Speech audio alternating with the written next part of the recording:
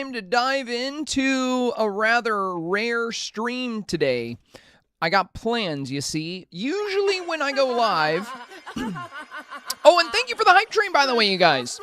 I see you guys triggered a hype train while I was coming in. Angela, thank you for the resub as well. Moving the hype train right along. We got 1 minute left on the hype train. I feel bad because yesterday I was like, guys, if you send 100 bits, you'll get an emote. But then we didn't hit the level 1. So, like, nobody that sent the bits got the emotes. So, if you want to unlock a free emote, wait until the hype train clears level 1, and then if you send 100 bits, you're guaranteed to get an emote. Just a disclaimer there, because yesterday I was like, oh yeah, if you participate in the hype train, you can unlock permanent emotes. And then, like, it stayed. It didn't go to level 1, so everybody that listened to me did not get an emote, and I was like, okay, I feel bad now. I feel kind of bad. That was my bad. Anyway, if you're on YouTube, smash that like button, you guys. Hello. Welcome in. So today is going to be kind of interesting. We're going to be doing something a little different today. Oh, there we go. Very nice. Thank you, guys. Wow, you guys cut that down to the wire, bro. There was like 10 seconds left. You were like, we'll hit it. Thank you, guys. Thank you. Now, for everybody here, since level 1 is complete on the hype train, if you send a 100 bits, a gift sub, whatever it might be, you'll unlock a permanent emote, unless you already have all the level 1 emotes. Okay, so today we're doing our usual Thursday thing, which is Dreamsnap Q&A. So if you guys have any questions about this challenge, today is the day to ask. Because during the review streams, right, like I can't really, read a lot of the questions about the challenge. So Thursday is the day to come by the stream. If there's anything in particular that I did not cover in the video that you're curious about and you want to ask, today is the day to do it.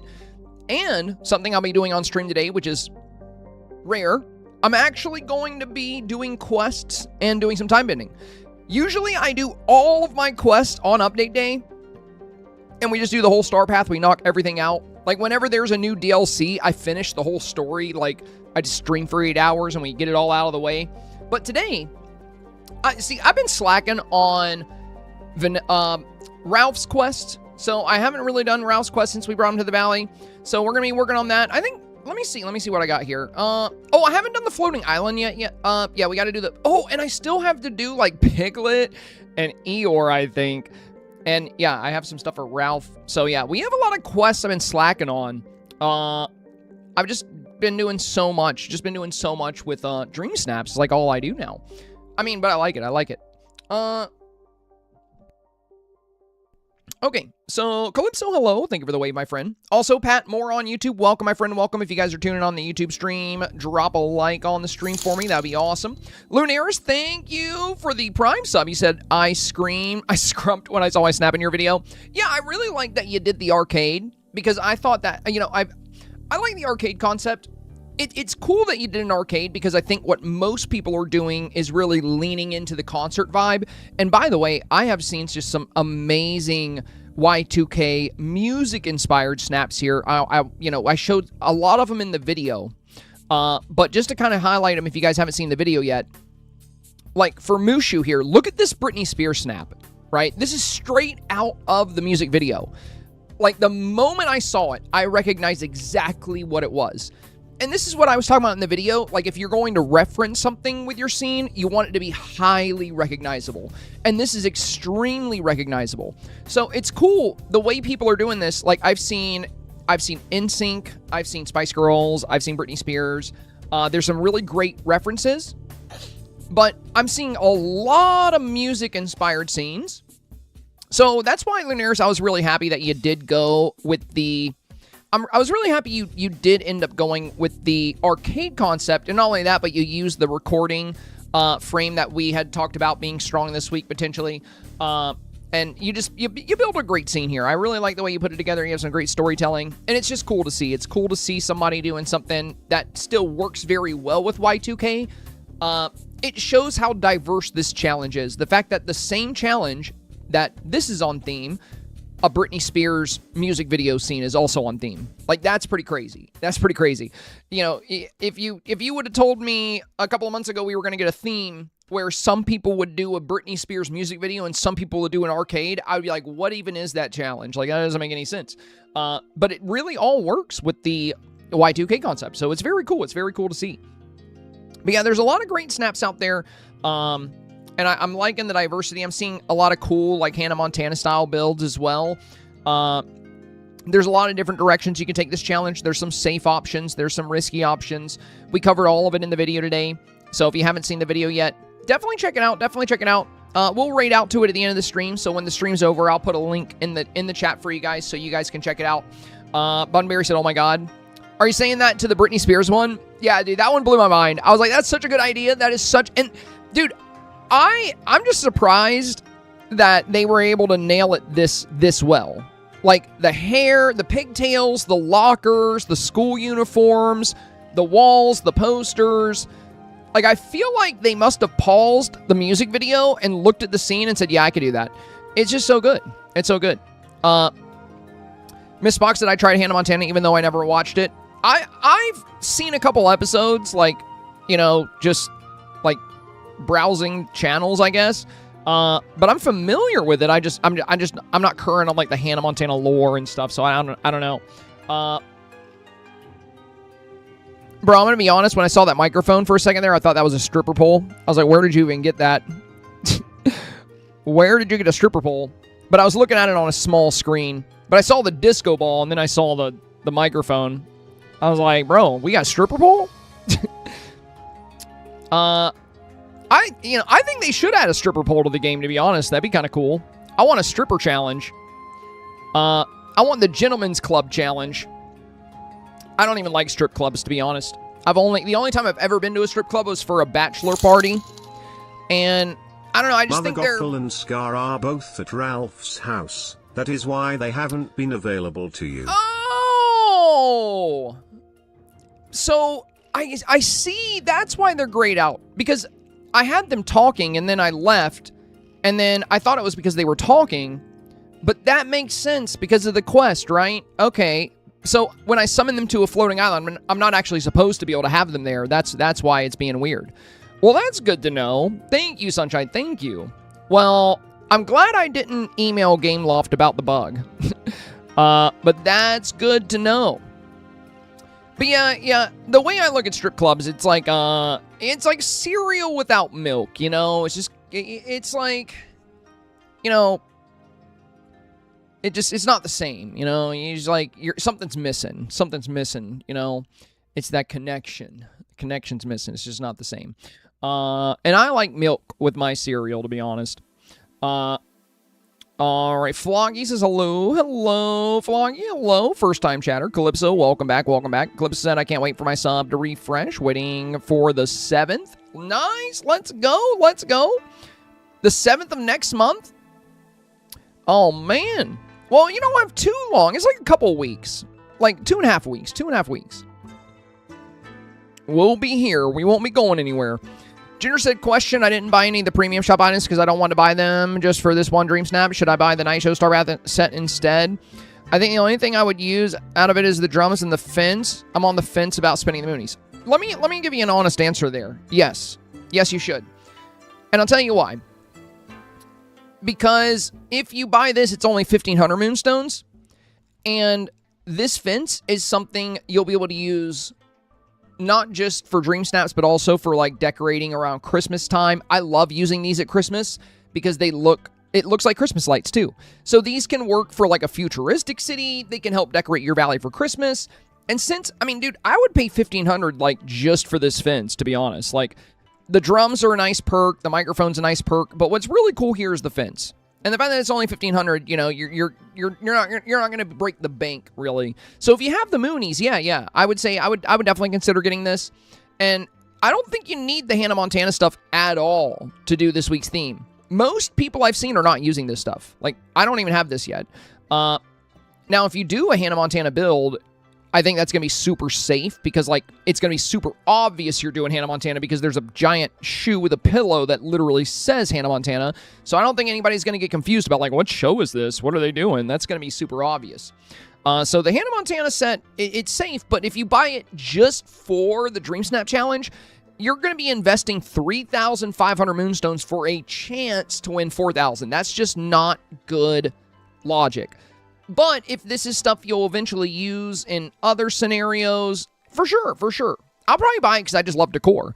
I really like this because, like, I love luggage for, like, traveling snaps. So, like, even if I don't really use some of this stuff, I would definitely use this luggage set. I actually really like this. And this, I think, could be cool, too, for, like, any kind of fashion snap or, like, a shop. There's a lot of good use cases for this. So I'm definitely going to pick this up. The only reason I haven't yet is because I have a bunch of moonstones on my Switch account. So I'm gonna load the game on my Switch, and then I'll buy this. I just don't want to take it away from my 10K I have here. But I have like 14K on Switch that I haven't spent. So I think a little bit less now, actually. I think I did spend some of it. But yeah, for Ginger Snap, I do think if you have the Moonies, I do think this would be really worth getting. And I also think Ginger Snap, hopefully you got this. Hopefully you got this. This is a very, very good Dreamsnap utility item. Anything that's animated like this is going to be, you know, very, very useful. You know, like, you got the marquee concert hall, too. But, I mean, you know, it's really fun. I like the back of it, too. Like, this could be a good backdrop for snaps, even if you don't show the front. But it's good for a city build, too. We don't have anything quite like that. Like a music venue, that's kind of cool. All right. I mean, catch back up on chat here. Scroll back to the bottom. I watched your guide, and just FYI, my snap looks a lot like your example video, and I did it before I watched yesterday's stream and the video, so obviously a great minds think alike. However, mine looks like the Timo version of yours, but it's fine. I doubt that. You probably just feel that way because, like, you know, we're our own harshest critics. You know, that's what it is. Whenever you make something, you know, it's just easy to look at something else and be like, oh, that's better. But that's subjective. You know, that's not always the case. We just feel that way sometimes. But yeah, I'm not surprised that you made something similar here. I feel like, you know, since we got this new building, and since it's a Y2K building, I'm expecting it to be a centerpiece in a lot of snaps. And then if you're gonna have a concert venue, it makes sense to have music as well, right? So you can have an outdoor stage. And if you're gonna have an outdoor stage, well, it makes sense to have like a rock show billboard, right? So like, you know, I feel like this isn't super unique. That's why I wanted to showcase this as an example, because I feel like a lot of snaps will take this direction. But I mean, there's a lot of variety this week for sure. There's people doing like the NSYNC, the Britney Spears, and like playing up pop culture. There's like arcades, there's movie references, you know, all kinds of stuff out there. But I felt like this would just be a very easy example to kind of highlight. I just didn't have villagers added to it. If I was going to use something like this, I would definitely have some villagers jumping around by the stage and some bandmates by me over here. And then I wasn't quite sure what to put in the foreground yesterday. And I was like, you know what? If we're arriving, if I'm the star, and we're arriving to the venue, it would make sense to have like some luggage, maybe guitar, a couple bandmates or something like that. So, you know, we talked about that in the video as well. I just can't decide my outfit. Yeah, there's a lot of good options. I mean, I really like this one, but I feel like it's going to be very popular this week. Probably going to be a lot of people. This one's very safe, though, because it's literally the Y2K outfit, you know? Like, it's called, like, the Y2K pants and the Y2K top. So, like, nobody, you know, even if somebody's not familiar with Y2K fashion, they'll be like, oh, okay, that's Y2K. It's in the name. So it's a safe route, but you don't have to wear this, you know. Pleated skirts, as we discussed. There's some great options. Like, I mean, I even like this top with the pink pleated skirt. I think it looks really good. Like, if you go with the short pleated skirt, I mean, without the pants, of course. Dang it. But yeah, I like this. I like this too. There's a lot of fun directions to go in.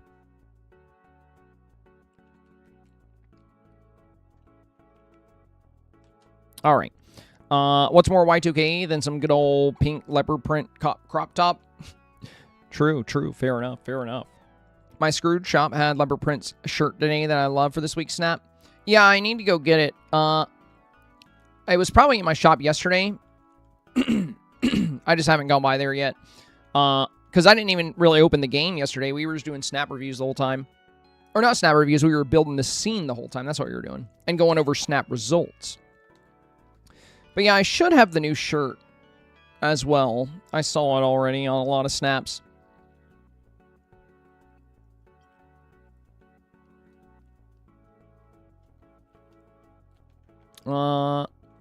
Also, hopefully you guys did redeem. Oh, I didn't get it out of my mailbox. Let me go get it.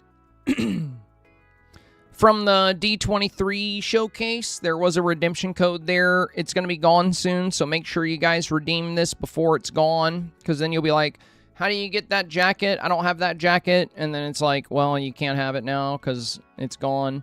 But it is a cool varsity jacket here, and it glows, which I think is pretty neat. Okay, there we go. But yeah, this jacket's pretty cute. Yeah, DDVD 23 panel gift if you want this varsity jacket. You even get this little D23 Expo badge. It's pretty cute. But I like that it glows. Okay. Yeah, and also today we're going to be doing some time bending. We're going to be getting about 1 million mist in like an hour. It's going to be pretty fast. Let me see if I got that leopard print top.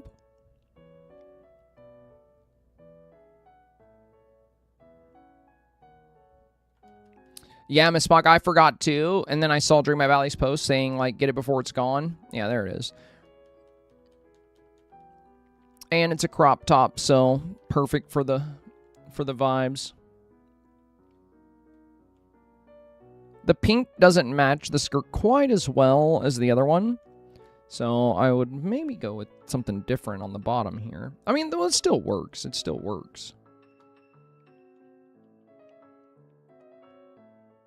But the pink of the STARPATH top is like identical to the pink of the pink pleated skirt, which is kind of cool. But yeah, the leopard print is fun.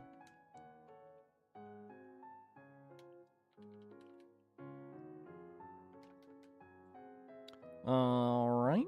Yeah, I think it matches the Y2K pants really well, because the pants have a bolder, darker pink. Can you ever have too much mist? Of course not. Mist is... it just keeps things flowing, you know? Gotta keep those ancient vacuums and those auto cookers and those auto gardeners ready to go. I don't want to be digging with my shovel like some kind of peasant, you know? I'd rather just use my auto gardeners to dig up places. Okay. So the first thing we're going to do is knock out some quests. And like I said, let me know if any of you guys have any more Dreamsnap questions. I'm going to focus on... let's go ahead and go to Ralph's house first. I think I got to drop his house over here.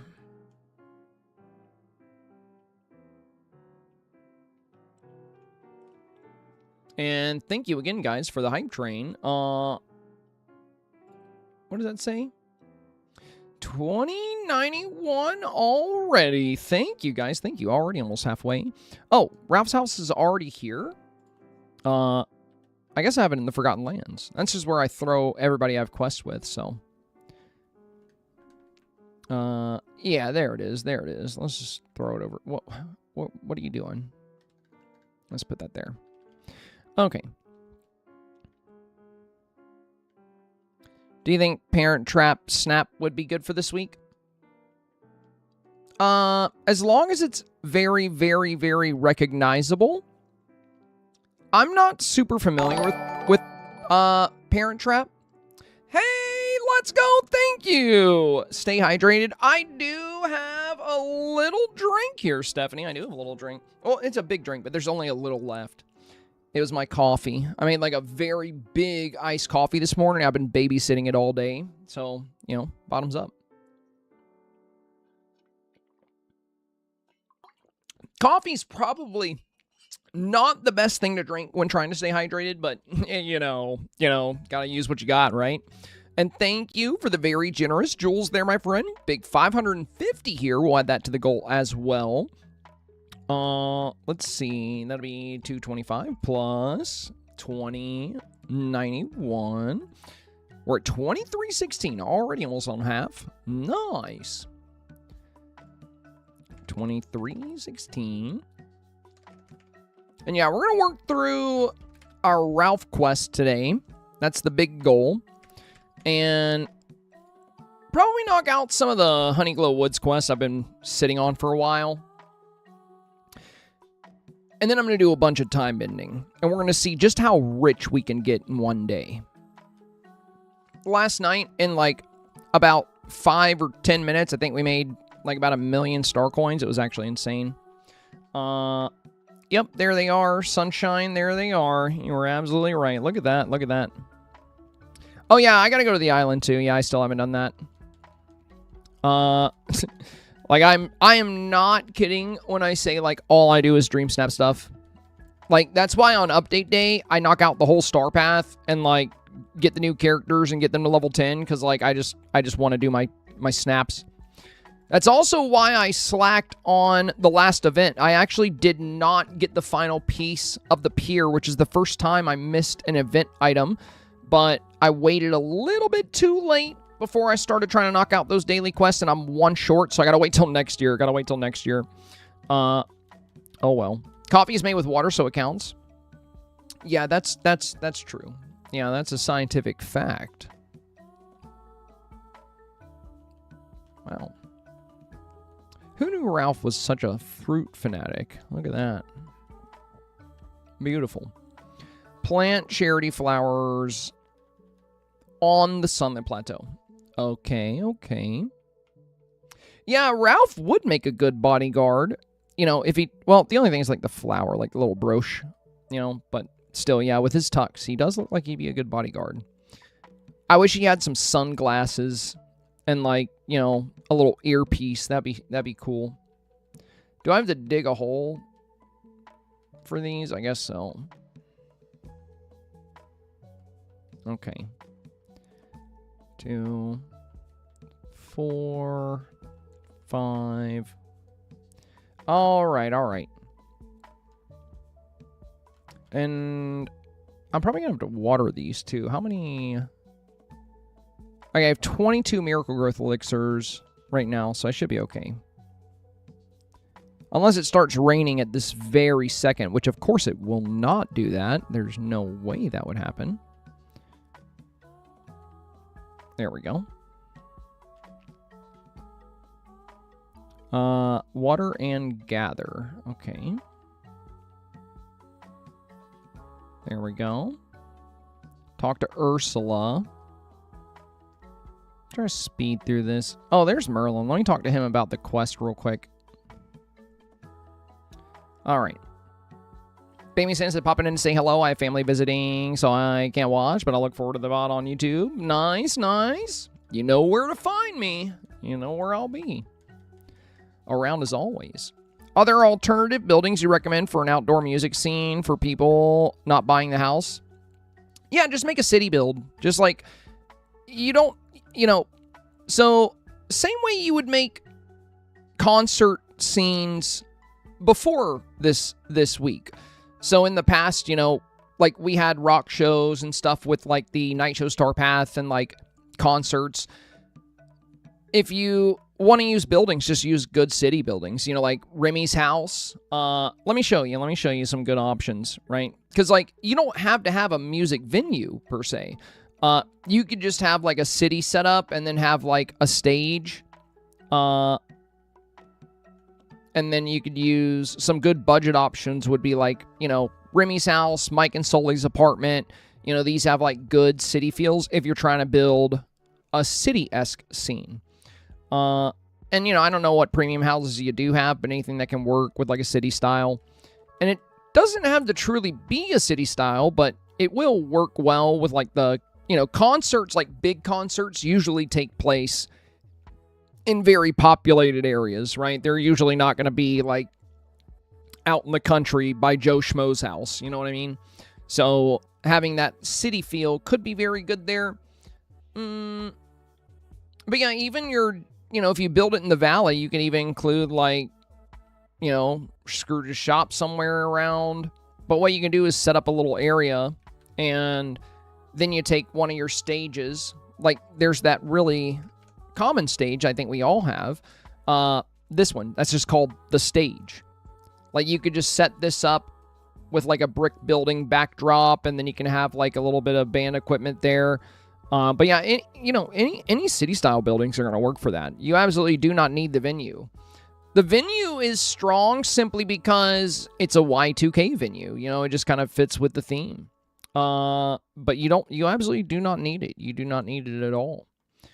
Really, for the Y2K vibe, what's going to be a bit more important is going to be your personal style, like how you present the avatar. That's going to tie heavily into the Y2K concept. Thank you for the question there, Dovey Bird.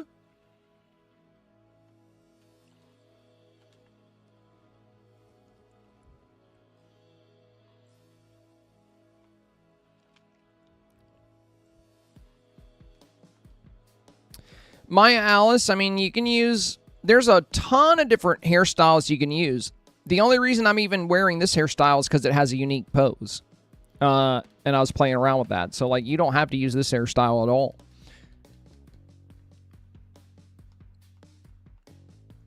I mean, if you're ever curious about that, what you could do is, like, you could just Google images for Y2K hairstyles and just look at the options there from, like, the trending hairstyles from the time. And then look in the Dreamlight Valley tab for hairstyles and find ones that are comparable or similar. Always a good option if you're not entirely sure. Find Ursula's seaweed sachet buried near the willow tree of the glade. Okay. I mean, so watching you play today is really nice and relaxing. Oh, yeah, just wait till I start screaming. It's going to happen. I'm going to start screaming. Where is this? I'm just kidding. Where is the seaweed sachet? It says near the willow tree. Well, I am near the willow tree. Oh. There it is. It just wasn't sparkling at first. Okay. Gather the following ingredients. Well, I just got the seaweed thing. Okay. Prepare Ursula's community brew at a cooking station. Oh, well, would you look at that? A Vizier's alchemy table. Where did that come from? Okay.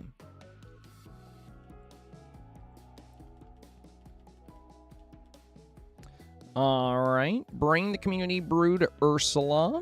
Let's see if we can find her. There she goes. I love that they added a fast travel feature to where you can travel directly to your villagers. This does make questing a lot more convenient. There you go.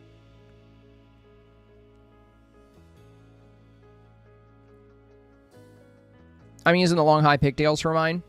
Yeah, the pigtails are really great if you do like a Britney Spears thing too, you know. Oh, you didn't know about that? Yeah, if they're level 10, you can fast travel right to them. It's a feature as I think it came with this update. I think it was when they added best friends. When they added the best friend bonus, they also added the fast travel to villagers option. Yeah, it's really nice. It's really nice. I, too, was forgetting that it existed, and then I finally started remembering, and it's been great. Don't worry, Ralph. I'm not going to read anything you say. Search his house for clues. Well, this has sparkles, so that's probably a clue. All right.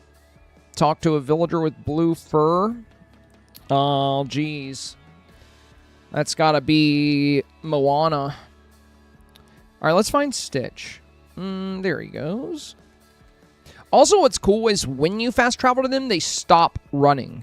So, like, in the past, when you fast travel to a well, they'll just keep running, and you gotta, like, chase them down.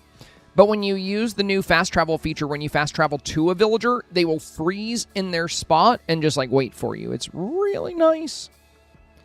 I can't tell you how many times I had to chase down Goofy. He runs from me a lot for some reason. I think he's scared of me. Confront Mother Gothel. Okay. Well, we're coming right to you. Yeah, they are fast sometimes. Imagine getting confronted by somebody that just teleports right in front of you. I would not want to be Mother Gothel or anybody else being confronted by the Avatar. Check the Dark Plaza for the Do-Gooder trophy. Okay. I could have just fast traveled to the well, but you know what? This is probably about the same amount of time.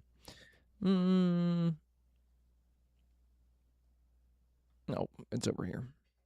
All right, the Dark Plaza. Been a while since we've been here. Bethany said, could an arcade work for this week's theme? Did you not watch my video? Actually, I know you didn't.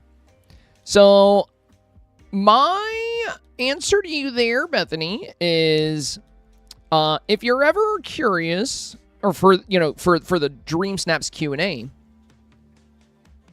I did, but I wanted to make sure. Bro, what? What do you... So, in the video, I said like 4 times in the span of 20 minutes that an arcade build could be great for this week's challenge. When I was highlighting decor, I set up a whole bunch of arcade things in a row, and I talked about how indoor would be really good for an arcade because you can control lighting and color. And then, at 3 separate points during today's video, I showed and praised an arcade build. I don't know if I believe you. I don't know if I believe you. You're like, I did watch the video. I just want to be sure. I mean, it's okay if you didn't watch the video. Like, you can just, I mean, I'm not gonna be like, how dare you? You know, like I only published the video like an hour ago. So like, if you haven't had a chance to watch it yet, that's totally fine. But like, I feel like if you did watch the video, there would be no need to ask that question because we were very, very, very adamant about how, good arcade builds could be here. So, we showed arcade. I mean, why would I show you items and show you pictures of arcade builds and talk about arcade builds if it was just like not a good option? You know what I mean? There's a few people doing arcade builds this week because arcades were a pretty big thing in the Y2K age, I used to go to them all the time and play like Dance Dance Revolution. That's also why I want to get these quests done because you get like a DDR machine, which is really cool. All right, we got to put out the fires here. But yeah, the answer is yes. Yeah, arcade builds can be great, but your fashion is still going to be important. You're still going to want to have that Y2K style. And there's great items to use. We covered in the video. I think also putting like the little CD player thing in there, having some good neon lights, a lot of stuff we talked about in the video. But yeah, for sure. But yeah, I'm perplexed. Like, I did watch the video. I'm like, oh, well, could have fooled me. Arcade builds only work on PC. Yeah, that's true. If you make an arcade build on a console, it's not going to work. But if you make it on PC, it'll get 4K. Yeah. Just like all my tips, All my tips are PC specific. Place the do-gooder trophy in the valley. Okay. All right, well, let's just drop that right here. And of course, going to be a photo moment. The video doesn't work on console. Oh, yeah, that's probably what it is. I like the trophy. That's kind of fun. Shh. There we go. Crazy Cat Mom, thank you for the 3 months, my friend. Welcome back.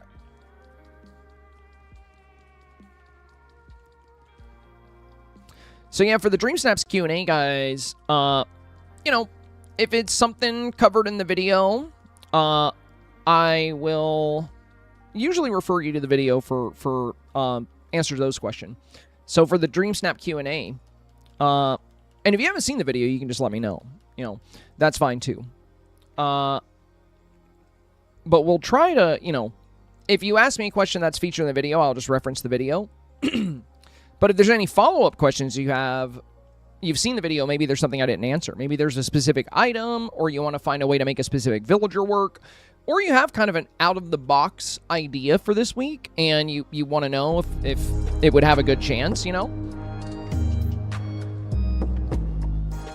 All right, Ralph. Oh, I can't teleport to him. Probably because I still haven't done his final quest. Melissa, thank you for the resub. 17 months. Let's go. Let's go. Amazing. Thank you. Do you think it's a good idea to make a snap this week? Oh, wow.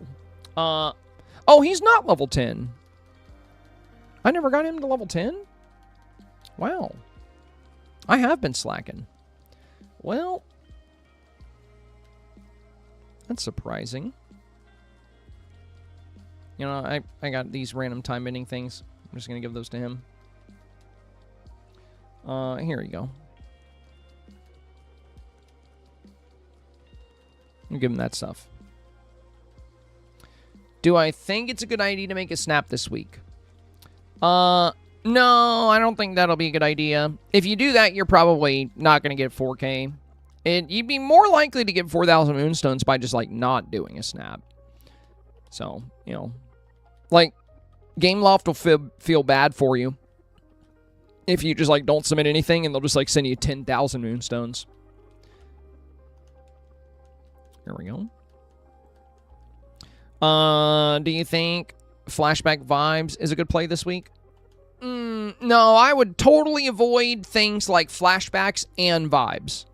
Matter of fact, I would recommend not flashing back or vibing, because that's just gonna highlight the theme too well, and people will get angry, and then they're not gonna vote for you because your picture's gonna be so good, and they're gonna feel bad about it. So, what about Y2K? Yeah, I wouldn't do that either. I would probably just take a picture with like a dog or something, or the bear, like in the woods. Just go in the woods. Just take like a picture in the woods. That'd probably be good. No vibes. Yeah, exactly. That's the plan. Duffy Bird said, by the way, I want to thank you for what you do for Snap Tips. I've been on an 8-week streak. Let's go, Duffy Bird. That's awesome. Most of them in the top 100 and top 1,000, and it's totally thanks to just watching your streams and vids. Well, I don't know about totally thanks to that. You know, you're the one coming up with the great concepts and putting everything together and using good lighting. I play a small role. You know, all I'm really doing is, you know, spreading the good word about what voters tend to gravitate towards, which is something, you know, if you look at Snap results consistently week by week, you can kind of get a good feel for, like, what people choose en masse, like, what typically works really well. And that's all I focus on, really. So, you know, you're the one putting the builds together. You're the one choosing what kind of concept to go with. You're the one communicating the theme. I'll be more than happy to take, like, 1% of your credit. Sure. You know, if you want to give me 1%, you can have the other 99. That's fine. But I can't say it's all thanks to me. You know, it's really all you. You know, you're the one seeking out information. You're the one striving to do well with snaps. You're the one on this beautiful 8-week streak. So, you know, Unk, can you tell me about Y2K? Oh yes, back. That was a time before Facebook was adopted by the masses. Before all these YouTubers and live streamers got big, like iShowFast or whatever he is. And then, back then, we didn't have fancy iPhones. We had iPods. We would put our music on the iPod clip. It didn't even have a screen. You would clip the iPod onto your shirt, and we would pirate music from websites that were still legal back then. We had Napster and LimeWire, and you could listen to anything you wanted for free. Oh, it was a time indeed. Let's see. Robin here says, because of your tips, I was able to get 1,200 moonstones for the last week's challenge. Thank you so much. Most I've ever gotten. I hope it's the beginning of a very strong climb here. Yo, Anthony, what's up, bro? Frozen Kings and Napster ruled. Dude, I miss Napster. It's all thanks to Metallica and their, like, lawsuit against Napster. Well, just the music industry in general, which I get it. I get it. If you're, like, an artist and you can only afford one private jet, like, I'd be pissed too. You know, like, if I'm like, oh, I want 2 private jets, like, I would probably sue Napster as well. But yeah, Napster was dope, dude. Napster was so cool. I also, back then, like, when we had Napster, we had, like, dial-up. Like, when Napster came out, I remember, like, my sister would want to use the phone, and she'd be, like, all pissed because I was, like, downloading stuff on Napster, and she couldn't call her friends, and I'd be like, let me finish downloading this album. You know? Like, God, dude. The internet was so slow back then. It's the same for Ashley right now, though. Like, Ashley's internet hasn't changed, but, like, for all of us, it's changed a lot. Ashley's still on dial-up, though. But, like, for everybody else here, it's very different now. Screw Lars Ulrich. Agreed. Yeah, LimeWire was awesome, too. The only problem with LimeWire is it got a little dicey near the end. Like, people were uploading so many Trojans and, like, malware, and, like, there were viruses. There was just, like, a lot of... I feel bad for all the parents of teenagers who had their computers completely bricked due to LimeWire. Napster was a bit safer, because, like, when Napster came out, I honestly have a theory that, like, a lot of the malware and the Trojans and the viruses were, like, being uploaded by record labels.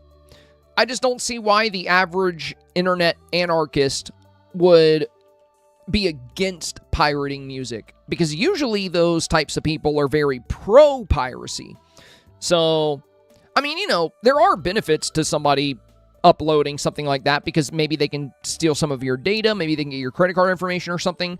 So, you know, there would be some internet anarchists out there that would be very willing to do that. But I do think a portion of some of the things on LimeWire were from probably some big labels that were just, like, paying people to do that. Yeah, FrostWire, dude. Napster, LimeWire, and FrostWire. The only, like, I haven't... Well, for legality's sake, I've never pirated anything. But if I were to have pirated anything in the past few years, there was this website called the Pirate Bay. And I think they're based out of Europe, and they've tried to shut it down a few times. But I remember, you know, we actually had HBO, and I watched, like, all of Game of Thrones, but then I wanted to rewatch it, and I just, like, downloaded all of it on Pirate Bay. Hypothetically, I would have done that. But I didn't do that because that wouldn't have been legal. But yeah, now, like, everything... I haven't heard of Pirate Bay in ages. I forgot about Pirate Bay. Dude, you wouldn't download a pizza? Yes, the fuck I would. You wouldn't download a pizza. I'm like, well, you don't know me very well. I would love to 3D print a pizza. Let me get a 3D printer with some mozzarella and some good marinara. I would totally download a pizza. I'm going to text you about it, but I want to come hang out for a couple days. I should have a few days off here in the next couple of weekends. Yeah, dude, let me know. I'd love to have you. We'd love to have you, man. Anytime you want to come down here. That'd be awesome. Also, Anthony, before you got here, by the way, Frozen Kingdom's the one that made my intro song for you guys that were talking about it. I actually had some of my friends in the Twitch chat over here were asking, or were saying, they were like, I wish this intro song was on Spotify. And I was like, I can talk to the producer that made it if you guys want. So, you know, if you ever want to upload it on Spotify, if a digital purchase isn't ownership, then pirating isn't stealing. Exactly. Dude, yeah. I agree with that 1,000%. Like, if the things we purchase digitally do not count as our own, well, me stealing it doesn't count as stealing then. Yeah, I feel like that's very reasonable. That's a logical take, in my opinion. But yeah, nowadays with music, I mean, I do like Spotify. You know, I just pay a monthly premium and I can just listen to just about everything on Spotify. But I hate how back in the Y2K era, one thing that was cool is that not everything was a monthly subscription. Do you guys remember that? Like, there was no YouTube Premium. There was no Spotify. I can't remember what year Netflix came about, but like paid subscriptions, like monthly paid services, were pretty rare back then. Like, if you wanted to buy editing software, you would just buy editing software. Now, I pay $10 a month for my editing software. I mean, I bought it in full for like the base, but to use the premium features of it, so I paid $40 for the editing software, but then to use like some of the premium transitions and stuff, I got to pay a monthly fee. Blockbuster Video. Yeah, dude, I used to love going into Blockbuster and like looking for like animes I've never seen before. That's how I found animes like Angel Cop and some of these like, and I was pretty young, and I remember because Angel Cop was like hella gory and like very brutal. And my mom was like, I don't know if you should be watching this. And I was like, nah, please, it's cool. I'm not going to shoot anybody. She's like, okay. I believe you. Talk to Tiana. Okay, let's do that. Let's do that. Netflix movies in the mail. Dude, yeah, Netflix movies in the mail. Gamefly. Well, Gamefly came a bit later. Yeah, Netflix used to be a DVD service, that's right. Before they did any of the streaming, they would mail you your DVDs and such. It was kind of like the replacement for Blockbuster. It was like the Amazon of movies.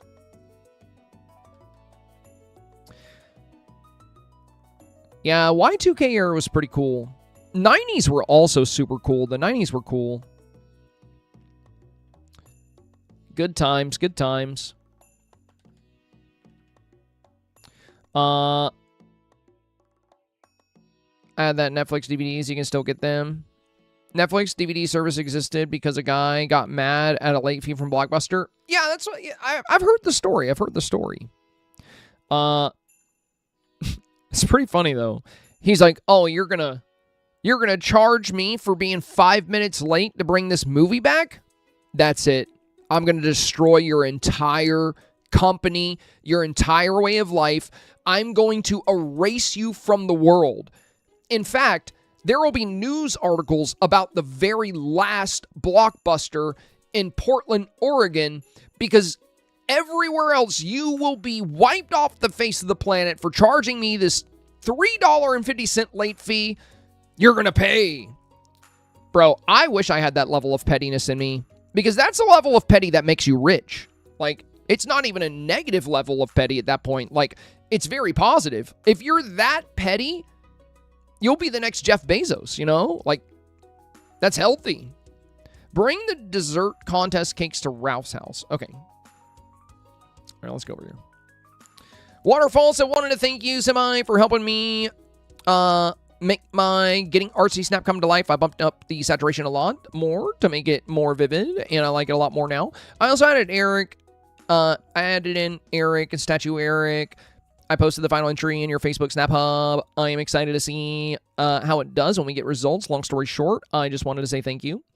Much appreciated, Waterfall. Of course. You know, thank you for participating in the Snap Reviews. I'm going to be honest, I really wish I would have given myself some time to like do my indoor scene instead of my outdoor. So, but I had been so busy, and by the time we finished our Snap Reviews on Tuesday, I still had to make my Snap. And then, you know, I want to have dinner first. I gotta give Horty his butt pats, you know, that whole thing. But for my... Where is it? Where is my example scene? Let me see if I can find it. Hang on.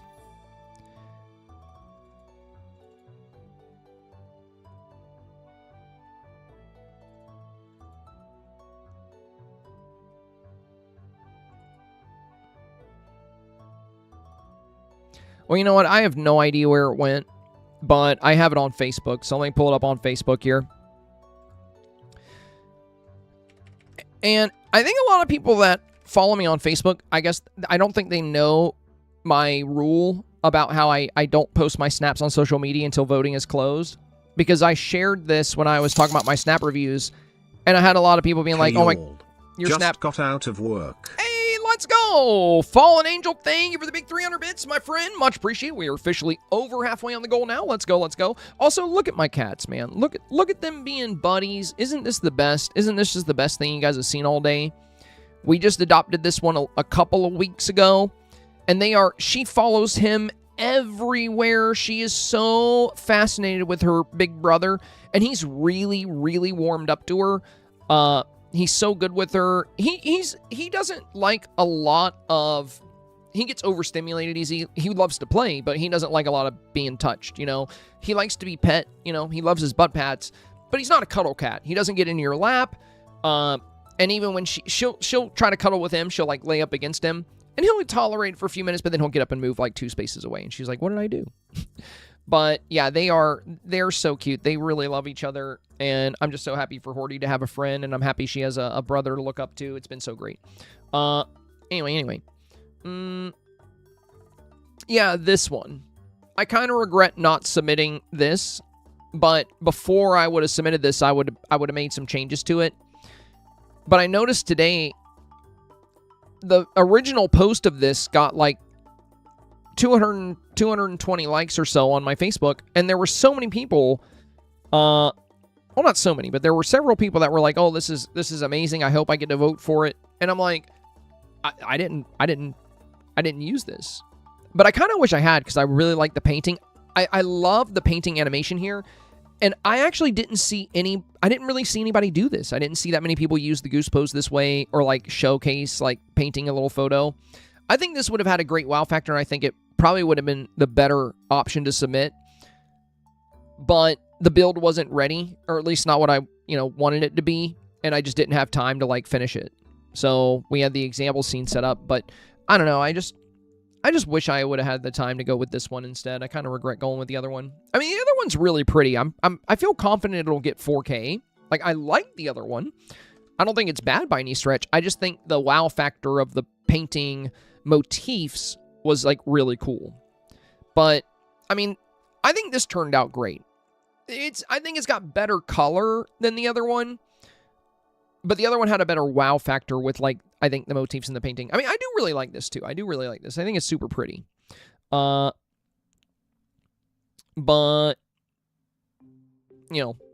I don't know. I like the other one a bit more. I also really miss AOL Instant Messenger. Oh, my God, dude. Nowadays, we pay for licenses, not for ownership. Sadly, yeah. That's the way it all is. Yeah, Vanellope, I think, really makes this snap. It's super fun. And we have Tinkerbell up here, too. They're both in the picture. I really like the painting we made, though, like the rainbow and the candy and stuff. I thought it was pretty fun. I experimented with a lot of different paintings before I found that one. I went with this painting because I really like how much the colors stood out with... And we have this rainbow back here. I just kind of like how the rainbows, tie together. But if I go to my gallery, there's a few different paintings I tried that I ended up not doing. This one, I think, was really pretty. I kind of like this one with the leaves and the rose and, like, the lily pad. But ultimately, I figured, this one looks like a painting, which is cool. At the end of the day, though, Vanellope's expression doesn't work as good with this. That's why I went with this one that has, like, Vanellope in it. I thought that was a bit more fun. It tells a little bit more of a story. And then I had this version as well, but I think the painting was a little bit too busy, and I wasn't able to get Tinkerbell in there. And this is the one I put in the YouTube video, where it's just like, the lanterns and the blossoms. It's pretty, but this is before I added villagers. So I wanted the villagers I added to kind of tie into the scene somehow. We got a great shot of Rapunzel painting. And I got really lucky. I was actually able to move her with the easel for the first time. So, and every time I've moved her with the easel in the past, it's disappeared. So I was able to get her right where I wanted her somehow. And I really love Aurora working the spinning wheel. Like, the way her dress is flowing is really pretty. And I love the details in the walls. So I'm not, you know, I'm not, like, super bummed out that I submitted this one, because I love both snaps. But something about this, there's something about, like, the way she's leaning and, like, the side profile and the way the brush is, like, reaching towards the flower. It's just really cool. I just think it's really neat. But I did put this one in my YouTube video, so there's probably a bunch of them out there like it now. So, I don't know. Some amazing snaps this week. I think it's definitely going to be a pretty competitive week. You know what I think we should do? I think we should all... I should start finding a stream in which we all play together and we all just vote for like 2 hours. Because one thing I think is an issue with Dream Snaps is there's not enough incentive to vote. And I think some snaps just draw the short end of the stick because there's not enough people voting a lot. Like, I think most people just, they go to vote and they vote until they get their 50 stones and then they leave. And a lot of people just don't even vote. They just forget. So, I don't know. I think it would be cool just to, like, encourage everybody watching to, like, play along and vote. And, like, you know, if we have 130 people here on Twitch right now, and on YouTube we have 50. So that's almost 200 people. So if we all went into Dream Snaps and just voted for an hour or two, that'd be pretty cool. We could probably make sure some great snaps end up in the 4K range. That's the main thing I love to see. It just makes me sad sometimes when I see really good snaps. Most of you guys that make good snaps always end up in 4K. But every week, there's usually like 2 or 3 snaps we come across that, you know, fell short. They got 1,500. They got 2,500. I think in those cases, it usually means they popped up against really good snaps. And whenever they do finally add the super votes that were supposed to come with this update, I think that is going to fix that problem. I think people that get unlucky and pop up against other really good snaps will have a good fighting chance to still keep their 4K if they, you know, when they add that super vote feature. But I don't think it's enough. I think one thing Gameloft really needs to do, or Dreamlight Valley in general, is find a way to incentivize voting a little bit more.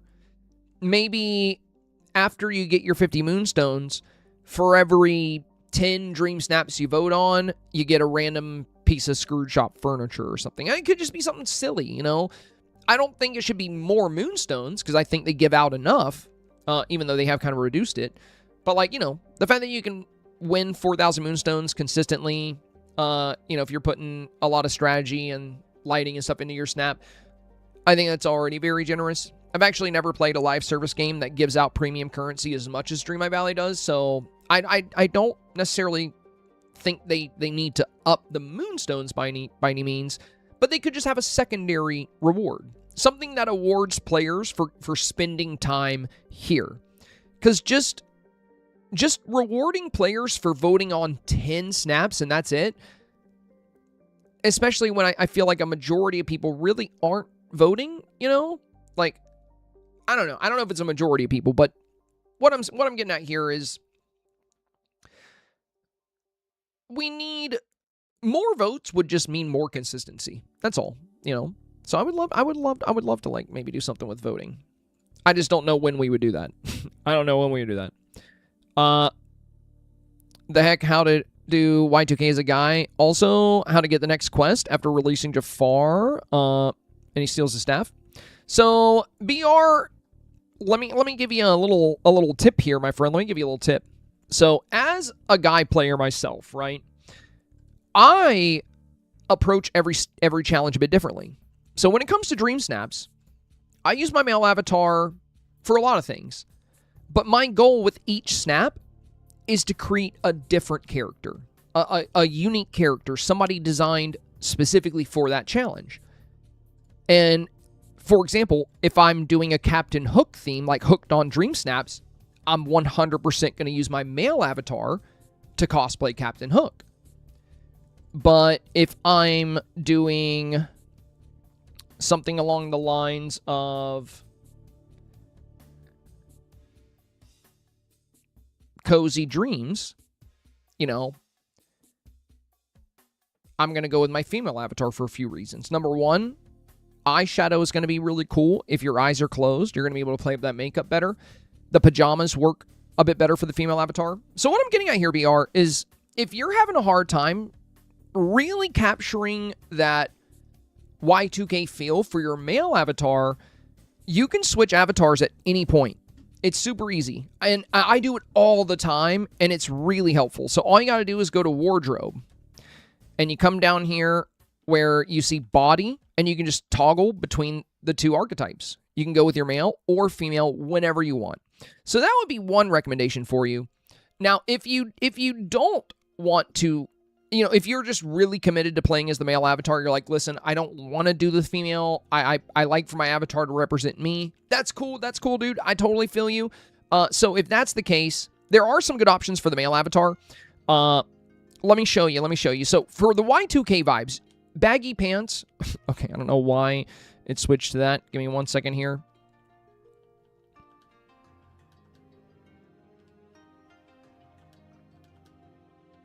So baggy pants like this, any loose fit like this is going to be good. And another thing you can do is, let's just pull up Google. I love to just like reference check fashion. So we're going to go Y2K male outfits or male fashion. Now we're going to look at images. So we see like jerseys, we see a lot of baggy clothes. Very loose fit, very baggy. Is it Kanye West?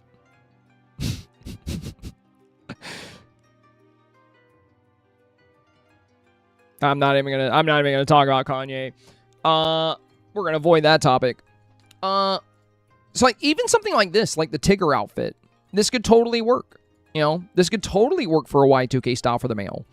And then other things, you know, you have, I mean, there's a male example in the example photos. The platinum techwear pants.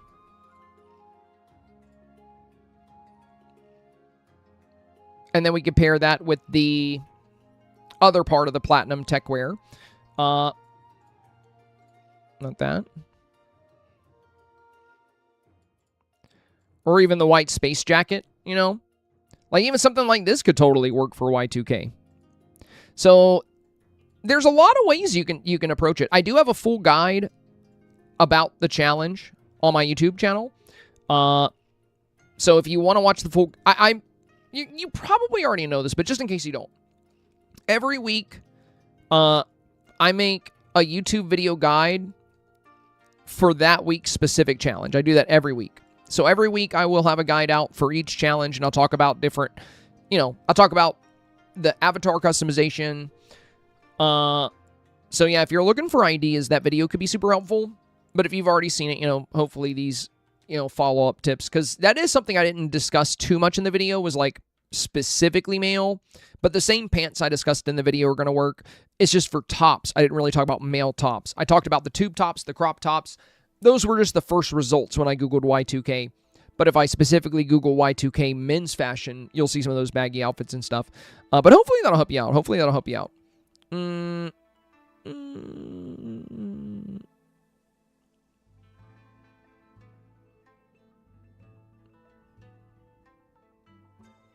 It is. That's how I have all my presets as different characters, like bubble-themed, president for collecting sticks. Oh, yeah, you're talking about when you can set your presets with, like, companions and stuff. Yeah, it is pretty nice. Also, in the StarPath they came out with, there's the 4-star town and the Fix-It Felix. Yeah, I did talk about the Fix-It Felix pants in... I didn't talk about the top. But yeah, the Fix-It Felix outfit also works very well for the male avatar. So there's some great options. But, you know, just keep in mind, BR, if you ever feel inclined to, you can always swap up to the female avatar. I've been super consistent with my snap results, and it's just because, you know, I always switch it up. It's like, for some challenges, I really like the presentation of the male avatar, and for other challenges, I really like the presentation of the female. Like, for example, Cherish Childhood. I feel like the female worked better for me here because she has access to the pigtails hairstyle. And there are, like, youthful male hairstyles, too. But if you Google child hairstyle, pigtails is like the first result. Everybody just connects that with youth and childhood. So I really wanted to use the female specifically for the pigtails. Whereas for my World Fair, you know, if I'm going to have a top hat, I want a mustache. You know what I mean? Like, I want both. I want the top hat and the mustache. Like, hey, everybody, welcome to the show. So, you know, we go with the male here.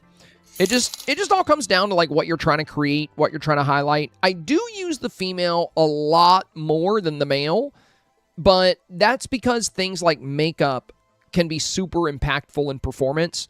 So, like, when you can blend a good eyeshadow and stuff like that, which I'll admit, before I got into Dreamlight Valley, I had, like, zero prior knowledge to, like, eyeshadow and makeup, and I still don't have any knowledge. All I know is how to make colors look good, so, like, I just apply that to makeup.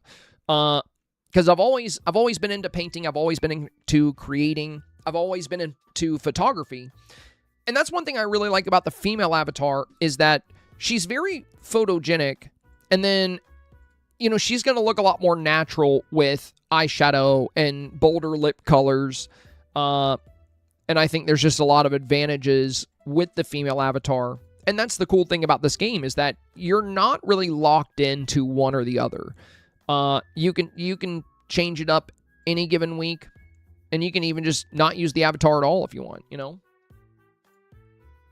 But yeah, hopefully it helps you out, brother. Model Newbie, thank you for the bits, my friend. They asked for Y2K, but didn't give us any flannel around the waist or Kurt Cobain shirts. They want me to fail. Oh, I hope you're having a good day. Well, we do have some good options, though, Model Newbie. We do have some. We have some good Y2K stuff. I'll say, I think the tougher thing isn't the clothing. I think the toughest thing with the Y2K concept is that we don't have a lot of Y2K decor. There's, like, you know, there's a handful of things that work. That's why arcades are good, because arcades were very popular in that era. But then again, what even is Y2K decor? You know, we did get that, like, CD stand, right? But I wish we had, like, CD racks, even a CD, like, you know how we have the vegetable and the fruit market stands? A CD market stand. Like, you know, like basically what you would see at, like, Best Buy or Sam, or, you know, any of these places that sold CDs. It'd be really cool to have, like, a CD shelf, because, like, a CD shop would have been really cool for this theme. And even for, like, televisions, we have, like, these old 60s era TVs, and then we have, like, these flat screens, but, like, I do wish we had, like, things that looked like old game consoles. Like, I know they would have to get the licensing to, like, put an actual Sega or an actual Super Nintendo in the game, but, like, they can just make something that looks like it, you know, and call it the game box or something, you know? Yeah, that's what I used in my example scene, Model Newbie, in my video. So, for the CD rack, we talked about that yesterday. You can use the record holder from Eternity Isle, and I also brought that up in the video. But yeah, what I'm talking about is, like, actual CDs instead of records. But yeah, there's things you can kind of work with. But yeah, there's not a whole lot of, like, Y2K style decor, which I think is why people are embracing the concert vibes. Because, like, the best way to play up Y2K this week is honestly the fashion. There's a lot of pleated skirts. There's a lot of tube tops. There's a lot of baggy clothes. There's a lot of things we could utilize that really highlight the era. And then everything else you can kind of tie into, you know, the style of scene you make. Can someone tell me what dress up with a punk cut means? I put on the punk outfit with the punk haircut and it doesn't work? Is it a quest that you're talking about? Catch any fish for Ralph's fishing minigame. Okay, so I gotta go catch a fish. I hate fishing. All right. We gotta hurry up with this quest. I want to do time bending. I want to get rich. It's the haircut in the vault. Oh, it's a routine duty? Oh, okay. The hair in the vault rewards? Gotcha. All right, listen to Vanellope's conversation with Ralph. I'm just going to ignore that. Oh, yeah, you're talking about the routine duties? Yeah. Pop City StarPath, routine. Oh, I still got to feed raccoons from last week. Mine diamonds. And then take a picture of the punk rock concert stage. Dress up with a punk cut. Yeah, and usually when the duties tell you to do, like, wear something or use something, it's not going to be the punk rock outfit from a previous StarPath, if you think about it, because then people that don't have that, which is technically a premium item, they wouldn't be able to claim this. So anytime you get something like this, the first thing you want to look at would be what's in the vault and what's in the StarPath, because it's usually going to be something from that. So in this case, I think it's, I get a red chest here, but it's this one. But this is the hairstyle from the Night Show StarPath, though. So that should work.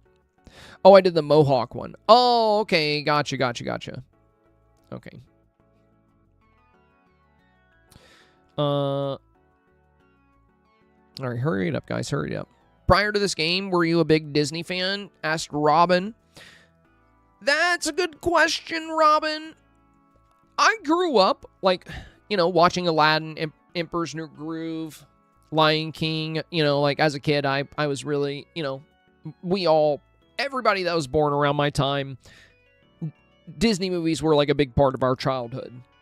But I'm still not, like, the biggest Disney buff. Like, I'm actually super into anime and gaming in general.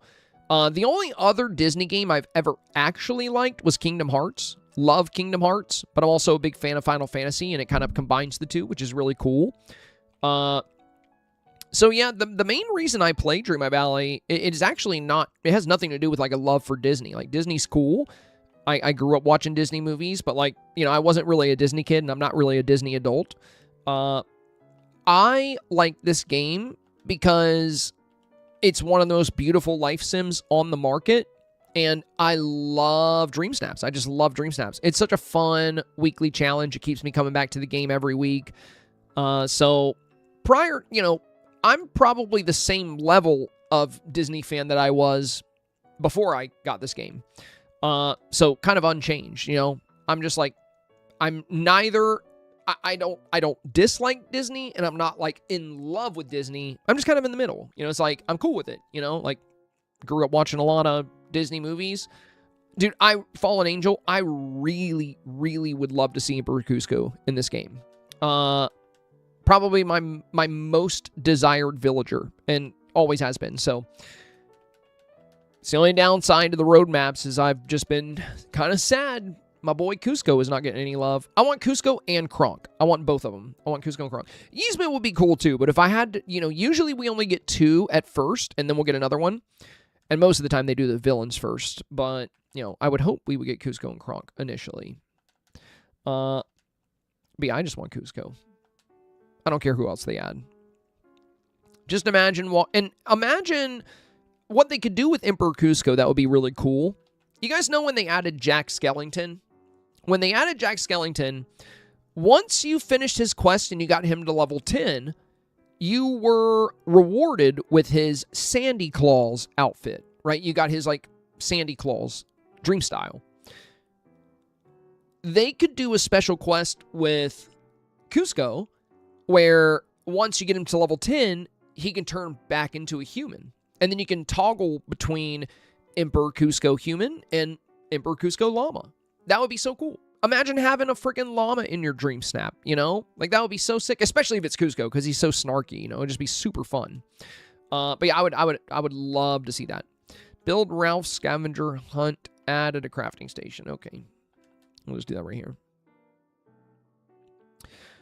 Gru would be a sick adventure pack. I agree. And if they did it as an adventure pack, we could get, like, the whole cast, That would be pretty dope. That would be pretty dope.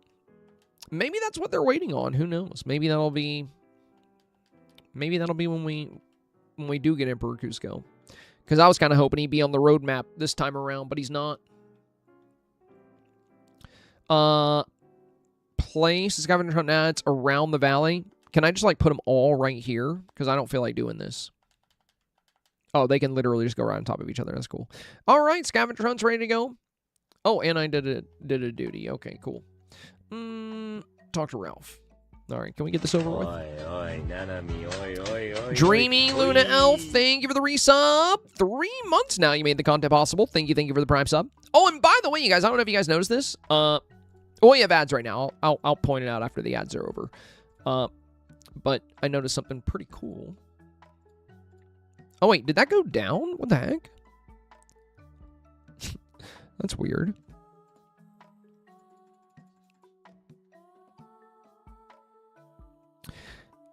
Dreamy Luna said I couldn't get into Kingdom Hearts.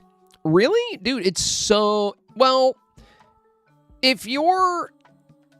I mean, have you ever really played RPGs? Like, do you play combat games? Or do you just, like, play life sims? Because, like, pretty much everybody I know that likes Disney and likes games other than life sims tends to love Kingdom Hearts. But as far as people that can't get into Kingdom Hearts, it's usually people that just like aren't super into like RPGs or combat games. But yeah, Kingdom Hearts is so good, dude. It's so good. But if you specifically only really play cozy games, yeah, it's not going to be your cup of tea because, you know, you can die. In a cozy game, you can't die. There's like nothing to worry about. But in Kingdom Hearts, you know, you gotta know your way around the sticks. Enter Skull Rock. Okay, let's go over there.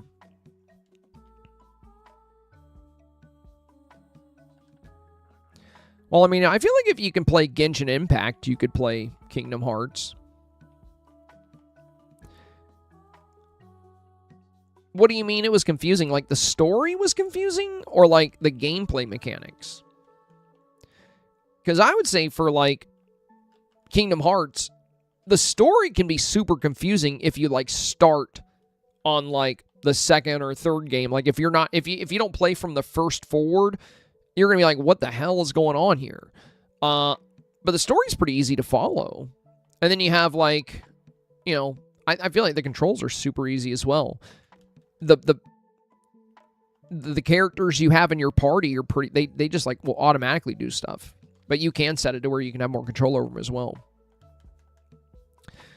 Kingdom Hearts made me want to strangle Donald Duck. Were you just screaming for the heels? I mean, dude, I loved Donald Duck in Kingdom Hearts. He was my homie. He kept me alive. He was the one healing me the whole time. Find 3 buried treasures to win the scavenger hunt. First treasure near the pile of gold. Okay, well, there's literally something right here, so a little wee. Okay, there we go. Some candy. That was the 3rd treasure.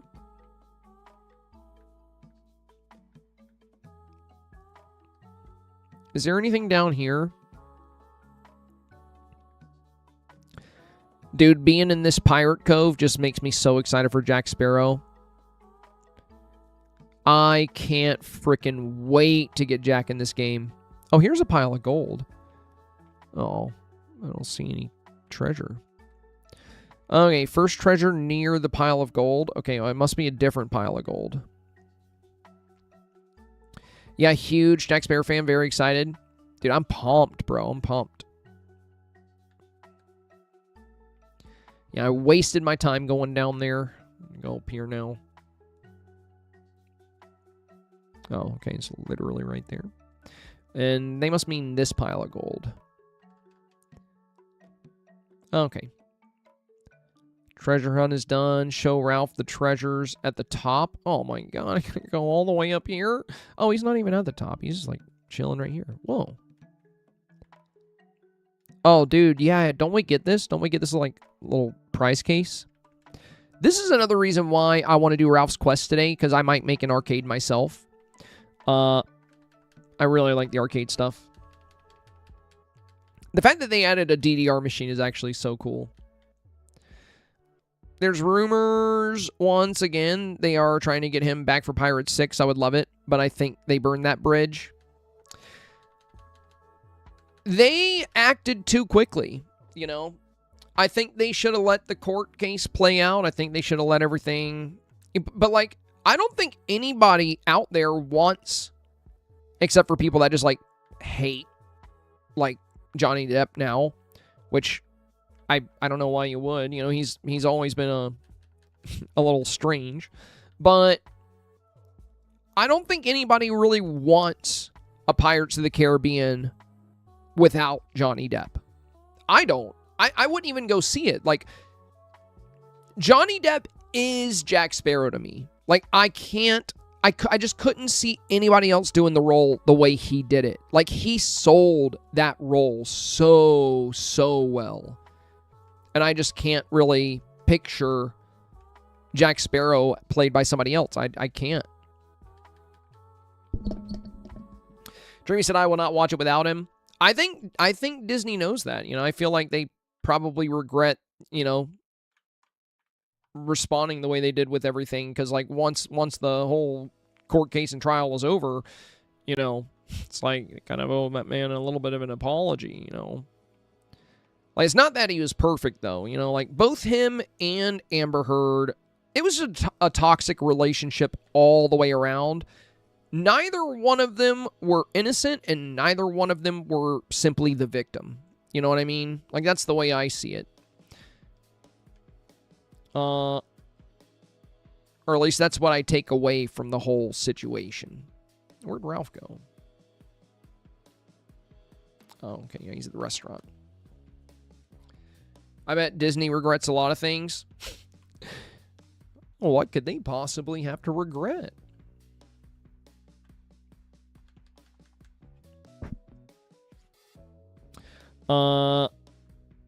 Jack needs his zombie dream style. Oh, dude, that would be cool.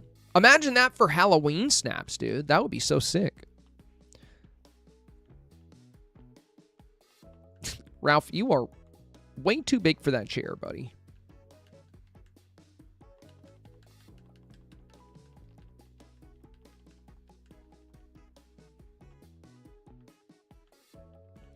All right, cook an atomically spicy, joyful meal. Okay. Atomically spicy. Oh, that looks awesome.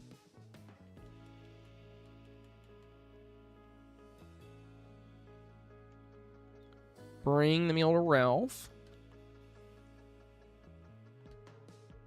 I hope I can cook that again. That looked really sick. Let me see. Do I get to keep that recipe? Or is that like one of those quest things that they take away? Dang it.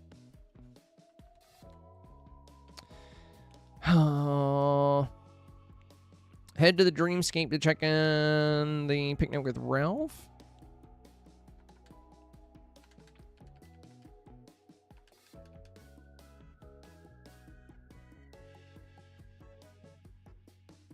Iron Long says hello. Hey, what's up, Iron Long? Welcome, welcome. Emmy said agreed. I kind of wish they'd have saved Jack Sparrow for a Pirates of the Caribbean adventure back. Would love to have Captain Barbossa.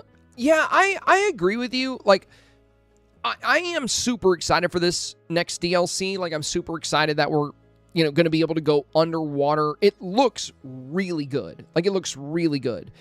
And I am glad we're getting Jack Sparrow sooner rather than later. But imagine a full-on Pirates of the Caribbean adventure pack where, like, you know, all the biomes are, like, you know, Caribbean style, and there's, like, a big pirate ship you can explore, and then you have, like, a whole biome is the Black Pearl. Like, imagine you have, like, the deck, and you can, like, go different levels. It could be so cool. And then, you know, the whole adventure pack is just like, you know, some of the big names from Pirates of the Caribbean. That would be really cool. That would be really cool.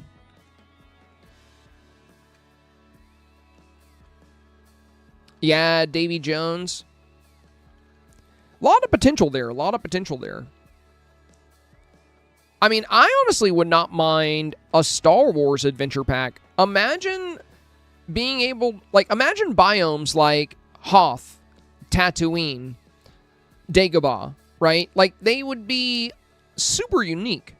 Like, we have a desert, we have an icy area, and we have a swamp, but they're not quite the same. Like, Dagobah is, like, way, way thicker than the Glade. And the ambiance there is, like, also very different. But I don't... Also, just, like, Tatooine would have, like, buildings and, you know, you'd have, like, little shops and stuff. It could be so cool.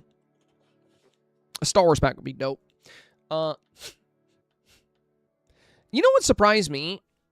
When Dreamlight Valley was going live with the D23 showcase on Twitch, I was watching all the comments flooding in, and I saw so many chatters saying they want Marvel in the game, which is really cool to me because a lot of what I've seen in some of the Dreamlight Valley spaces are people that seem to be very opposed to Marvel. I would, dude, Marvel decor, Marvel items, even if we don't get Marvel characters, you know how when one of the first Star Wars things we ever got was the lightsaber. So like a Star Wars accessory. Imagine like Marvel accessories. Like imagine some of the stuff we could pose with. Could be so cool. Is Marvel Disney though? No, Dreamy, I'm just talking out of my butt right now. I'm basically just taking random things that exist in the universe and saying I wish it was in the game. Like Shrek, you know? I would love Shrek in here. I hope they would add Shrek. Yes. Disney owns Marvel. Just like they own Star Wars.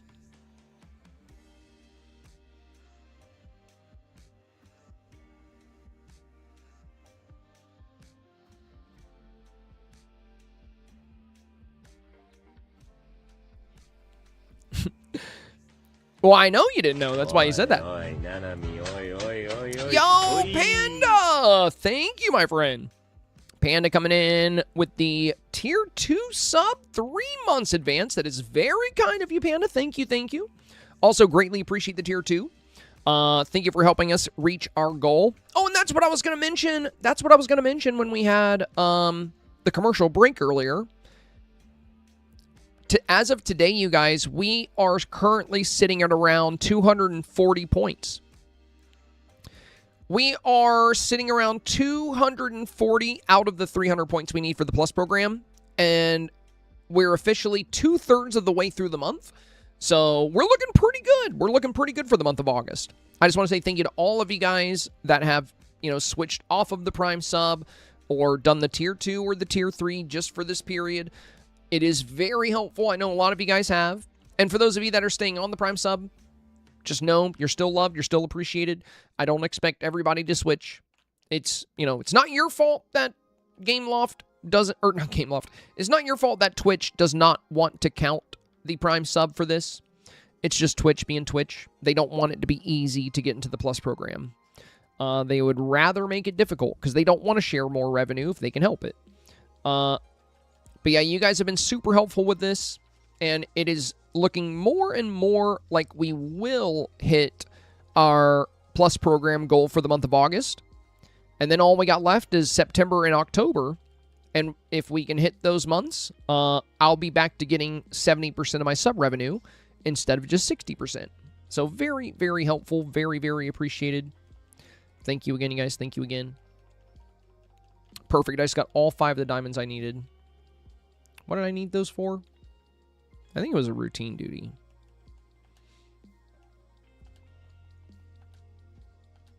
Yeah, there it is. I still need to feed raccoons at some point. Dude, I've been slacking on everything in this game. Okay.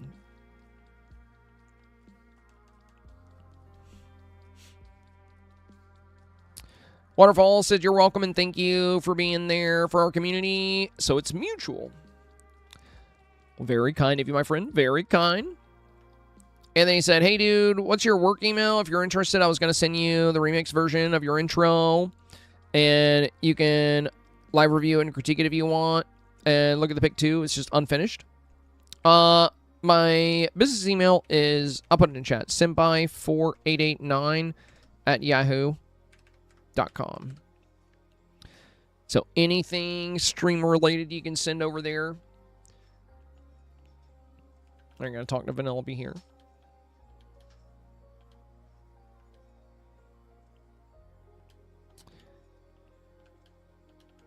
Yeah, Yahoo still exists, you guys. Yahoo still exists. It's still a thing. I like being different. My primary email is through Gmail. Like, I like having a completely separate app for... So, the annoying thing, if I use Gmail, which is, you know, my primary email, if I use Gmail for my stream and for myself, they make it really annoying. In order to check my business email, I would have to completely sign out of my Google account and sign into a different Google account every time I wanted to check my mail. Does that sound fun? Does that sound like annoying? Because it would be annoying. So whenever I started streaming and I made a business email, I was just like, well, I'm not going to use Gmail because I don't want to have the toggle every time. So I just used Yahoo. I guess I'm old because my main email is Yahoo. I mean, yeah, if you kept Yahoo, I mean, yeah, like, I feel like a lot of us probably had a Yahoo email address back in the day, to be honest. I mean, at least I don't have an AOL email address, you know? Is that even still a thing? Can you still do that? How do you get the DD dance machine from Disney Dream Valley? I can't see if, where I can find to get it, says Bethany. I'm pretty sure we'll get it from Wreck-It Ralph at some point. I'm working on his quest right now, and I'm guessing that's where we get it. Neon Rainbow said, I still have Yahoo. It was my first email address. Yeah, AOL is still around. Yeah, I use Gmail now for, you know, since Google connects to everything, like Google connects to my YouTube, my email, my PayPal, you know, like Google is just kind of connected to everything. But yeah, I do really like, you know, I just like having a separate app for my work stuff. And he says unfinished though. That's cool. That's cool. I'll still check it out. Okay, we got to go talk to Addison.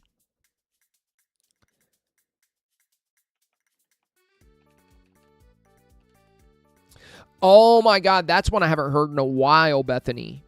Hotmail. Dude, I remember Hotmail. Wow, that's a throwback. That's a throwback. And you guys were calling me an unk for talking about Yahoo. Yeah, I haven't heard Hotmail in so long.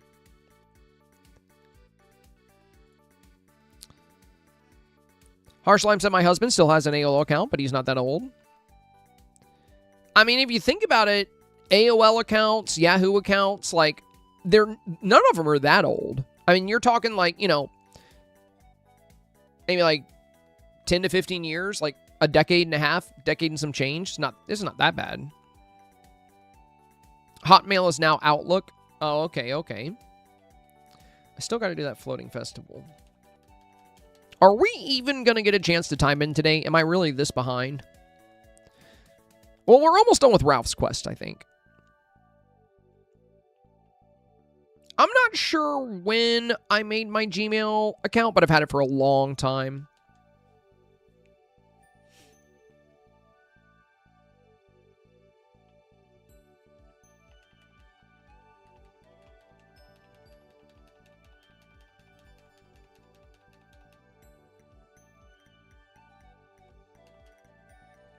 Okay, what do we got here? Yeah, that looks right. Then it goes there. Must be here.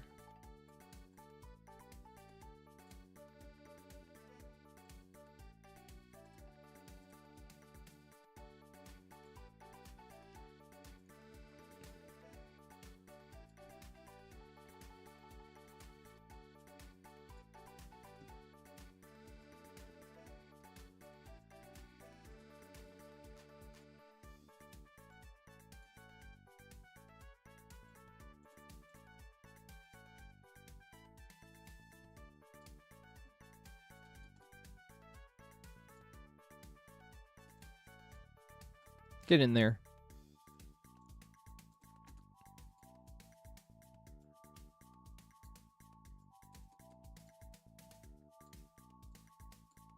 Okay. Puzzle's done. Lindy Games says, did I miss the Snap Q&A? No, it's going on like all stream. If you have, so there's been a lot of different Snap questions throughout the stream. Now, if it's something I covered in today's video, like if you haven't seen the YouTube guide for this week's challenge, I would check that out first. Because that'll cover most information. But if you have any kind of question that was not addressed there, or if you want to follow up on something in the video, by all means, let me know, lay it on me. And really, anytime when I'm not reviewing snaps, you can ask. You can ask like Dreamsnap questions if you'd like. Talk to Ralph in Dreamlight Valley. Well, he's right here. Can I just talk to him here? I guess it has to be Dreamlight Valley. Okay.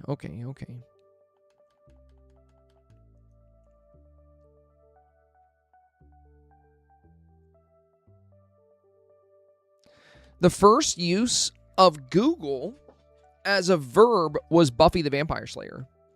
Really? How did they use it? Did it mean the same thing? Did it mean to like look for something? I didn't know that. That's a cool fact. That's pretty neat.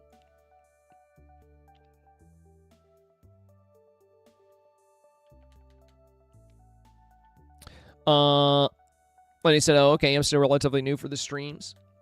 Yeah, get your bearings, my friend. Get your bearings. And then he said it's actually a Google Drive link, but I sent it. I don't have an ego, by the way, so critique is totally fine. And you're right to do so, so no worries. I'm not a pro after all. Well, could have fooled me. Everybody really likes your music, you know?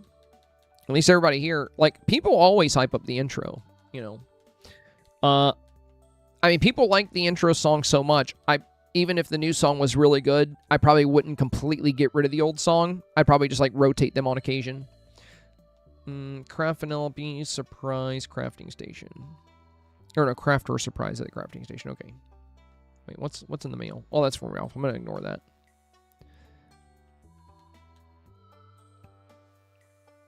The intro is my favorite part of the day. Oh, you don't even like. Oh, and who was asking about the dance machine? I think it was Bethany, maybe. Lisa, you didn't answer mine. What can I use this week if I'm not on PC? Nothing. Nothing you see me do. Like, even this dance arcade machine. It's only on PC. Everything. I'm only on PC. You can't even watch my stream if you're not on a PC. Hope, thank you for the Prime sub. You can only use that Prime sub on PC, by the way. Okay, place the double dance arcade machine. Just place it anywhere. Okay. Are consoles ever going to catch a break? No. No, I don't think so. Dude, this thing is cool. This is why I wanted to do Ralph's Quest today.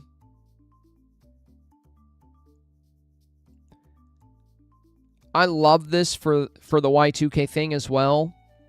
Because back in the 2000s, I was really, really into, like, 2002, 2003, I was kind of obsessed with DDR. Actually, it would be more like 2001, 2002. Because it was around my freshman year that I was, like, really enjoying it. But yeah, that's cool. That's so fun.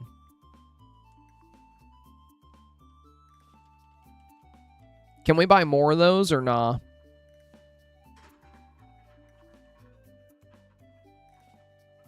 Are we going to talk to Ralph again?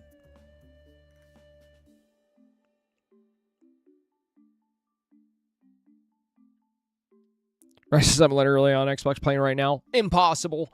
Impossible. Lies. Lies. That can't be right. That can't be right, Rach. That can't be right. You can't do anything on console. Anything you see me doing, it can't happen on console. It's not possible. You don't even have an avatar on console. This game isn't even on console at all. Everything I do is only on PC. None of my advice works anywhere else but on a PC. You're probably just making a joke when you say you're on Xbox right now. You must be kidding. That doesn't make any sense. The cats are playing. I hear them playing with a toy behind me. I think he said so. He finished his level 10 challenge. KK. Yeah, it's like right before you finish it. Actually, it's not even his level 10 challenge. We're still not done with it. Well, I think it is his level 10 challenge, but you don't have to finish it. You'll craft that dance machine as part of the challenge. Go inside Ralph's house to see what he broke. And yeah, my advice, Bethany, is if you see a really cool new item and it's like not in your Scrooge shop, it's most likely part of the quest. So like, I recommend just always, when you get the free time, like I am today, just like power through the quest whenever you get a new villager, because there's a lot of cool stuff you can get. Villagers always have like some neat rewards.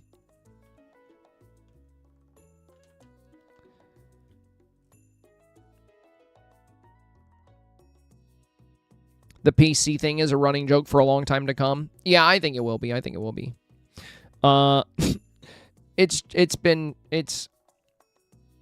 whole thing is just so funny. It was funny the day it happened, and even though we make the PC joke like every day now, it's still funny to me. Like, it's not old yet. I don't know if it will ever get old, like consoles. Those get old. They're all old. So but PC will never get old. It's never going to get old because I can just upgrade it. Whereas, your consoles, good luck with that. They're old. It'll never end, just like the movie. Consoles suck. I like consoles, okay? Deep down in my heart, I like them. Because, nothing feels better than taking a good old aluminum baseball bat to a PS5. I gotta say, that is a good feeling. It's a good feeling. Not a good use of money. Not a good use of money. Danielle says, might need to make sure new people understand it's a joke. Oh, you're totally right, Danielle. So what I'll do every single time we make the PC joke and I say nothing I'm doing can be done on PC, I'll always follow that up by making it a lot less funny by saying, by the way, it's a joke every time. I honestly think people should be able to figure that out. There's a lot of context clues. We're laughing. We're saying ridiculous things that don't make sense. Like, you don't have an avatar on console. I don't think I need to specify that that's a joke. You figured it out. Everybody else will figure it out. And, the joke becomes a lot less funny if every single time I say the joke, I have to follow it up with by the way, we're just kidding. And I do occasionally. If I say something really mean about consoles, if I'm like, consoles are lame and, they're only for people that can't afford a PC or something like that, I'm always going to be like, by the way, I'm kidding. I have consoles. I like consoles. So, there will be points if I say something really, off color about a console, then I'll always follow that by saying I'm joking. But no, I don't think it's necessary at all to for new people to specify that, by the way, you really do have an avatar on console. I feel like everybody will get that, you figured it out. Everyone else figured it out. It'll be all right. I will say path building can be challenging on console. Oh, I know. I play on my Steam Deck a lot, Rach. I play on my Steam Deck a lot. And I play on my Switch too as well. What I think they need to do for console, what I think would really help out is instead of having to tap the button every time you place a new piece of path, they should just let us hold the button, right? Because on mouse and keyboard, I can literally just drag the mouse across and quickly pave. But on console, oh my God, it sucks. The whole time I'm just sitting there tapping A. So they could easily fix that if they just made it to where you could hold A, and then the path will just go. You know, it would just, you know, keep going. It will go faster the longer you held it. Or they could add the paint bucket option. Whereas if you made a big square area, you could have a paint bucket option, kind of like Microsoft Paint. Like if you drew a circle, you could fill that circle with any color you wanted. We should be able to do that with pathing as well. Dreamlight said pathing is obnoxious on PS5. Oh, it's not just PS5, Dreamy. It's literally any controller. It's obnoxious because you have to just tap A like a million times. That's part of the big problem there. Yeah, it is really bad. But you know, the devs have been doing a great job adding a lot of quality of life features, adding a lot of you know, good updates to the game to make the game a little bit more enjoyable, a little bit easier to play through. Ziggy, stop. So I do really think that there's a very high likelihood that we'll get something like that because I've seen a lot of people bring it up. And the devs typically do a good job listening. The one gripe I have for console, if you have a really good TV, you can't see how dark your snaps are. Me, every single week, looking at my snap 5 different ways. You can always just save your snap and, like, send it to a different device. But, I mean, that's not any different, Model Newbie, because you're saying if you have a really good TV, you can't see how dark your snap is.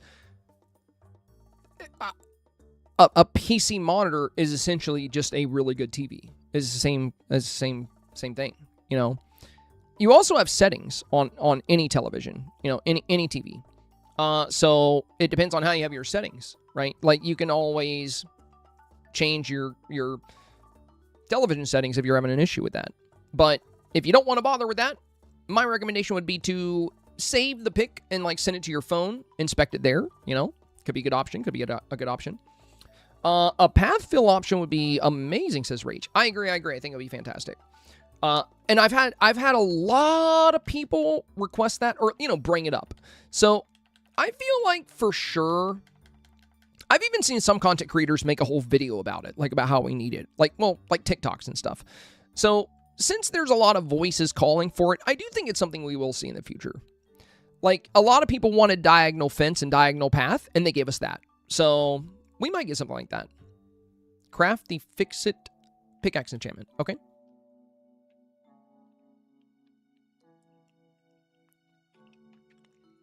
But yeah, best bet for you, I think, Model Newbie, if you're having a hard time, like, gauging, like, brightness.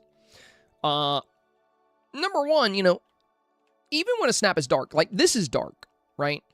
Like, we can tell there's not a lot of light here. But we can still see everything very well. But we can tell it's dark because of the coloration. So no matter how bright your TV is or no matter how good your TV is, you're still going to, you know, if you're used to your TV, you should be able to recognize where the dark patches are. But if you're really having a hard time with that, my recommendation would just be to send the snap, you know, like save the snap and look at it on a different platform just to double check. That could help. That could help.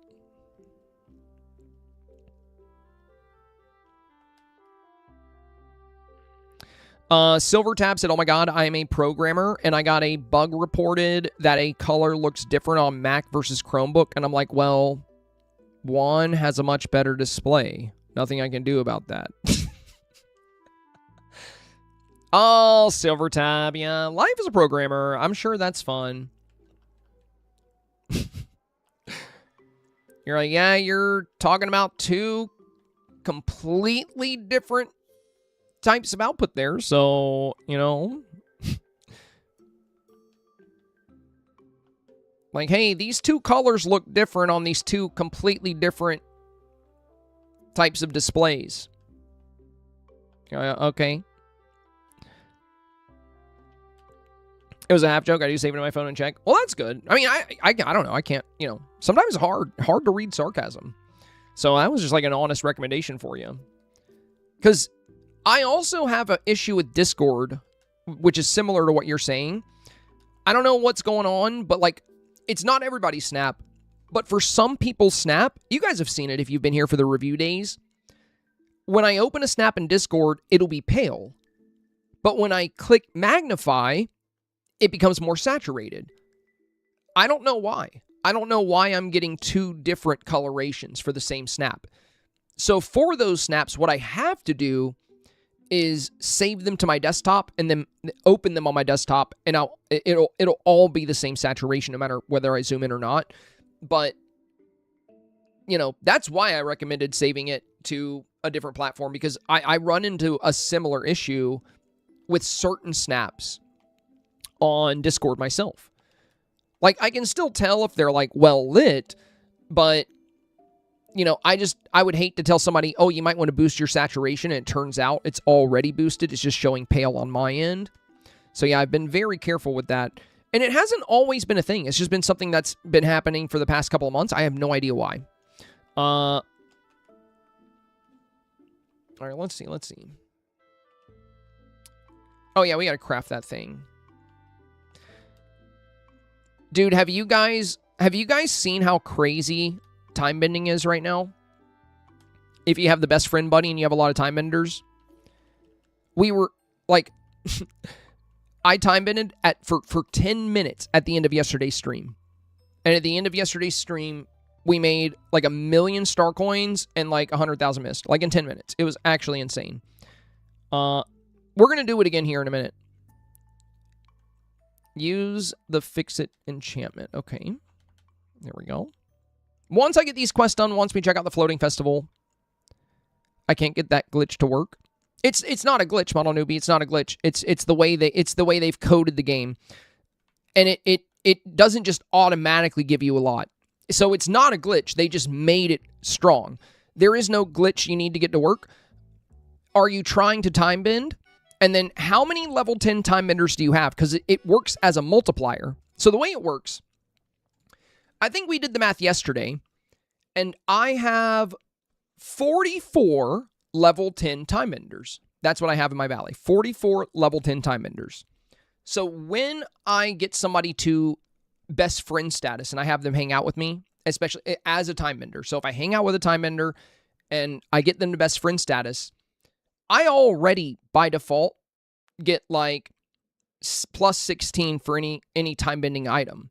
But with the best friend multiplier, it takes it all the way up to plus 100. And that's because I have 44 time benders at level 10. So if you're trying to get the time bending thing, it's not, at least that I have 25 and I get an extra 25. Yeah. Exactly. So it's going to go off of how many you have.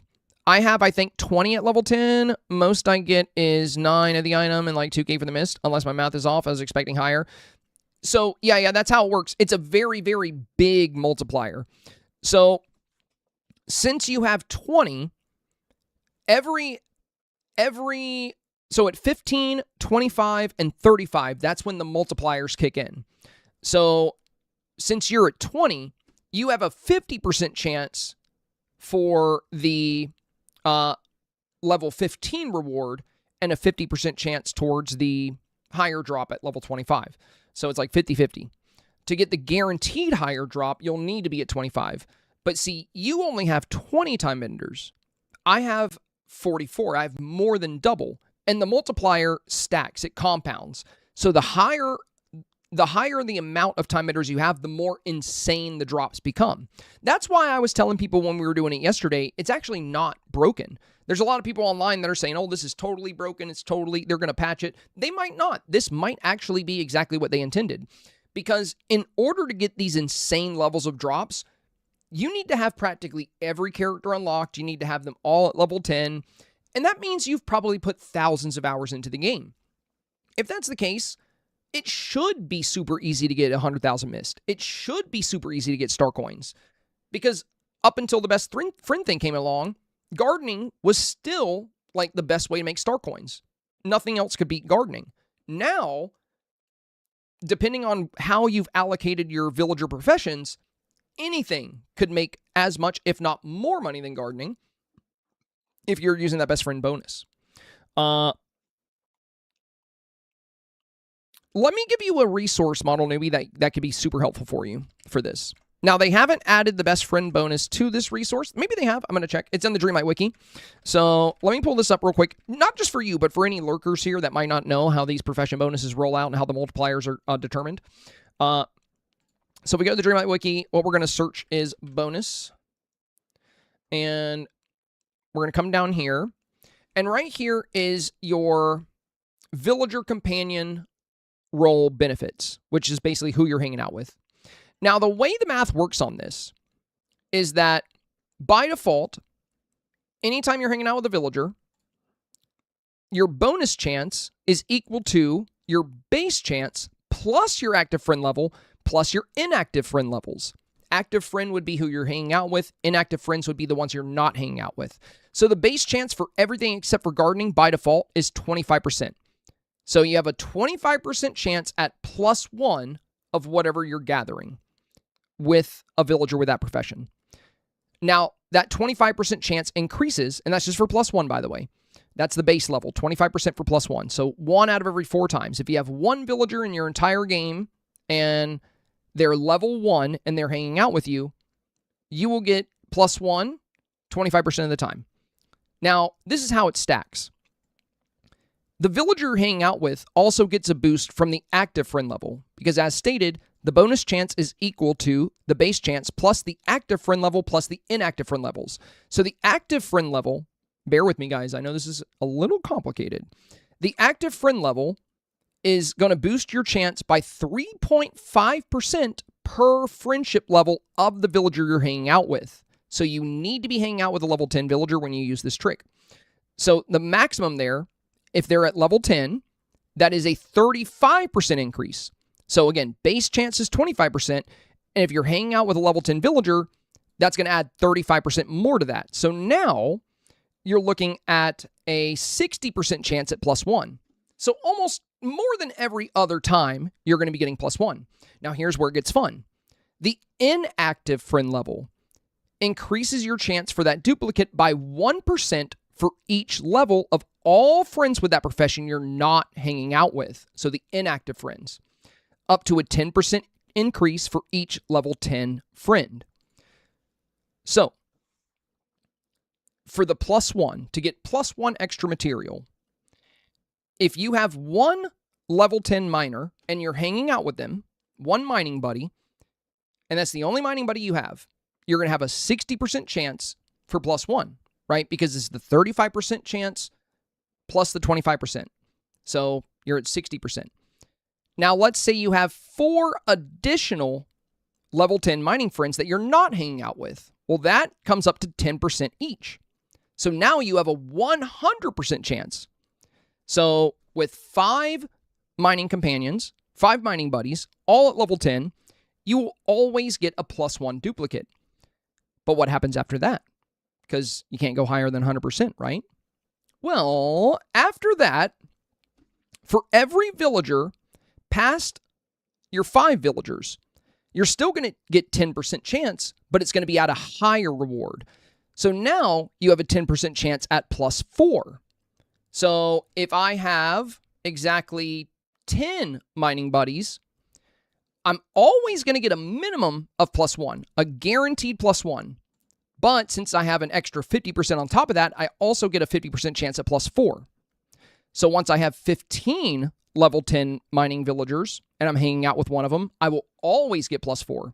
From there, once you pass 15, it increases to a chance at +9, so it more than doubles. Following that, once you surpass 25, it nearly doubles. Now you have a chance at +16. Once you exceed 35, you start getting a chance at +25. Once you have 45, you're guaranteed the +25. And with the best friend multiplier, it's basically doing a 4x on that. So instead of getting 25, I'm getting 100. So +100. But you can go even further. If I made literally everybody in the game a time ender, I would be getting like 180, like +180. It goes higher and higher. But does it square? Is that how it works, ABC? Did they square it? I don't know. But yeah, I don't know exactly what the math is on the best friend multiplier, but I know it's going based off of these villager amounts. So the reason, you know, like I said, it's not a glitch. It's not a glitch you need to get to work. It's been coded into the game this way. You kind of have to make a sacrifice. So notice me, senpai. Notice Marie, me. thank you. Oh, 1, 4, 9, 16, 25 are squares. Oh, how did I never notice that before? So yeah, and thank you, Marie. Thank you so much. Thank you so much. Very kind of you, my friend. We're now getting closer to that daily goal. We're at 3316 on the board. Y'all drop some love for Marie here. Absolute legend. Thank you, my friend. Thank you. And if you guys are enjoying the content, if you're getting some good knowledge today, you know, if your head's not hurting too much from the math, consider supporting the content. We are on 236 goals in a row. Or is it 237? Did we hit 237 yesterday? Am I wrong? Are we actually on 238, not 237? Am I stupid? Anyway. What happens with the best friend thing when you get somebody to be at the best friend level? They basically multiply this drop. So if you only have 20 villagers, they're going to be multiplying this +4, and they're going to be multiplying this +25. So you said you were getting, Model Newbie, I think you said you were getting like around 20 each time or something like that. Well, that would make sense because like 4, you know, times 4, if it's multiplied 4 times, you would be getting, you know, around +16. And then you would have a chance for the +9 if you have 20 villagers. You'd have a 50% chance for 9 times 4. But as for me, I'm guaranteed 25. So I have a 90% chance for 25 and a 10% chance to get 16 times 4. So I'm either going to get 16 times 4 or 25 times 4. And for Mist, that's going to be around 4,000 times 4. I usually around 15,000 Mist each time. So the thing is with this is it's not broken like some people are saying it is, because in order for you to have it set up this way, you have to make a sacrifice.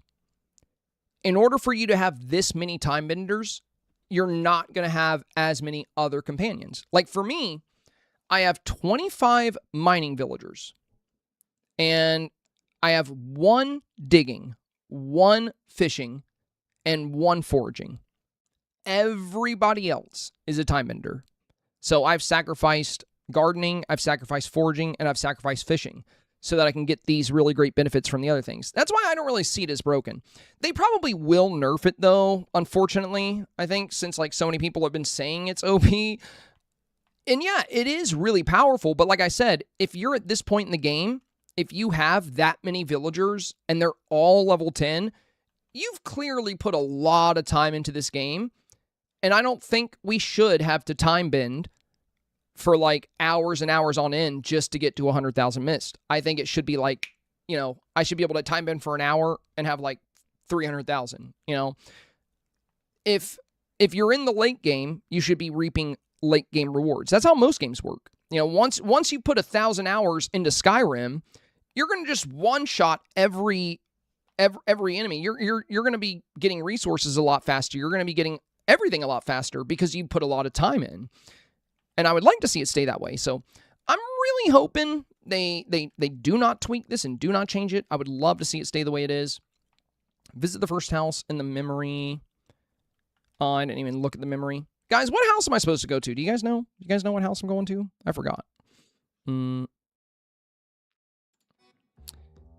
said, yeah, time bending is great right now. Tons of Mist. Yeah, it is. Not only just tons of Mist, but tons of money. Because when you pull level 3 time cores, they're worth 2,000 star coins apiece.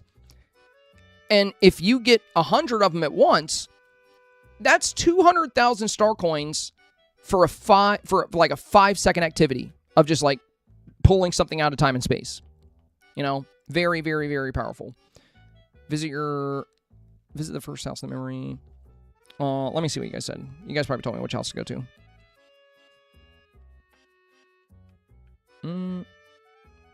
Lenny said, watch the tip video. So if we want to do an outside concert vibe in the city, can it still work if we don't have The Star Sound house? Yeah, absolutely. Somebody else asked that earlier. You do not need that house. You know, just build a city. Build a city, and what's really going to give it the Y2K vibes, Lindy, is going to be your outfit, your fashion.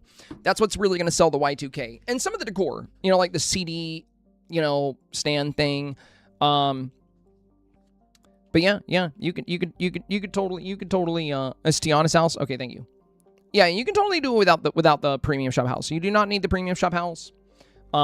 Any kind of city build is going to work for that.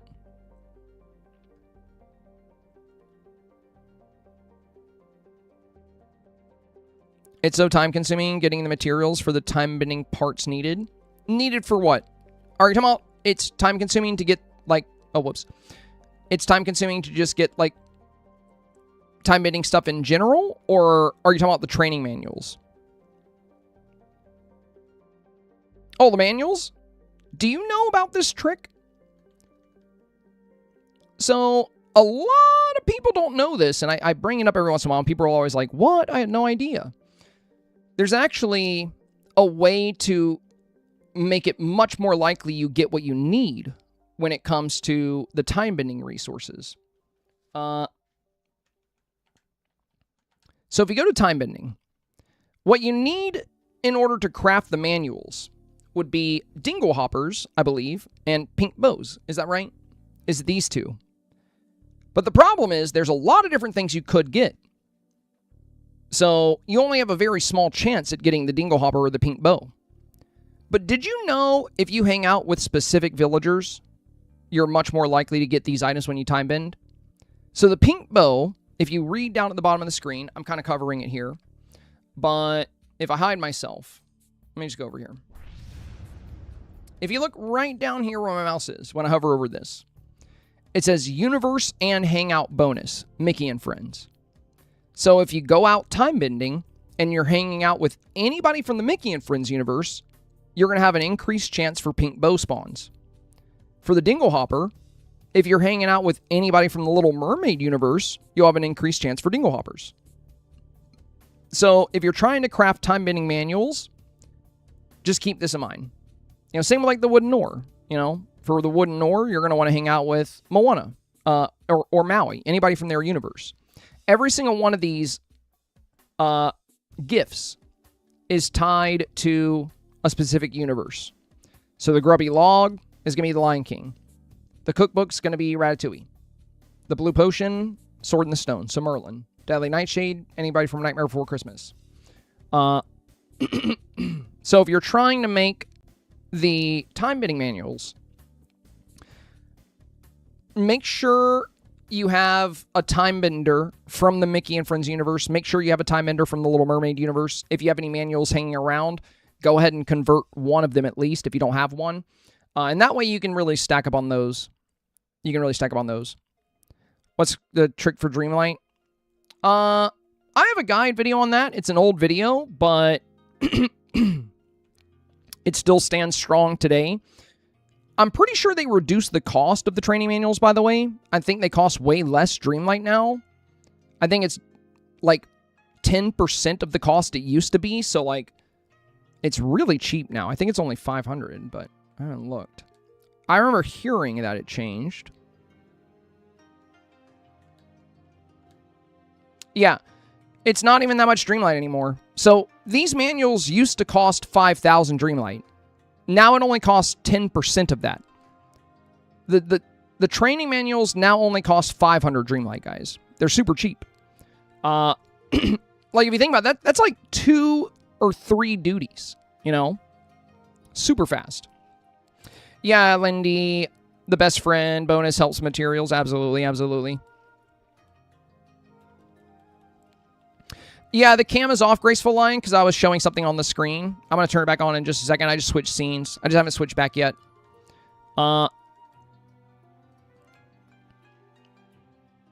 So yeah, if you want to get Dreamlight really fast, I have a guide video on that. You can probably go to YouTube and just search, like, Probably Senpai how to get Dreamlight. And it should come up. But it's an old video. What I recommend if you want to farm Dreamlight really quickly is to simply build. It's 10 ores, 10 bows, 10 dingle hoppers, and 5,000 missed every time? Is it still 5,000 missed? Did they not change that for the time bending manual? No, wait. No, it's not. It's not 500 missed.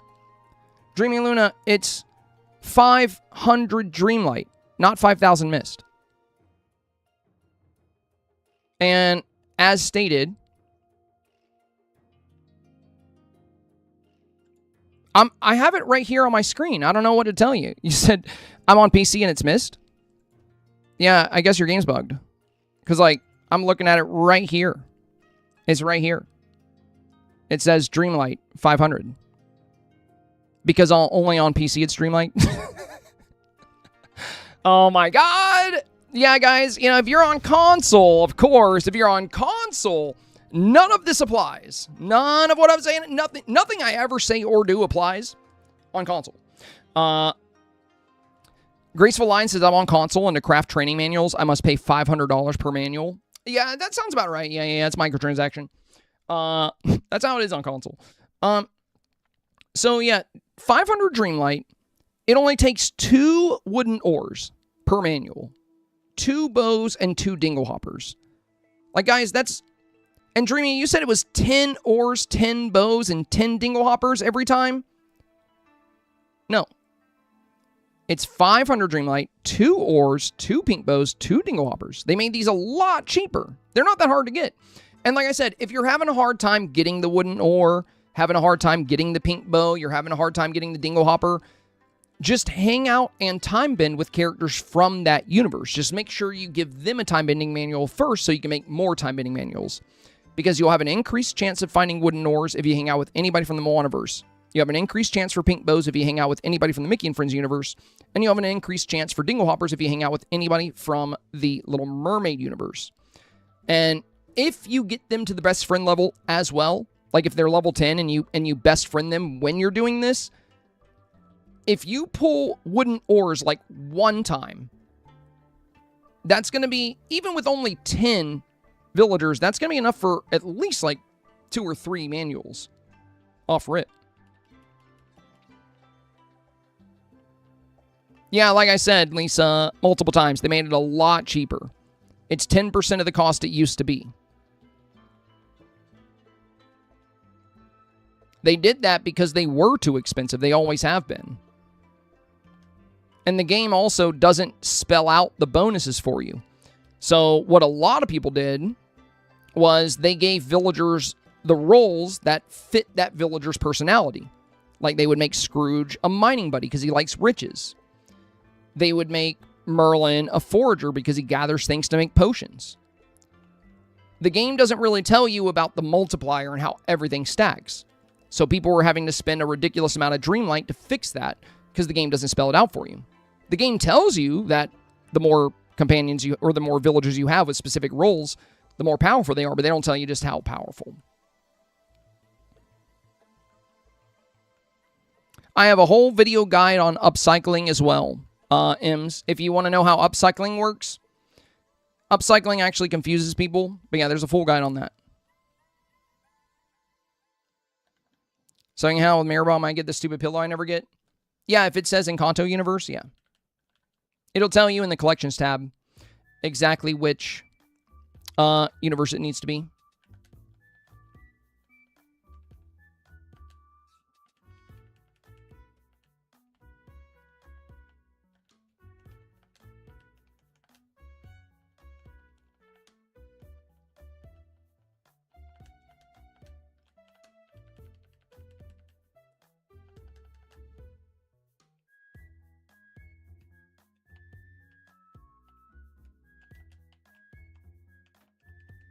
There we go.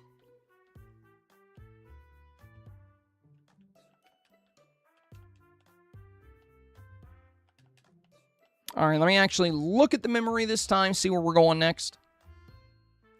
Alice's house. Okay.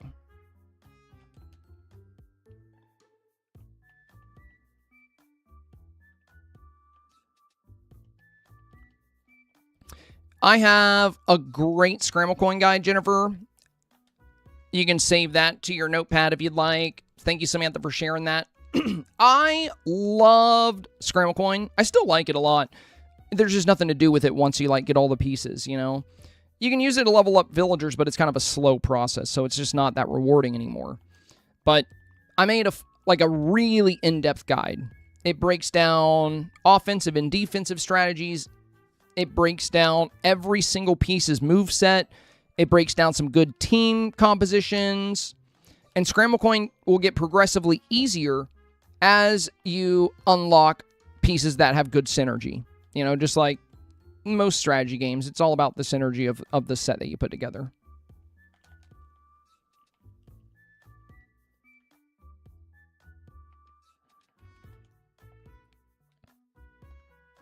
Oh, yeah, Chewy, you're right.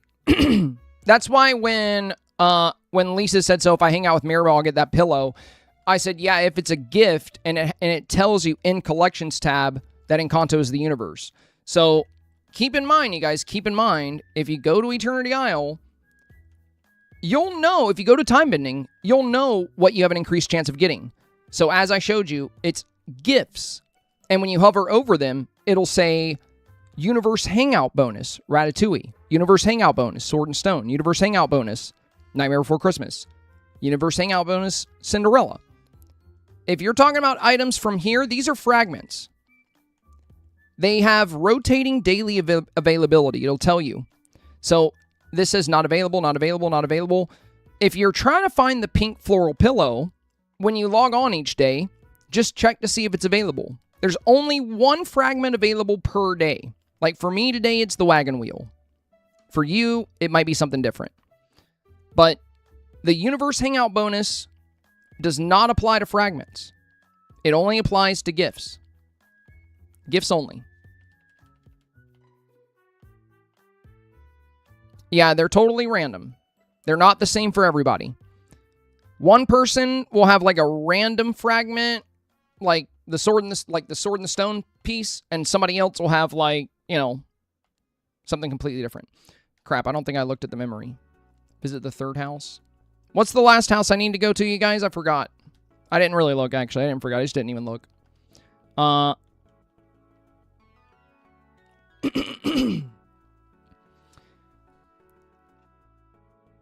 And yeah, for the transmuting, or, you know, what, like one of you guys was saying you never understood upcycling.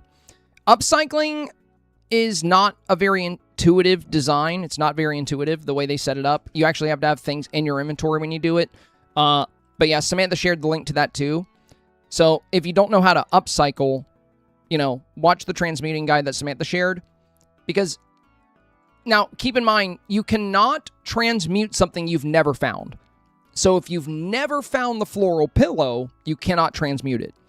But once you find, and by the way, this also works with gifts. Let me show you something. Because I know Dreamy Luna was saying, oh, I can't get the dingle hoppers and stuff, right? Well, if we drop a time ending table, now I would need to have the items on me. What do I have on me? Okay, good. I have design sketchbooks. So you can break gifts down to make other gifts. So what we're going to do is we're going to go to upcycle. And the first thing we're going to do is select item to dismantle. Gifts will give you green. One green pile of dust.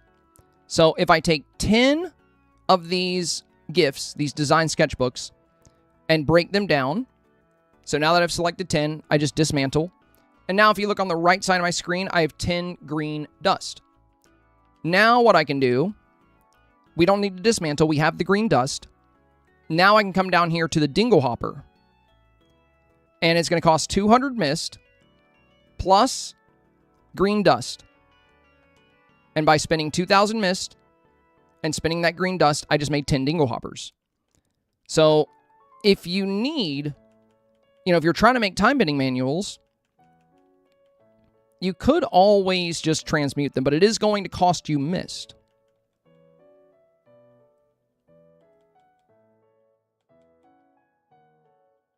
Catter said I'm so lost because I don't want to turn out. Is this too much spoilers? Spoilers? it's literally just game mechanics, you know? Like, spoilers would be, like, what happens in the main quest. Not to mention, Eternity Isle literally came out, like, over 2 years ago. Like, at this point, I wouldn't really be too worried about spoilers. I'll be honest with you there. We're well past the spoiler threshold. But no, usually when people talk about spoilers, that's kind of related to, like, the quests and what happens. This is just game mechanics. If anything, it should, you know, let you know what kind of cool stuff you can do. It'll let you know what kind of cool stuff you can do with the, Peter Pan next? Okay, nice. With the DLC. And if you don't have Eternity Isle, you're probably wondering why we want Mist. With Eternity Isle, you get 3 really powerful ancient machines. You get an ancient vacuum that can remove every night thorn in a biome all at once. It can pick up every item on the ground all at once. You get an auto gardener, which will dig, plant, and water and harvest your crops when you interact with it. And you also get an auto cooker that's much faster and much more powerful than Tiana's slow cooker. Eternity Isle is the best, hands down, the best DLC in the game when it comes to utility. Nothing has ever come close. Yeah, not to mention you get the Vizier's Alchemy table, which is worth it by itself. Vizier's Alchemy table alone is worth the whole DLC for sure. That's not my favorite item in the game.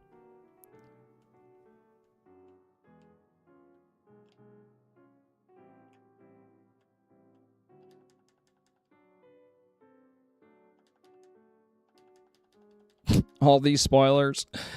Harsh slime. What are we talking about? What are we talking about? Guys, Jafar dies at the end. Jafar dies at the end of Eternity Isle. I said it. I said it. Experience ruined. Jafar dies and Mickey kills him. Mickey stabs him right in the heart. He says, "Oh, I got you, you son of a bitch." And then he just takes the knife right in there.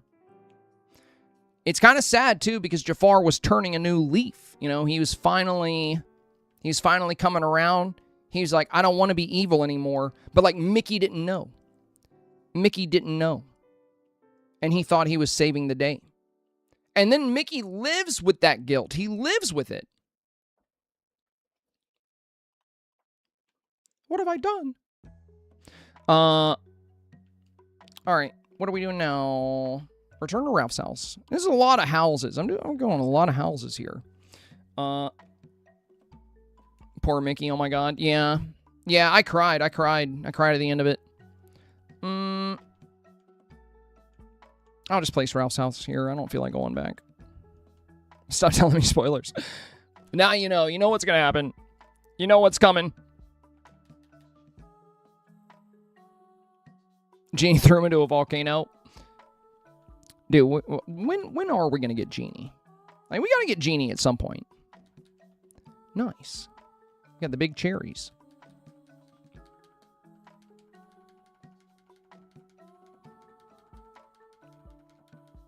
Well, that would have been a little bit faster. But we did stop to give some great tips a few times along the way. Danielle said, I just finished Eternity Isle through the credits. You know what was cool is at the end of the credits, you get a sneak peek at the next DLC. I don't want to put any spoilers, but I heard it had something to do with a Veil of Stories. It's funny too, because now, like, if you get the DLCs, like once the credits roll, there's like a sneak peek for like the next DLC. But like, you know, that's why they're so fun. It's so fun to do the DLCs right when they come out, like before everybody starts posting like what was shown at the end. Because at the end of Honeyglow Woods, which now it's not a spoiler because they've already shown the next DLC, but at the end of Honeyglow Woods, we saw like this kind of reef and we saw this whirlpool and the camera went down into it. So, you know, we kind of had an idea we were going underwater. Oh, are we done with Ralph? Yeah, okay. Now I think we gotta go do...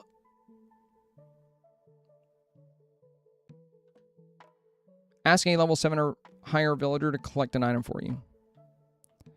Anybody? Come with me. Come on, Tiana. Go on to the valley. Yeah, I still haven't gone to the... Spoiler, I haven't finished Honeycloud Woods yet. They've already made a whole teaser about it. You were here.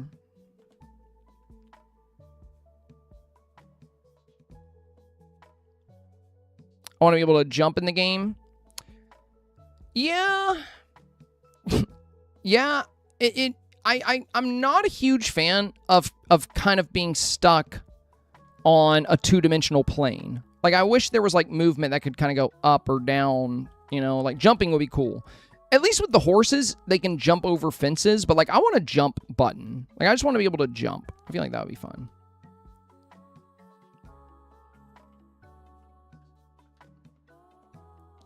Wait, what is this Magic of Friendship quest that I have?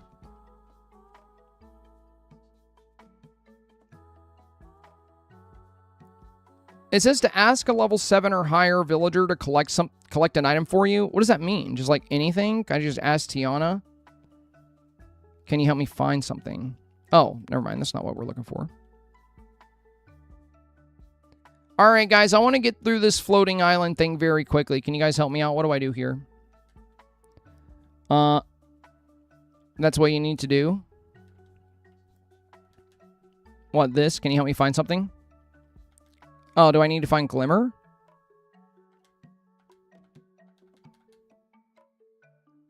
Okay. Return to your villager friend tomorrow to... Oh, that's cool. I didn't even know they added that. That's pretty neat. Alright, what am I doing here? What am I doing here? What's the objective here? Picking up trash? Oh, it's shiny trash. That's cool. Gardening maintenance. If the weeds are still causing trouble, you can use my weed killer. I left the recipe in a chest. Maintenance staff. Collect 20 pieces of trash and find the red chest. Okay. Yeah, I want to get done with this so I can go time bend. What is here? What? Bro, what is in my way? What is this? What the heck?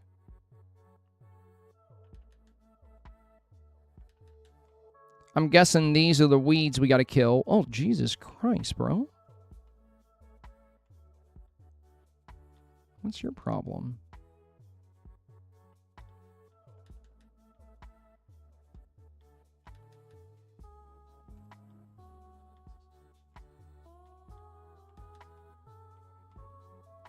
Little Stitch popcorn bucket.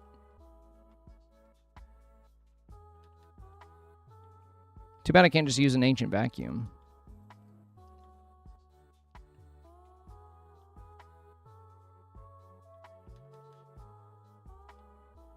I'm guessing I put them all in the recycle bin when I'm done.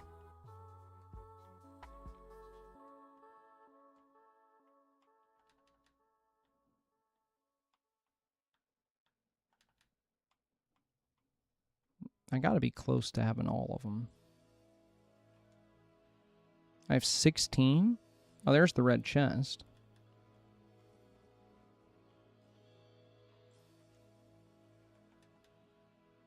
Okay.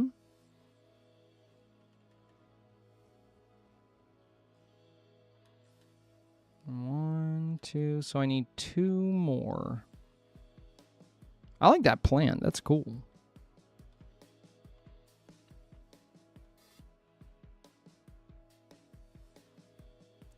All right, where are the 2 that I missed? Let's see, let's see. We're just going to zip around till we find them. And try not to get my head bit off by these weeds. Oh, there's some on the table right there. What is this wall? This wall's making me mad. All right, yeah, I did not see that one. So 1 more piece of trash. Right? I have 19. All right. 1 by the train. That's probably the one I need. Probably the one I need. ABC, thank you, my friend. Thank you.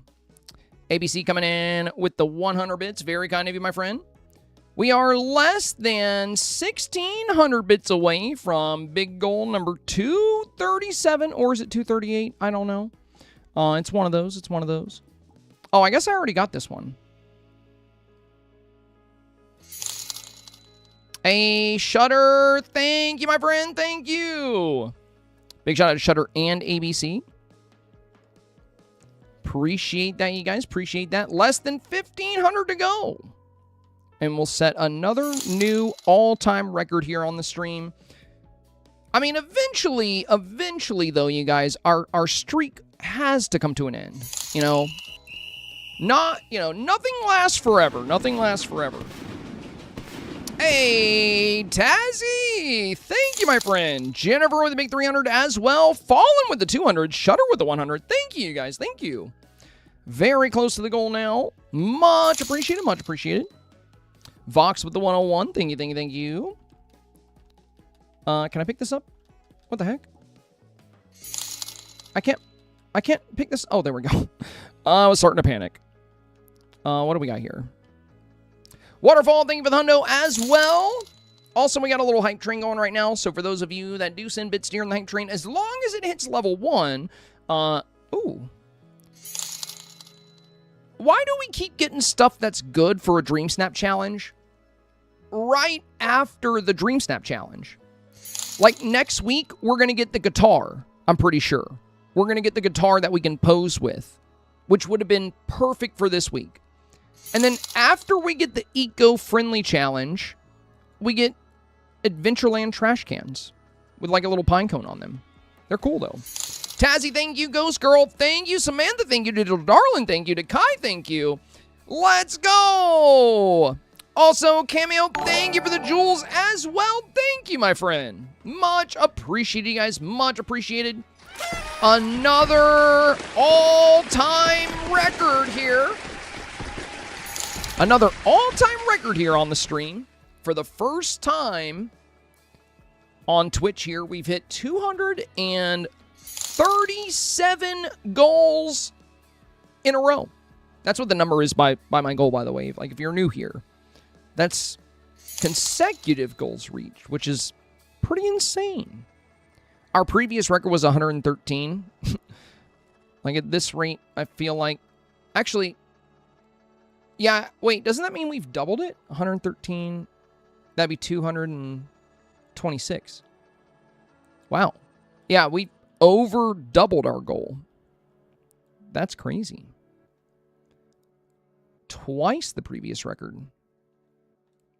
Well, like I said, guys, you know, if we have a stream where we don't hit the goal, not the end of the world. You know, you guys have kept it going for quite a long time. So if we ever miss a goal, it's not the end of the world. Alex and Glowwoods. We got a brand new channel member over here on YouTube. Thank you, Alex. Thank you. Welcome to the supporter family. Craft the weed potion stuff. Is there a crafting table around here?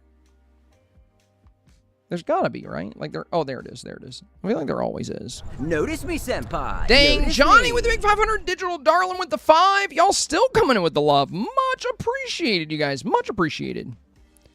Plant away. Is that what we need? Yeah. And then I guess I use that potion and I kill the plants. Does that mean I get the plants? Thank you, my friend. Thank you. Also, now that the hype train has surpassed level 1, you know, if you want, guys, y'all have already hit the goals. So, like, you know, this is if you won emote. Anybody that participates in the hype train will be granted said emote, unless you already have all the level 1 emotes. I already do, so I'm not worried about it myself. I have all the level 1, level 2, and level 3, and level 4. I think there's like only a few remaining level 5s I don't have, and then a few remaining, and then there's some that are like not even cool. Some of the emotes that you get from hype trains are like kind of lame, and they're like locked behind like a level 15. It's like, bro, that's crazy. But yeah, thank you. And zero pressure on the hype train, you guys. I do appreciate it. And YouTube peeps, give a warm welcome to Alex Ann as well over on YouTube. Thank you, my friend. By the way, Alex, you probably already know, you probably already saw this when you became a channel member, but just on the... Oh, we did get the plant. Dude, that's cool. On the off chance that you're not aware, being a channel member or a Twitch supporter, either one, you are always welcome to participate in our weekly Dreamsnap review process, should you so desire. If you join the Discord, if you type !Discord, you'll get a link to our server, and we host the Snap Reviews there. We're going to start off Snap Reviews tomorrow, and just get some of the early birds out of the way. But most of our Snap Reviews take place on Monday and Tuesday, and you get not one, but 2 Snap Reviews, if you would like. So you get your primary review and your secondary. But if you want to know how it all works, in the Discord, there is a channel called How to Get Reviews that'll walk you through the process. And then there is a rules channel as well. I can leave now, right? Did I get everything I can get today? I think I did.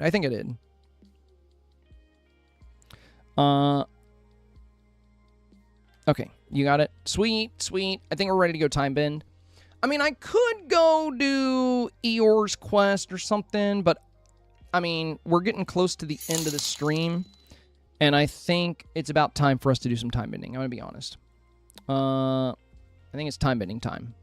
Time for time. I'm going to roll my time back here, though. There we go. All right, let's make some money. Oh, speaking of which, I got to empty my pockets before we do this, and got to get some companions. I mean, is it really even worth the +1 we're going to get from these companions? Not really, but I need their storage space, so we might as well. Time bending parts. Let's hang out with some capybaras. You know, I like some cappies. What are these two? Capybaras. And, you know, I'm also going to get my snazzy hourglass. I love this one. Probably the coolest hourglass in the game. Shutter, thank you for the hundo as well, my friend. Much appreciated. All right, let's empty the pockets. And we're going to go make some money. What do we got? A lot of random stuff. Okay. Oh, okay. Yeah, I think it's in the shop right now, by the way. For those of you that are like, oh, that's pretty. I've used this in a few Dream Snaps over the years. Maybe it was last week. Is it in the shop this week or last week? Oh, yeah, it is this week. But tool sets are really expensive, though.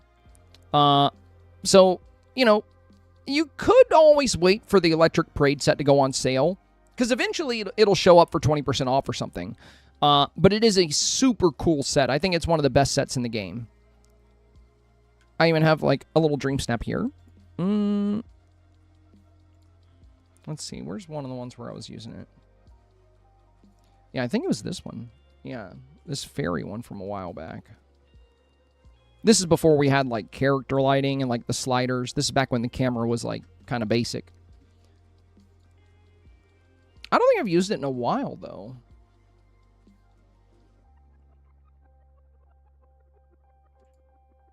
It might have been kind of cool for In Your Element, but I don't know. I like the water pose more. Nice to see you guys got some new emotes. Very good. Very good. All right.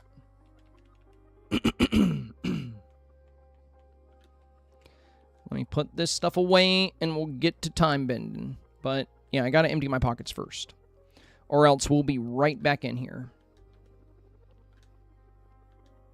So bear with me for a moment. Do not worry. This will not take long at all.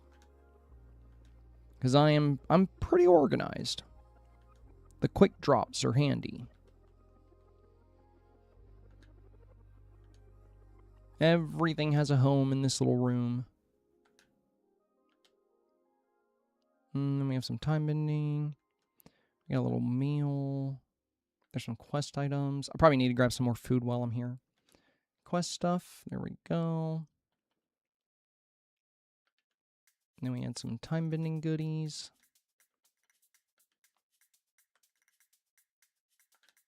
For food. Which one has my birthday cakes? Is it this one? Yeah, this one has my... Oh, wait. These birthday cakes are different. I can't stack these two. Well, you know, I'm going to eat some of these. Oh, I can stack them. It just wouldn't go. I don't know why. That's weird.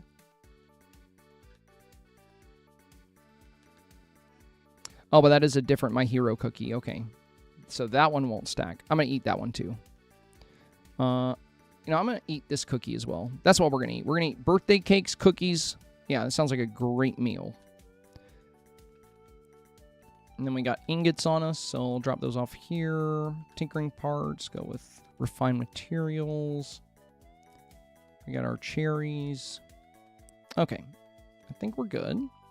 What about my backup chest? Okay, it's just got some more meals. That's cool, that's cool. We'll just leave that in there. I'll go ahead and eat these cookies. That gave me a good bit more energy than I expected. I didn't look at it. Put that with my other baskets. You know, we'll throw the gifts in there too.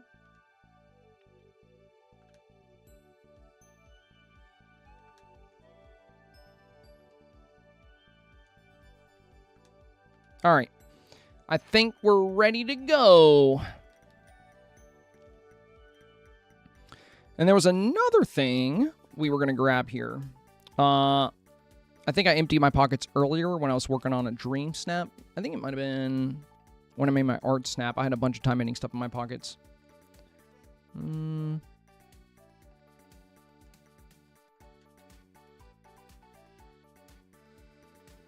Yeah, there it is. There it is.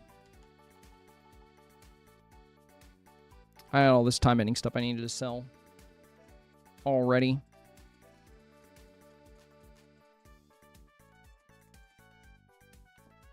I'll leave the rest of that in there for now. We're not going to worry about that at the moment. All right, let's get to bending. I'm ready. I'm ready. Y'all ready to make some money? All right, we got Tiana with us. Oh, we got to get her to best friend. Oh, I put the gifts away. I'm a certified idiot. Okay, let's go back over here.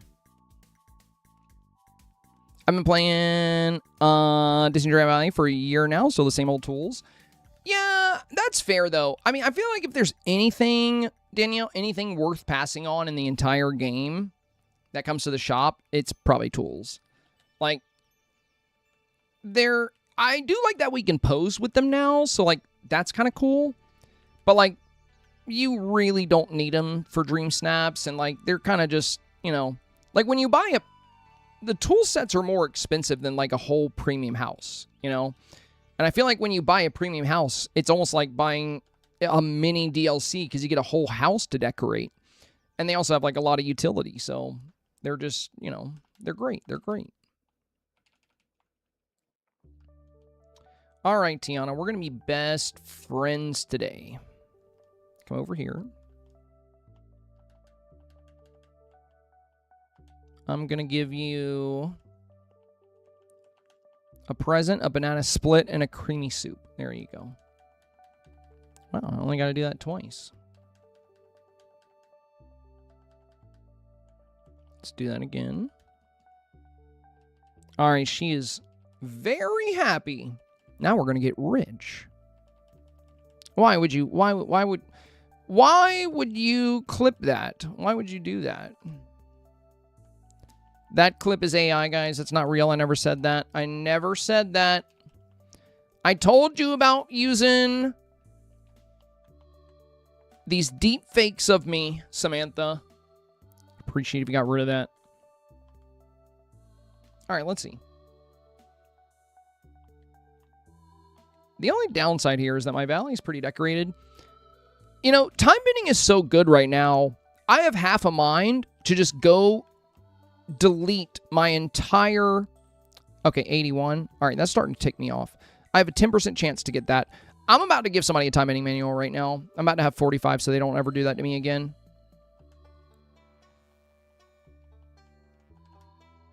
Oh. But then I would have to restart my game because the manuals don't take immediately. I don't feel like it. I don't feel like it. There's no way we'll get 81 again, so it's fine. 90% chance for plus 100. 10% chance for 81. We just got a little unlucky there, but I'm too lazy to restart my game. I've been wanting to get to time bending all day. We're finally here. Let's just get into it. I want to make some money. For me, Shutter, no. I did the math. So what would happen is with the manuals, until I restarted the game, the new manuals would not apply. So let's say I had 24 mining buddies, right? That means I have a 90% chance for I have a 90% chance for plus 9, but a 10% chance for plus 4. When I made my 25th mining buddy by giving them a manual, I still had the 10% chance for plus 4 lingering, because I was still getting plus 4. I tested this again with time bending when I first hit plus 35. So I gave somebody a time bending manual at 34 time benders to get it to 35, but I was still seeing the 10% chance for plus 9. And each time when I restarted my game, it applied the change. So you would think they apply immediately. And, you know, who knows? Maybe it's been fixed because this was a while ago. But no, for me, they did not apply immediately. I always had to restart my game each time. I don't know why. But, okay, 81 again? How is that possible?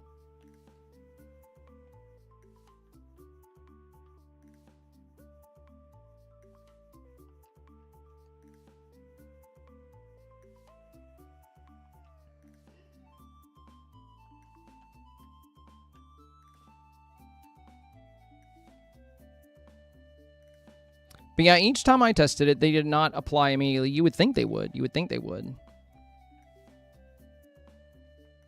Okay, that time we got the good boost.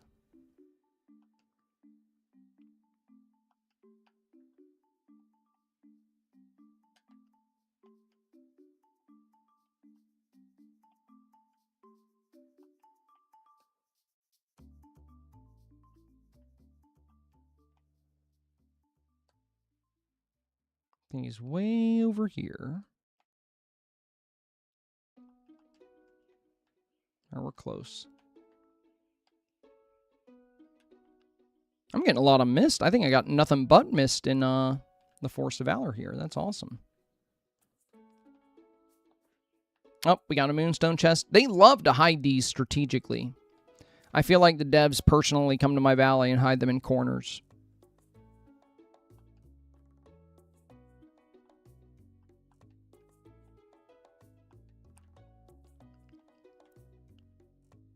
But yeah, I would highly recommend, you know, if you do give a bunch of manuals to people, the only way you can test it to know if it took immediately is to have 24 of any profession, and then make the 25th one by giving them a manual, and then do whatever that profession is for, like, you know, 15 or 20 minutes.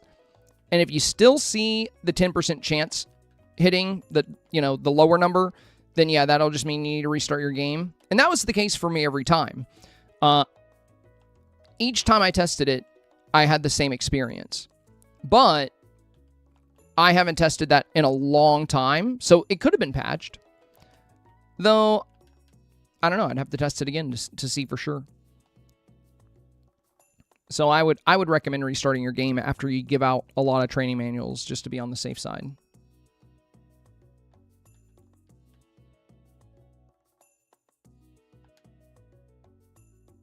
Sunshine said I always restart after giving out my manuals.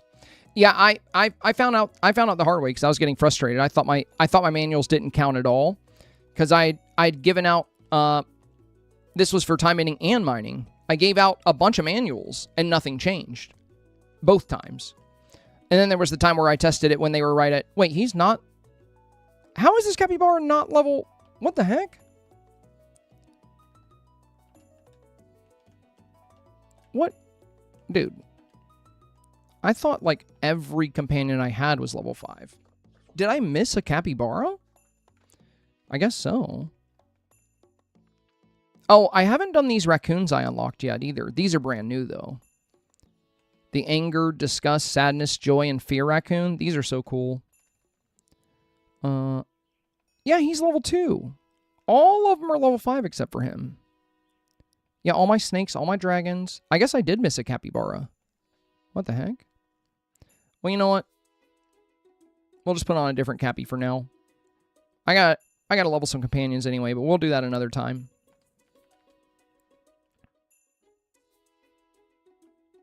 You weren't joking when you said you've been slacking? Well, it's funny, you know. I'm like, I've been slacking. Meanwhile, like, you know, every villager's level 10. Like, 99% of my companions are level 5. And I'm a slacker. Well, I just, you know, I'm just not slacking with Dreamsnaps. I'm just slacking a little bit with everything else lately.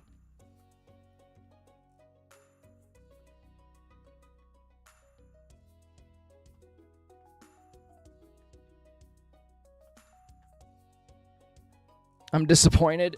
Yeah, I let you down. I let you down. How many time enters did you say you currently have? 44.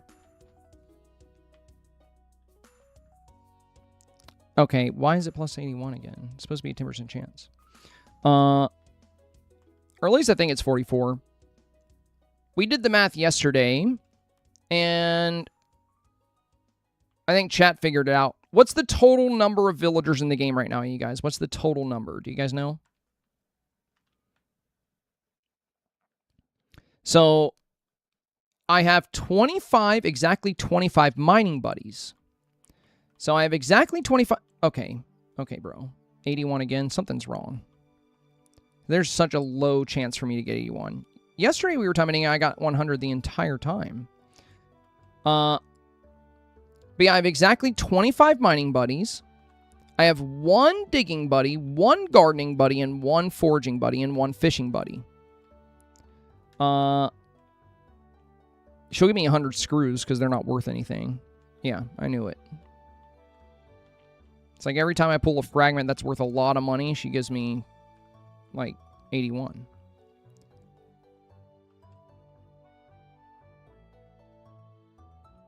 $73. Okay. Let me do some quick math.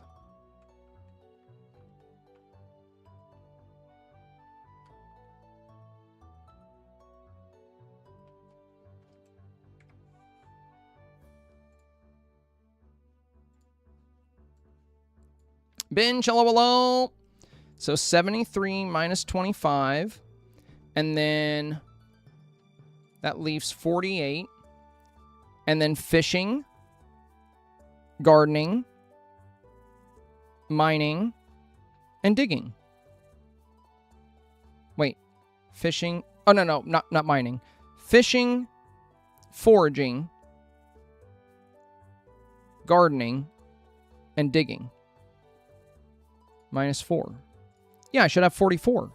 Which means I should have a 10% chance to get 81 and a 90% chance to get 100. And Tiana has given me 81 almost every time. Bro, there's no way. You know what? Maybe I made an extra gardener like a while ago or something. I didn't realize it because we got to have a higher chance. I need to look at my villagers. Let's go to all. I'm going to do a quick scan here. Time. Mining. 1 gardener.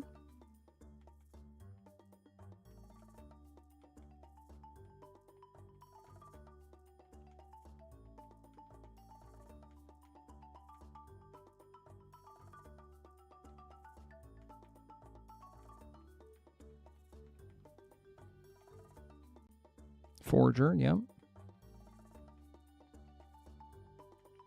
Oh, it might have been one of the Pooh and Friends cast that I gave something else to. I bet it is. Oh, I might have made one of them foragers because of the truffles, maybe. Nope. Oh, wait. Winnie the Pooh is a mining buddy. Oh, that's right. That's the problem. So I have 26 mine. Okay, we got to make Winnie the Pooh a time ender. And then maybe one more. Then we'll be guaranteed the plus 100. So I'll do Winnie the Pooh. And since I don't need foraging anymore, I'll also make... Yeah. So there's a 20% chance for 81 right now. 20% chance versus an 80% chance. Still, though, we shouldn't be seeing it that much, but it's fine. We'll just go ahead and make a training manual. And we have one. So we'll give one to Pooh. We'll give one to Tinkerbell, because I don't need a forager anymore. I had her as a forager. I made her a forager specifically for the DLC when I was collecting truffles. And I'm glad I did, because we were able to get through that truffle quest a little faster. Okay, now Winnie the Pooh and Tinkerbell. Let's see, where are you guys at? Well, there's Tink. Though I don't see her. Pooh is at his house. Okay. Well, he might be in one of the restaurants as well.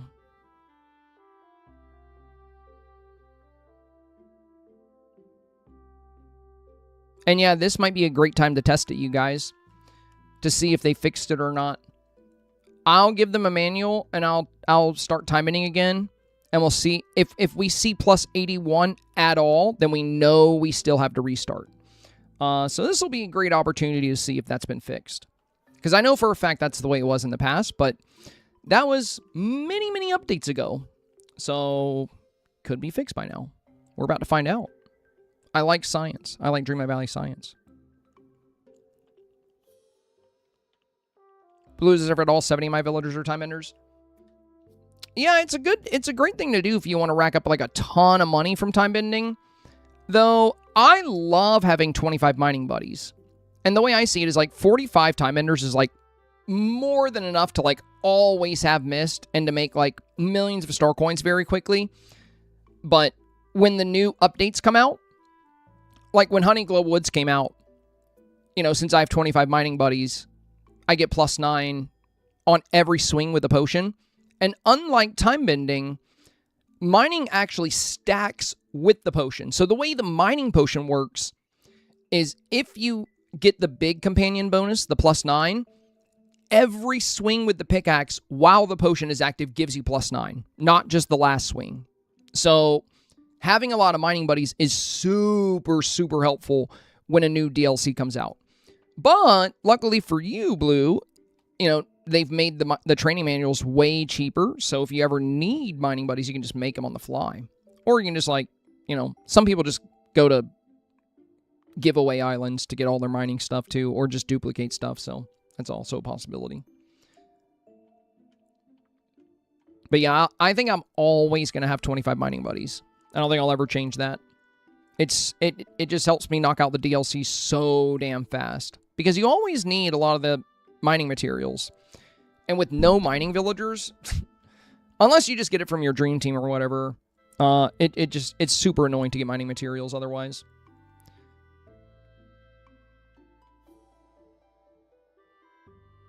We were looking for Tinkerbell.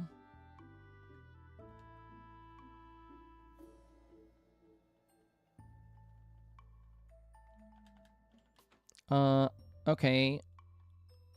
What the heck? Where is she? I hate it when the game does that. It shows them highlighted, but they're just, like, not here. Let's just drop her house. She'll show up.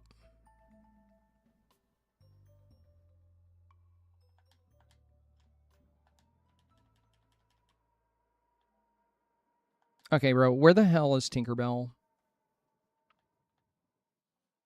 I'm going to go to a different island.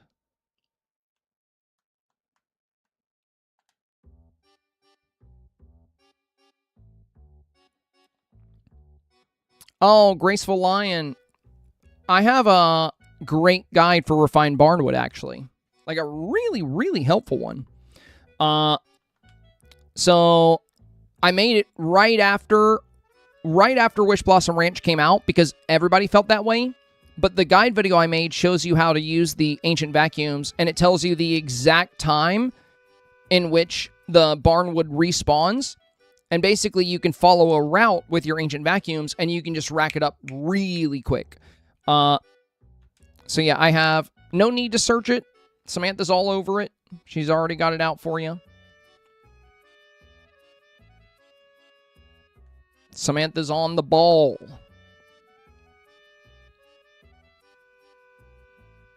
Oh my god, bro. Where is Tinkerbell, dude? I really don't want to have to use a villager summoning item to get Tinkerbell to show up. That's going to be super annoying.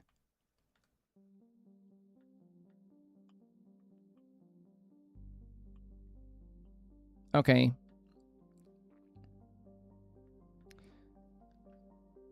This doesn't make any sense. Alright, here's what I'm going to do. Because she should be here because she's highlighted. She's supposed to appear. She doesn't have the home icon. So I'm going to turn her off. I'm going to go into a house. I'm going to come back out and I'll turn her back on. She should appear at her house. Doesn't really matter what house we use. We're just going to go and buzz his RV.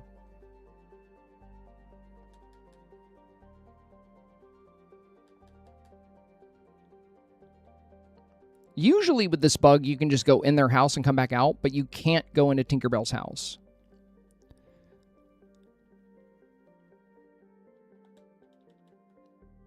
Oh my god, this game pisses me off.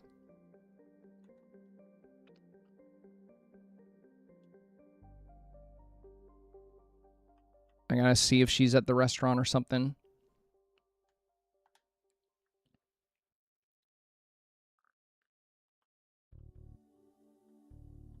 No need to check the toggle because they'll appear right at their house anytime you come back into a... She's not there. She's not on the floating island at all.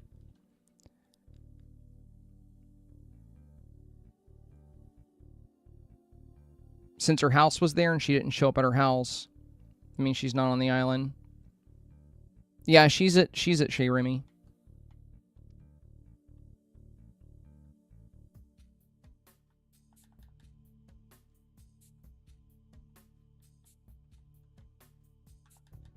Finally found you. Here, take this.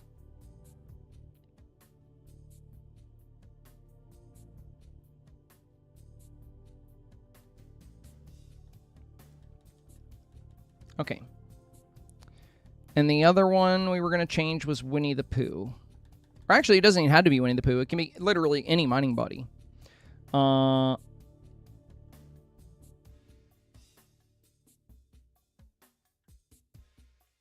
Pretty sure Minnie's a mining buddy.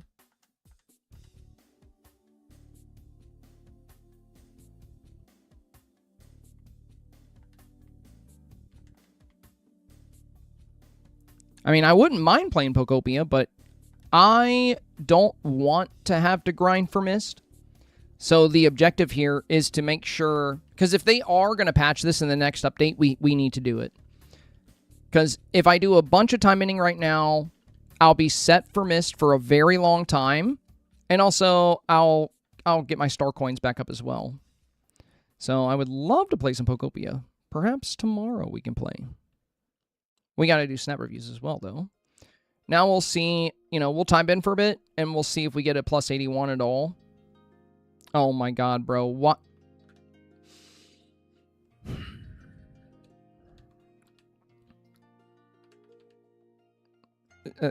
Oh, I got the small amount again. I got the small amount. It wasn't 15K. It was 11K. So, yeah, the manuals did not take you guys. You do still have to restart. You do still have to restart. So, that right there just proved it. So, we were supposed to get a guaranteed 15K there, but we got the small amount again. We got the 11.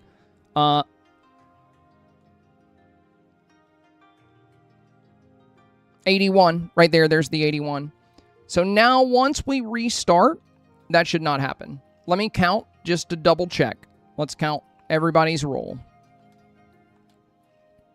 So 1, 2, 3, 4, 5, 6, 7, 8, 9, 10, 11, 12, 13, 14, 15, 16, 17, 18, 19, 20, 21, 22, 23, 24, 25, 26, 27, 28, 29, 30, 31, 32, 33, 34, 35, 36, 37, 38, 39, 40, 41, 42, 43, 44, 45. So there we go. There we go. We have 45, so we should be getting the guaranteed plus 100. But the game has not accepted the 2 training manuals we just handed out. So same thing I experienced in the past. Now, once we restart, we should be good here. Unless there's just, like, not a guarantee with time bending or something. I don't know. But yeah, this is what I always had to do with mining. I had the same thing happen with mining as well. So once I go to the main menu and come back, it'll take.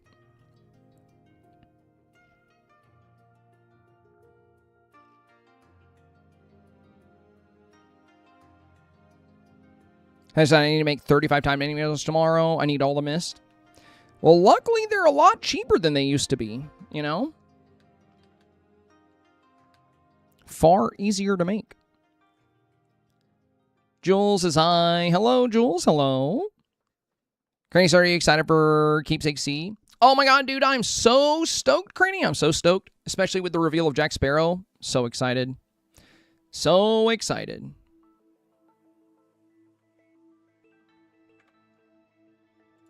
Yeah, Krista, if we could go in Tink's house, you know, I feel like that would fix that issue. We know for sure if she was, like, glitching or something.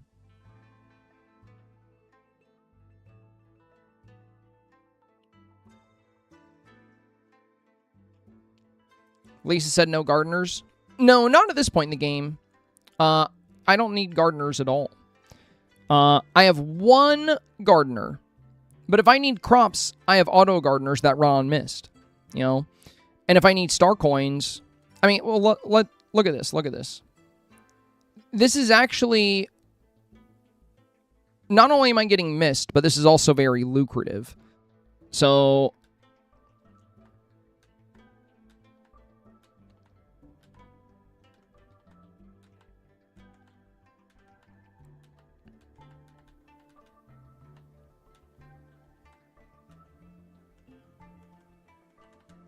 $1.3 million. So, yeah, I already have enough crops to cook everything I could possibly need. And then I have the auto gardeners from Eternity Isle. So, there's not really any reason for me to have gardeners. Because I can make a lot of money just by time bending. And I can also get the added benefit of getting a lot of mist at the same time. So, with this best friend bonus in play, there's just, you know, you really don't need gardeners anymore in the late game. If you have, like, everybody at level 10 and you have, like, a ton of time benders, just like when Blue Zephyr was in here, they were saying literally all of their villagers are time benders, which makes sense, you know? Like, if you are going to make every single villager one profession, I would do time bending. But I do recommend having a pretty big group of... I do also recommend having a pretty big group of mining buddies too, though, because it does make, you know, grinding through the new DLC super fast. And you don't really need, you know, for grinding through the new DLCs, you don't really need gardening buddies. You can just use auto gardeners. So they'll water and, you know, you can also use your potions, and you're not going to need like a ton of crops unless you're trying to sell them. And if you want stuff to sell, you know, just you can always just go the route of just go with the route of time bending.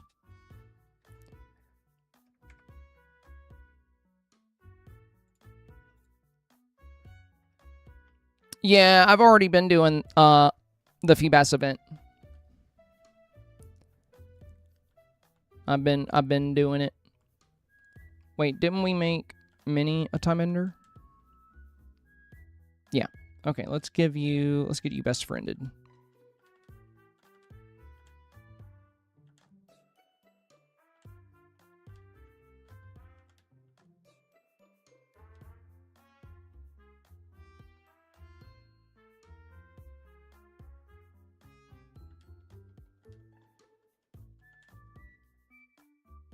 There we go.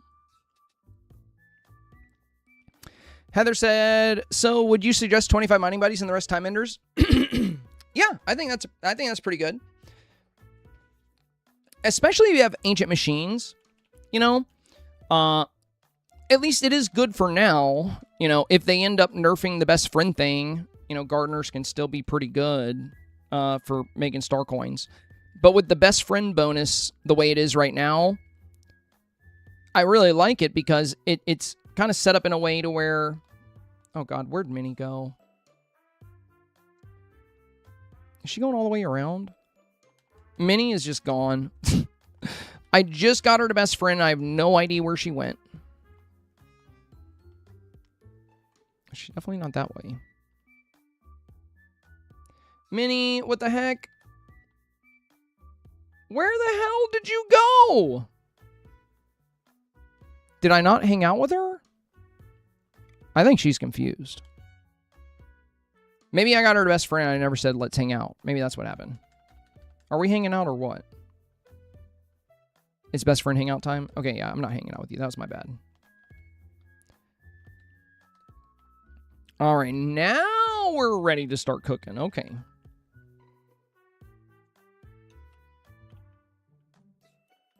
Plus 25.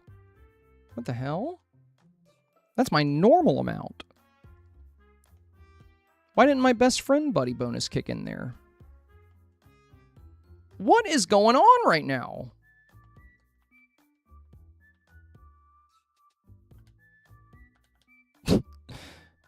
I didn't even get the best friend bonus that time. All right, where's Mushu? Let's hang out. We're going to try this again. I'm going to be hanging out with you when I give it to you. Yeah, her best friend bonus didn't even kick in. That's weird.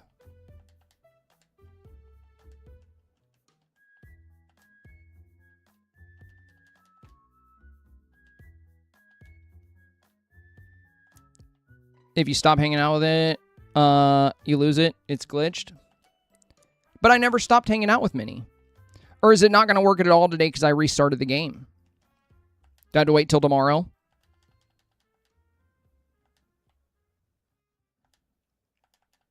Yeah, that's what I'm doing right now, Samantha. I'm literally doing that. Like, you're watching me do that right this second.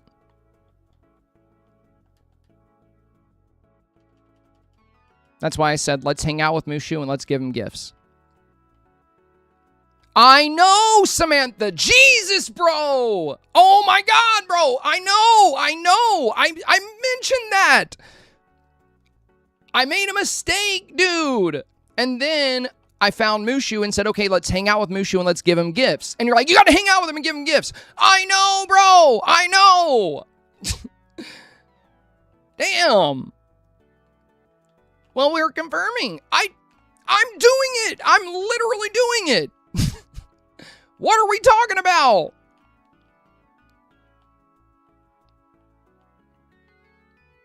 Did you not see that I even said I didn't hang out with Minnie. I thought I was hanging out with her when I gave her the gifts. Which is why I switched buddies. I was already switching buddies. Why do you think I was going to Mushu? Why wouldn't I just hang out with Minnie? I was going to Mushu because I realized I was not hanging out with Minnie when I gave her the gifts.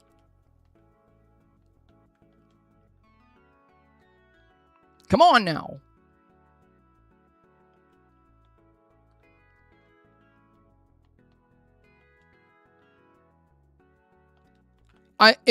Oh my God, I was answering.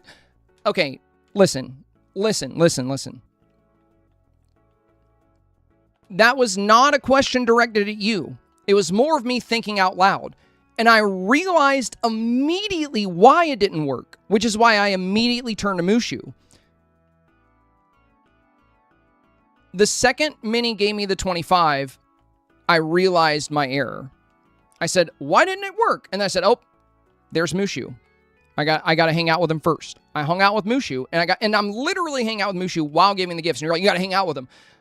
That's what I was doing. I was literally doing that on stream as you typed that. That's my whole point. That's my whole point. All right.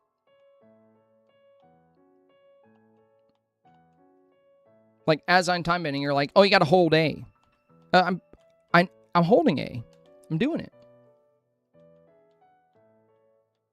Look, I'm going to think out loud a lot, okay?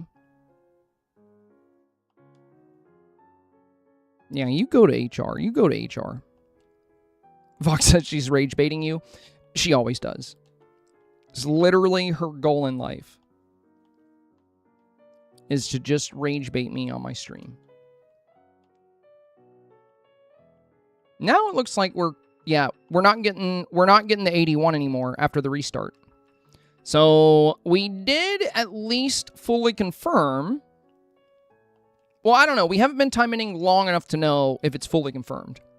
But if we don't see any more 81s, that pretty much proves that you do need to return to the main menu after handing out manuals. But that's how it was in the past, so I'm pretty sure that's how it's going to work. Yeah, it's always 100 now. We're just consistently getting 100.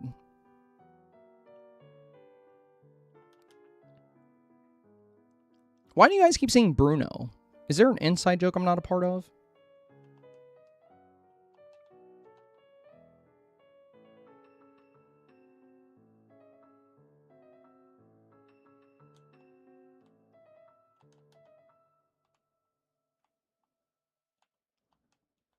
Yeah, it's been 100 every time.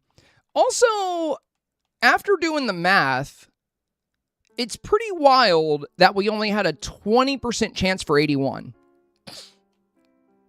Because we were getting 81 like over half of the time. I feel like the game was being a little stingy there. But that's why I like being right at one of the 5 numbers. That's why with the mining buddies, I like being right at 25. Because I swear to God, it's supposed to be, if you're at 24, you have a 90% chance of +9. But I swear the game does not honor that. I swear it gives you, like, still a 50-50. But as soon as you hit, like, 25, you're always going to get the +9. Just like right now, since we're at 45, we're always going to get the +100 instead of the measly +81. So far, so good. Yep, another +100.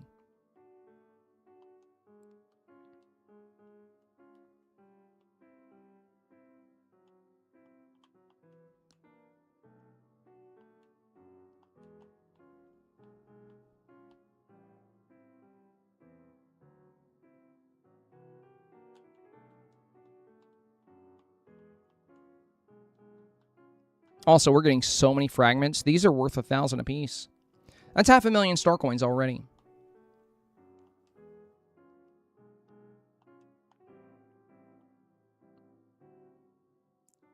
The cool thing about time bending right now is, like, I'm happy with either mist or anything else, because, like, it's just money.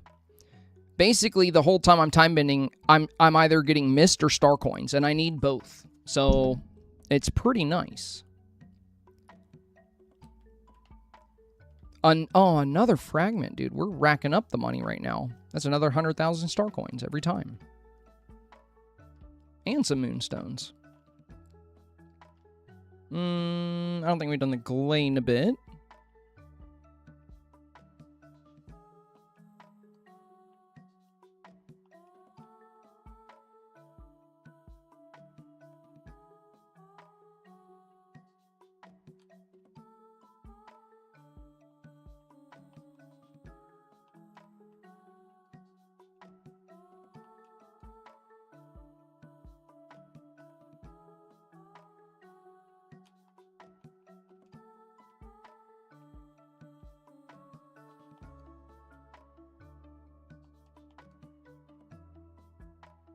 This music makes me want to go play Cult of the Lamb. We haven't visited our cult in a while. Some of you guys haven't even seen us play Cult of the Lamb, and that game is so funny. I'm going to buy this Onyx while we're here. Why would you throw that behind the stall? That's just not a very nice thing to do.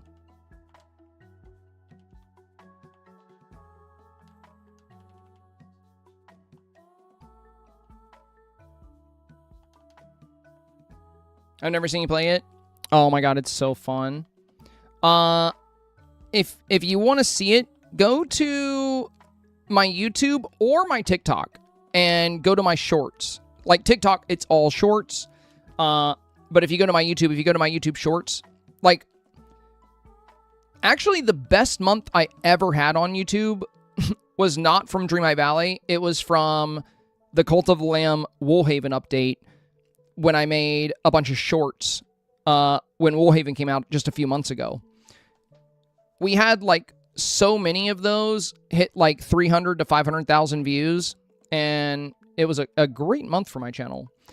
I need to get back in the habit of making shorts content, and I will. Right now, in the summertime, I'm going to be honest with you guys, when winter comes, I don't really get out of the house. I don't really do anything. But in the summer, it's my Pokemon Go time. So I am Pokemon going quite a bit right now. And that is going to come to an end soon because it gets very cold very quickly here. So I'm just trying to enjoy summer while I have it. And, you know, I'm just focused on the Dream Snaps, focused on the reviews. I think I just trapped Mushu. I'll let him out.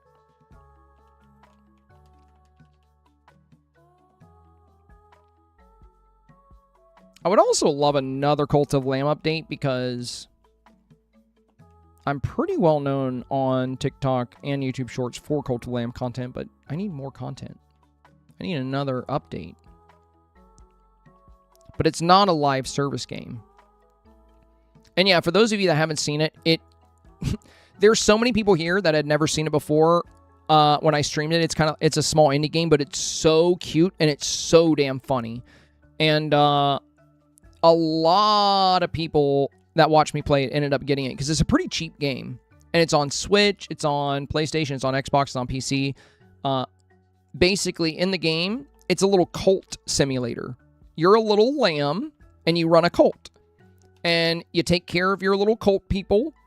And there's also, like, little dungeon runs and combat and, like, bosses you have to fight.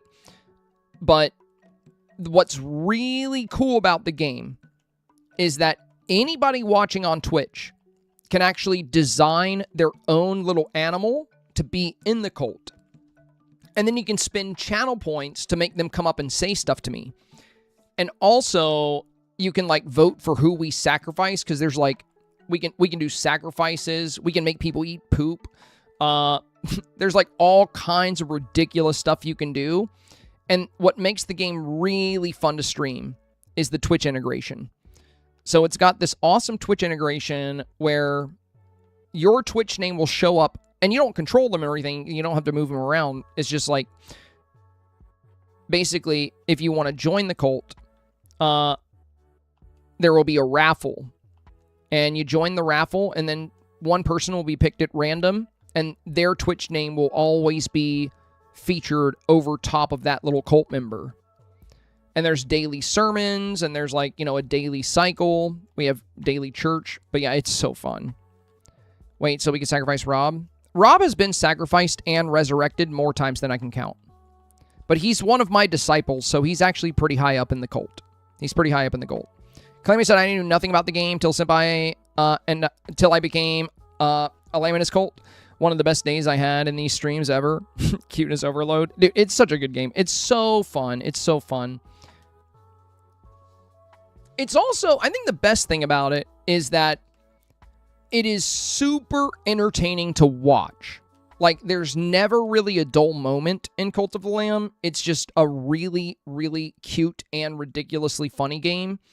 So, yeah, a lot of people, anybody that has, I've never had somebody watch me stream it and say, oh, I don't really like that. Like, everyone that's ever came to the stream and watched Cult of the Lamb has been like, please play it again. But it's been a while. Maybe that's what we should do tomorrow. I would love to play some Pokopia tomorrow, but the fact that so many of you guys have never seen Cult of the Lamb makes me feel like we should bring it back for a day. Because I'm telling you now, you guys are... yeah, if you guys haven't seen it, you're going to like it, I promise.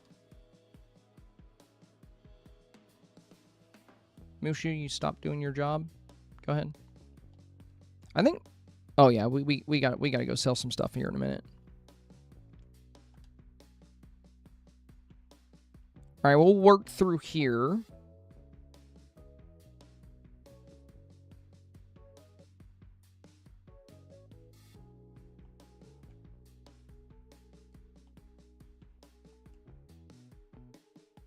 It's been a while since I ran around my Eternity Isle.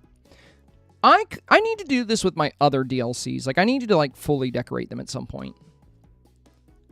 My Eternity Isle was fully decorated, but I did kind of end up tearing it down. Well, not the whole thing, but the desert. I destroyed the desert because we got the Agrabah walls and some cool Agrabah stuff, and I was like, oh, I'm going to use that stuff, and I just never finished it. But I want to make a place for, like, an Agrabah market and, like, Aladdin and Jasmine. Your valley is cute AF. Yeah, I really do like my valley. I really do like the... Wait. Where's that going? Come on, Mushu, hurry up. We got places to be. The only thing I don't like about the best friend thing is I kind of hate the fact that sprinting drains the best friend meter. It makes me not want to sprint. Like, that's kind of annoying. Like, why can't it just come from my food? I don't want to waste it on sprinting. Food is so easy to refill. Like, this is what I mean by, like, when I say I feel like some of the devs don't really play the game that much. I think some of them do. And I think some of their, like, team definitely plays a lot. Like, I can see somebody like Rachel playing the heck out of this game. But I think some of the developers, you know, the magic just gets a little bit lost when you're working on the back end of things and you're, like, coding for it all day. You probably don't really want to come home and play it. But, like, little decisions like that, I'm like, I don't think anybody that actually plays this game would really think that's a great idea. Because energy is very, very easy to refill. Everybody that's been playing this game for more than, like, you know, 100 hours probably has enough food on them to keep them full for, like, their entire play session. And the best friend bonus is far more valuable than food. So, like, you know, I don't want to run it out.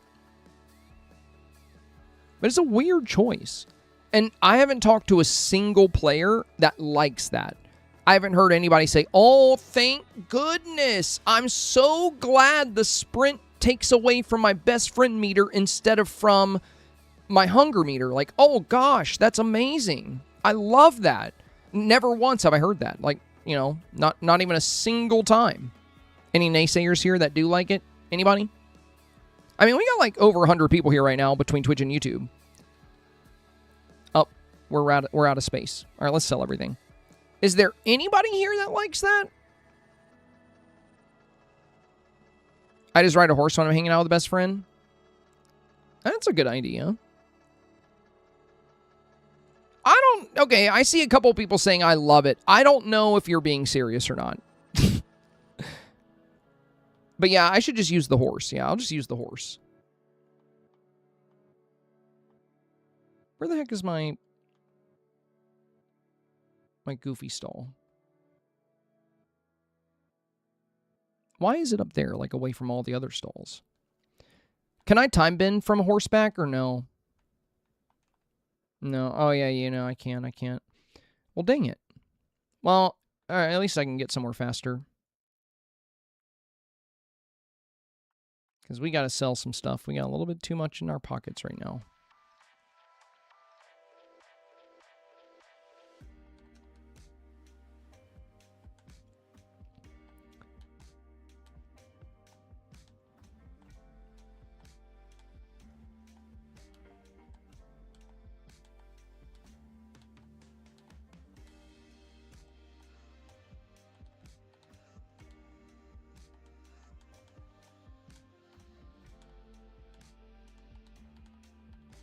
Get rid of all this random crap.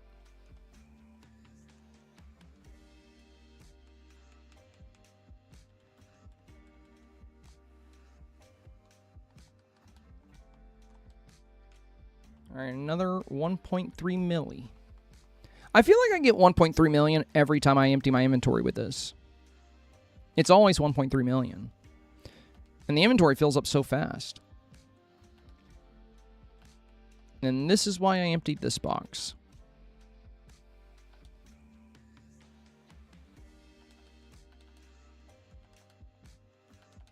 I want to maximize the storage here. Sunshine said, I hate it. Holly says, I don't like it. I just use a horse to travel far. Belle says, I like it. And then she said, no. You were saying, no, you're not kidding, or no, you don't actually like it. Yeah, my thoughts are, like, you know, we pretty much always have food on us. I don't want my best friend meter to depreciate just because I'm sprinting. I would rather it stay full for longer, and I can just eat food like normal, you know? I mean, I don't really care about saving food. Food's easy to get. I said no to you being all the time in on a horse. Oh, okay. Okay. Hurry up, Mushu. Wait, he gave me 81. That's the first time I've seen 81 the entire time. Why did I get 81? We've gotten plus 100 every single time. But I have 45.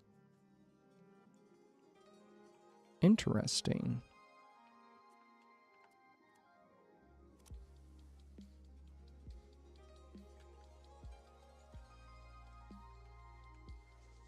Did he forget? Yeah, there's the plus 100 again. I mean, we counted. I definitely have 45, so that should be the guaranteed plus 100.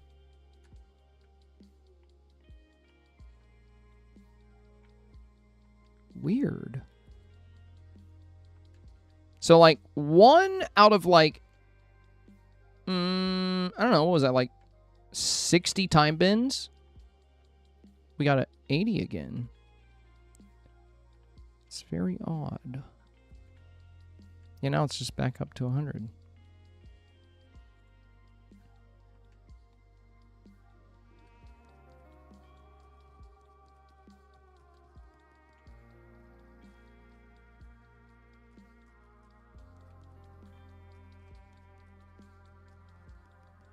I was kidding when I said I liked it. Okay, good. Thank you for clarifying. I just wanted to be sure. I just wanted to be sure. I mean, there's always a contrarian or two, you know? It's the internet. So there's always going to be somebody that disagrees with you. But in the sense of the sprint drawing away from your best buddy meter, I don't know. I don't know if anybody would really go for that. Maybe they just did it because they knew the best buddy thing was just going to be too good, and we're like, we gotta make it a little less good. Let's make it suck a tiny bit. Like, let's just do like one kind of lame thing, and like make everything else perfect. That's probably it. Yeah, that'll do it.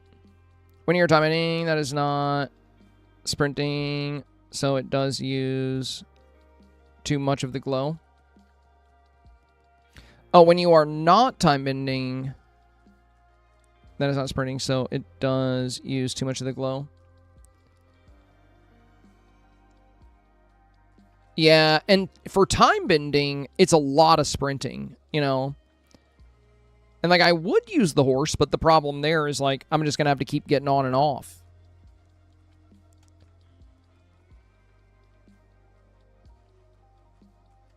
Dang, we're already on almost 500,000 missed. That didn't take long. I'm through with magic. Somehow I doubt that.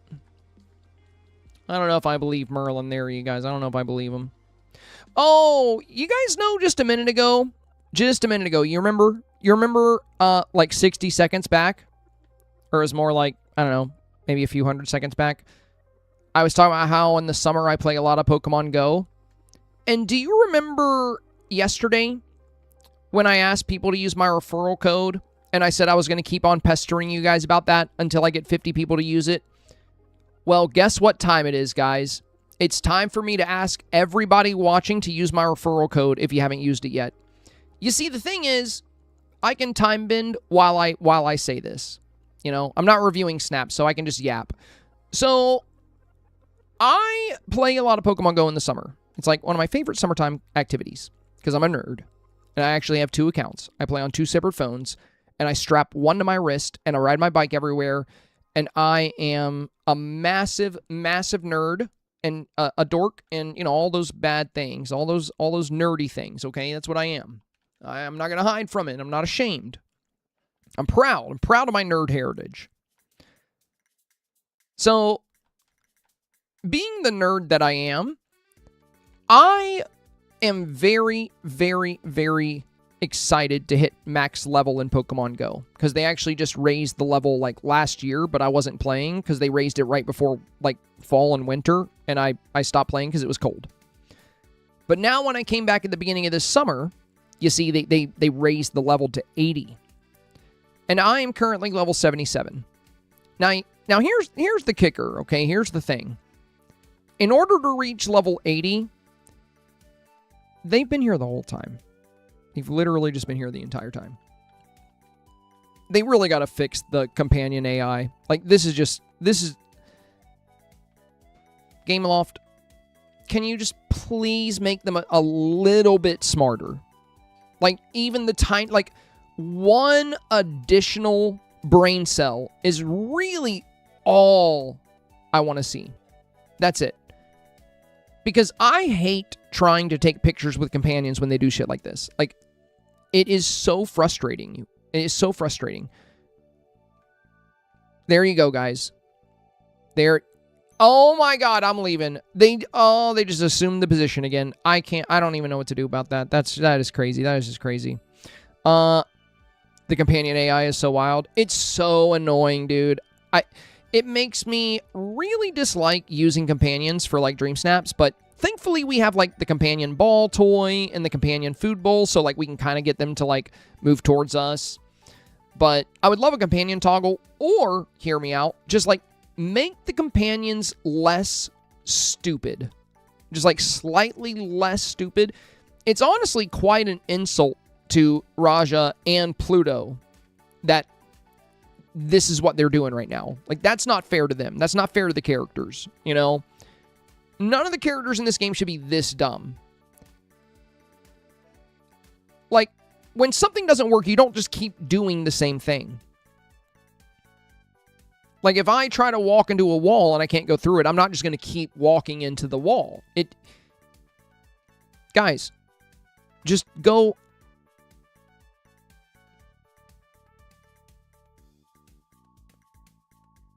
See, bro, that wasn't really that hard. I should not have to help you with that. That's crazy.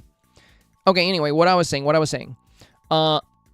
So, you see, the thing is with Pokemon Go, I actually already have enough XP in the game to be max level. I have enough XP right now to be level 80. But I can't be level 80. Because from level 70 to level 80, they give you these pretty difficult tasks you have to complete in order to level up.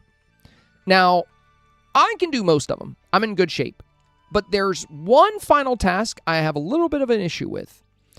So to get level 80, I have to have 50 platinum badges. And there's a bunch of different platinum badges you can get. Some of them I could get, but it's going to take me like several months to a year. And I'm impatient. So I'm at the point to where I can get 49 of them by the time I hit level 80. But in order to hit level 80, I need 50. I need 50 badges. So I am one badge short. My option would be to jump into the Great League and do a whole bunch of PvP, which is going to be super time consuming. And I really am just too busy for that. And the other option would be to pester you guys. To just bother you about it every day. And ask you to use my referral code. Because if 50 friends use your referral code, even if they never play the game, I will get a platinum badge for referring people. So every time I bring this up, I usually get like 3 or 4 people to use it. So that's what I'm doing right now. You know, it would be super cool.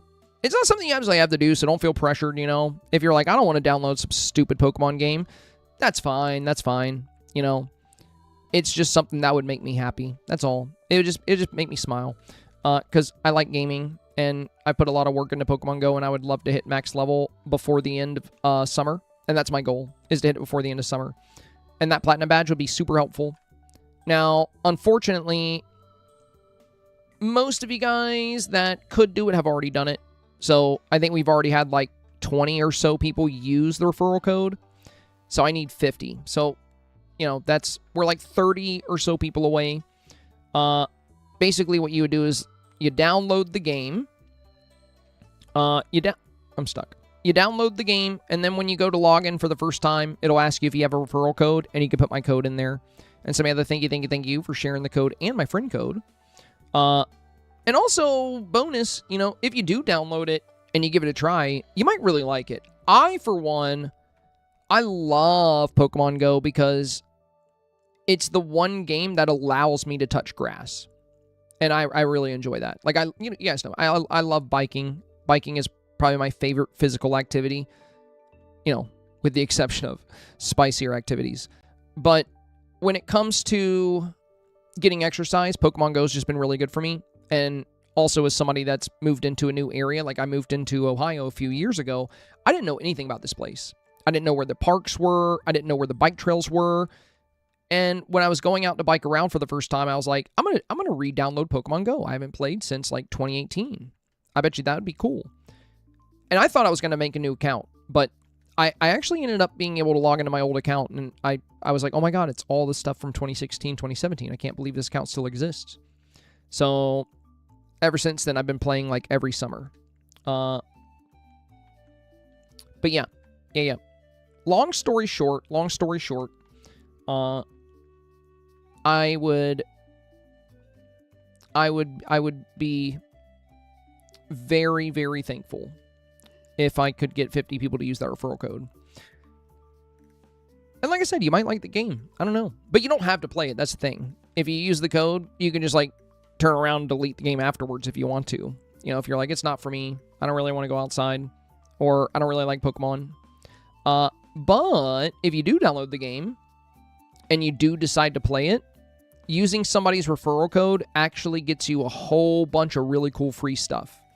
And the last thing I'll mention is if you join right now as a new player, it's actually the best time ever to join the game because they're giving away this month. I think all you have to do is like catch 10 Pokemon and power up a Pokemon 10 times, and you get a free perfect Mewtwo, which usually perfect Pokemon, like Pokemon with perfect stats, people have to spend like hundreds of dollars doing raids to get those. So they've never really given one away quite like this. And it's one of the best Pokemon in the game. The reason they're giving it away is for the 10-year anniversary. So it's Pokemon Go's 10 years because it came out in 2016. So yeah, there's, you know, anybody that plays this month and this month only gets that special quest. So it is a great time to start because you'll start off with a very, very strong Pokemon. And like I said, if you don't want to play, you absolutely do not have to. I mean, you don't even have to use my referral code either. You could just ignore this. So, like, you know. Yeah, like if I finish the stream and, like, nobody used the referral code today, that's totally fine. That is totally fine. I'll just casually bring it up, you know, every once in a while until I hit 50. But yeah, I'm not trying to sell you anything. I'm being honest with you. This is just something for me. It's just something I'm trying to do. And if I don't hit the 50, it's not that bad. Like I said, there are other ways I can get the last platinum badge. I could do a whole bunch of PvP. I could wait a couple of extra weeks after I hit level 79, and I could get my triathlon badge, which is like you got to do a 7-week streak of a couple things 100 times, and I'm at like 80. But since it's a 7-day streak. But since I'm at 80, that means, you know, there's 2 things you can do that count towards it. So that would take me a minimum of 10 more weeks. And like I said, my goal is to get level 80 before the end of summer. But yeah, if it, like, you know, just hypothetically, if I don't get the 50 referrals, I'm fine. I'm fine. So like if you're highly opposed to it, or if you're like, that's annoying, Senpai, I don't want to do this, like, it's cool. It's cool. You guys are my friends either way. And, you know, you're here, which is way better than using some silly referral code. So you're already doing me a solid just by hanging out with me. But yeah, options on the table if you want to contribute to my Pokemon Go obsession. You know, it's there. It's there. Consider yourself used. Nice. Can I use the referral code if I'm a console player? For once, I can be totally honest when I say this. The game doesn't even work on console. It doesn't even exist. There's not even a console version. And to be fair, there's not even supposed to be a PC version, but people do like use cell phone emulators, and then they use GPS spoofers, and they literally just play Pokemon Go at their desk. And I do not see the appeal. Honestly, I don't know. I feel like I would never... It's called spoofing. Basically, you trick your... You basically give the game a false GPS location, because the way Pokemon Go is designed is it's supposed to be like a real-world experience. Like, you're supposed to go out in the world. It's Pokemon Go, not Pokemon Go sit down at your desk. So, you know, most people actually go out and play the game, but, like, yeah, there's a lot of people that use emulators and literally just play it on their computer. I don't think I could ever do that. Not to mention, I would be too scared my account would get banned, because it's against the rules to do that. And I've had a lot of my Pokemon on that account for 10+ years. And even though they're little digital pixels on a screen, I've actually grown quite fond of some of them. Like, some of them I hatched from eggs, and I made them, you know, you can become best buddies with them, like if you hang out with them a lot. So I've got a lot of best buddies. I think I would be quite sad if my account ever got banned. So yeah, I don't think I'll ever spoof. Hate when spoofers take the battle spots. Dude, actually, spoofers are one of the big reasons I quit playing in 2018, because it was really bad. Like, in my hometown in Wilmington, I loved Pokemon Go, but I had hit max level at the time, which was 40. And all the gyms in my area just started getting swarmed with, like, bot accounts and spoofers. Like, the moment you took over a gym, you would just be kicked out, and there would just be, like, 10 bots in the gym. Because back then, it wasn't... The gyms weren't just 6 Pokemon. It was a stack of 10. And it just got unplayable, because, like, no matter what you did, no matter where you went... I remember this cactus scene. We made this to help, I think, Panda. I think it was Gryffindor Panda. They've actually... gotten really good at their snaps, too. But yeah, it got to the point where it was unplayable. But when I came back to the game after moving to Ohio, I haven't really had as much of an issue with spoofers. Like, I don't, you know, I think they got tired. A lot of them got tired of, like, basically trying to ruin the game. And on top of that, the game has just gotten so much better. They added so much stuff between when I stopped and when I picked it back up. It's been really fun. I just wish it wasn't so cold here in the winter. I do not play in the winter at all. I know my tablet laptop. Does that count? I mean, yeah. Ooh, 81 again. You guys see that?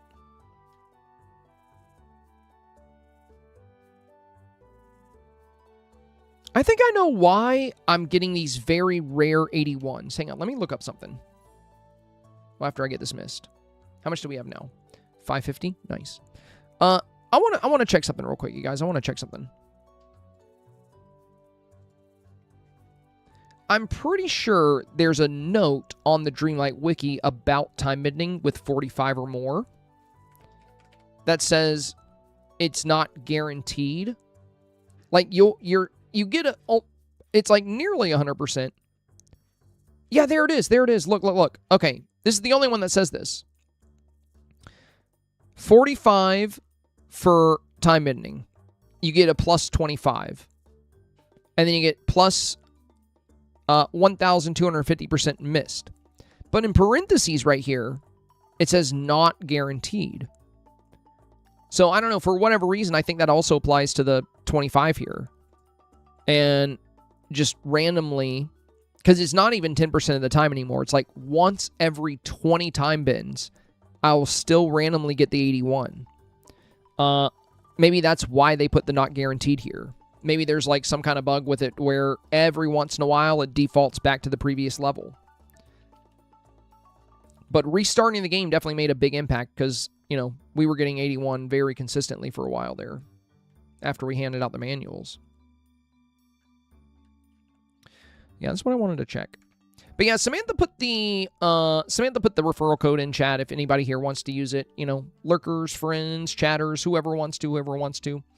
I think I'm about halfway. We're getting close to halfway there, which is really good because before I brought this up, I actually only had 2 referrals.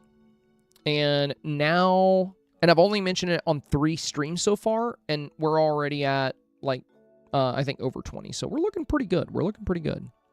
Chellers, did I just use that referral code, by the way? Thank you, Chellers. Thank you. Much appreciated. Yeah, when you do, I think it also sends me a friend request. So if you ever do end up playing, what happens is once you start the game, if you visit me in your friends list, like once you kick things off, if you visit me in your friends list, and you scroll beneath my profile picture, you'll see a bunch of special missions. And we share the rewards for them. But they're only tied to you. It's like once you reach certain milestones, you'll get some good stuff and I'll get some good stuff. But you really don't have to do that. Like I said, I'm just trying to get that platinum badge. But if you do end up playing, you do get some cool things for being referred. Honestly, I wish I would have known about that when I've had other friends join. Because I've referred the game to other friends, but I didn't know about the referral bonuses. Is his best friend thing empty? I can't really tell. It looks like it is. I mean, if it is empty, I think we're going to call it here.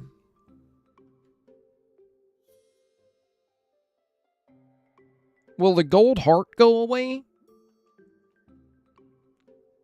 Let's go to the lagoon and see if we'll test it.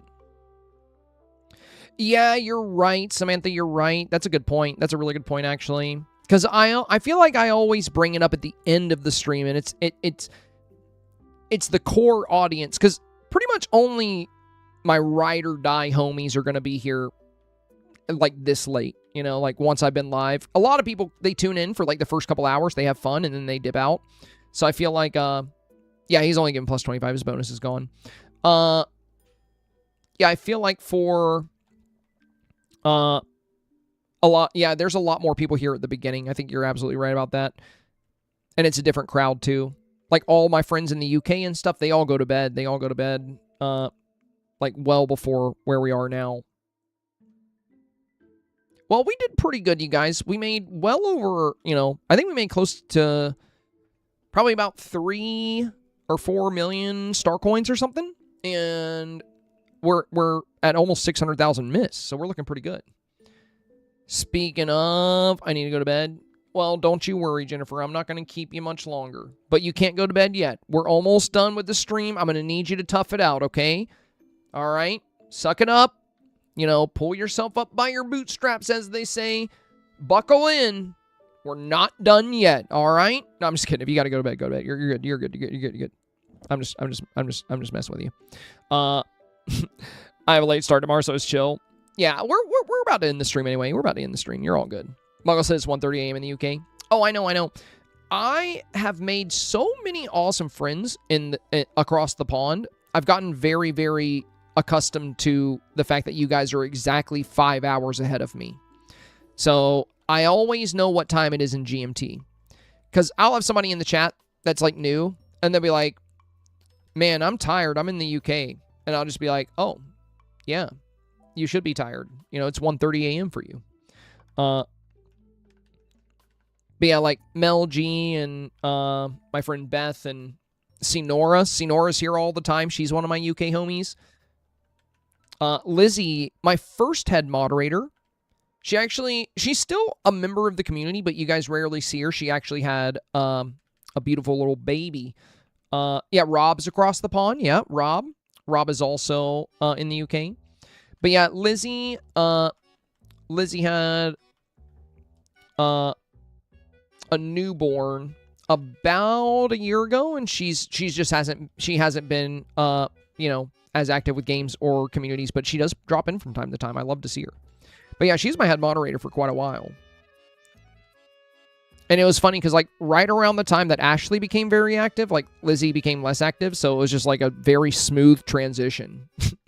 It was like, oh, Like, my head moderator is a bit busier, but here's this new friend. That's cool.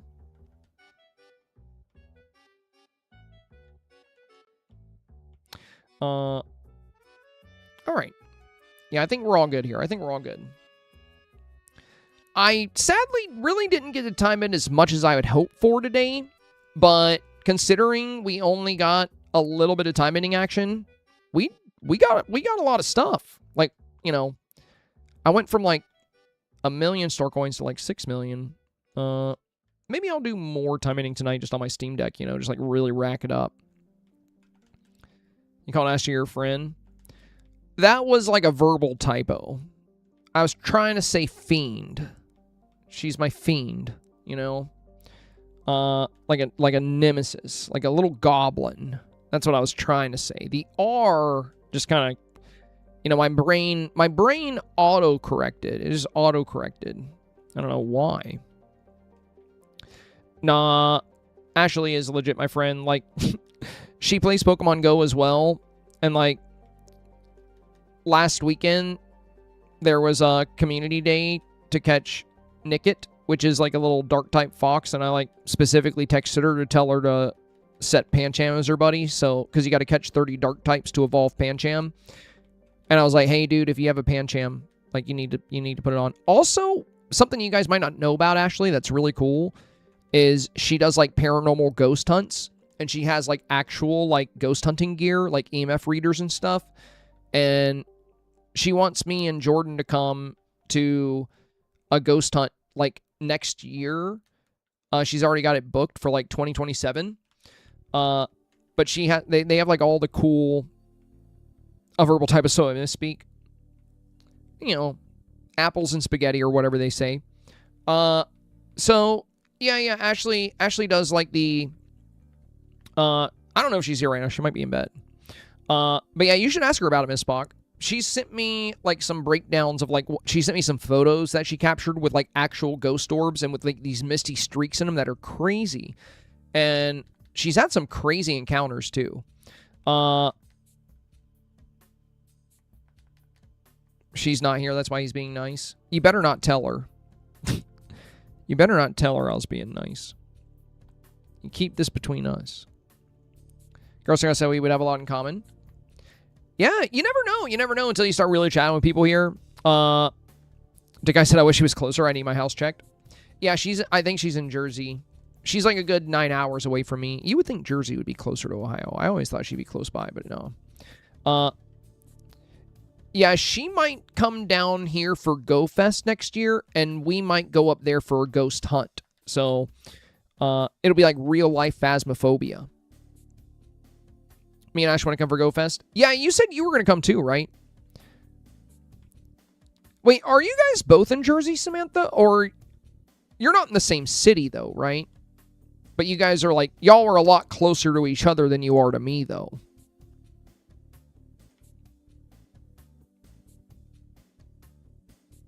Tommy will probably be here, too, because Tommy always flies out for Go Fest. So you guys would get to meet Tommy as well. Tommy's a trip. He's so funny. We're like an hour apart. Dude, in the same state. Y'all have hung out before, right? I mean, if y'all are an hour apart and you haven't, like, actually kicked it, that's crazy. Not yet. What? Bro. Y'all gotta link up. Y'all gotta link up. Well, I know Ashley's got, like, the... I know sometimes she's, like, out of town with work and stuff, too, so... And she's got the kiddos. So that's true. That's true.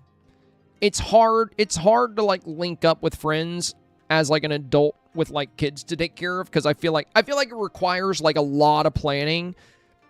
It's like, you know, she's planning, like, a year out for the ghost hunting.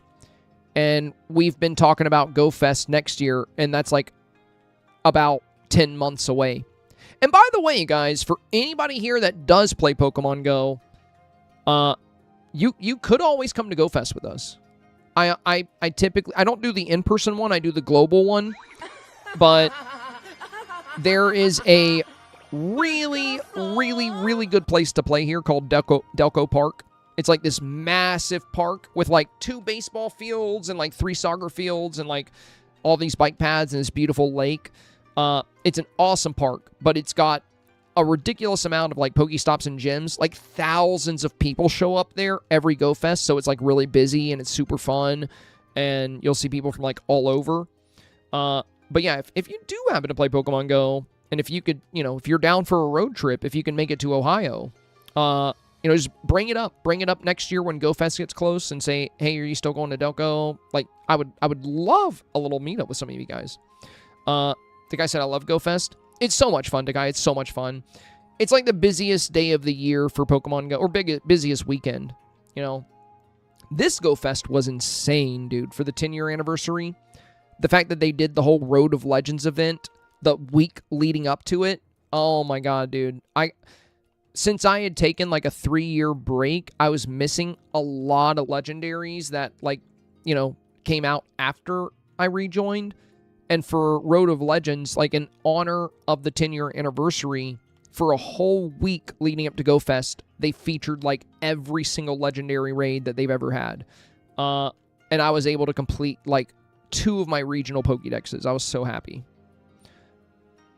I mean, that's a big reason why I'm actually going to be able to hit level 80. Because if I didn't get those platinum badges from completing those decks, there's no way. There's no way. It would have probably taken me another 6 months to get there. Oh, I missed that. Only start playing again this week. There's still something you might want to participate in then, Miss Spock. So they're doing a Go Fest finale. Now it's not going to be the same stuff. So what they did for Road of Legends was they brought back all the legendaries from over the years. The Go Fest finale coming up in early September is going to be all the megas that came out when we weren't playing. So like Mega Dragonite, Mega Metagross, like all these really dope mega evolutions are going to be coming back in September, and they haven't come back a single time since they released some of them. Some of them have, but like Mega Dragonite, I don't think has come back since the raid day for them, which is cool because I have some great Dragonites I want to evolve. So you might have to wait a while to get some of those Pokemon you missed, but they'll come back around. Every month they change out the rotation of like the legendaries and stuff. But yeah, for September coming up for the Go Fest finale, since you weren't able to get all those legendaries you missed, I would definitely recommend checking out the finale and finding a good place in your area to do the raids. Or you can just do remote raids too, They're expensive though. I don't like doing remote raids. They charge too much for that. I think for remote raids, it's like $5 for like 3 remote raid passes. Whereas like they're free. Like the first couple you do can be free in person, and then they're like very, very cheap after that, like pennies on the dollar. But raiding remotely can be pricey.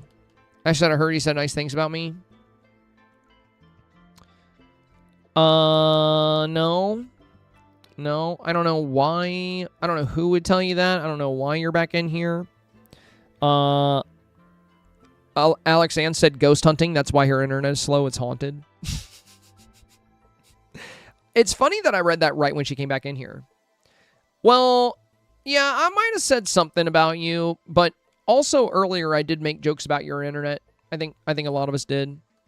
I don't know how it came up. We were just talking about like moderators, and we were talking about I don't know how we got on the topic of you, but we talked about your ghost hunting and stuff. We were just talking about that stuff.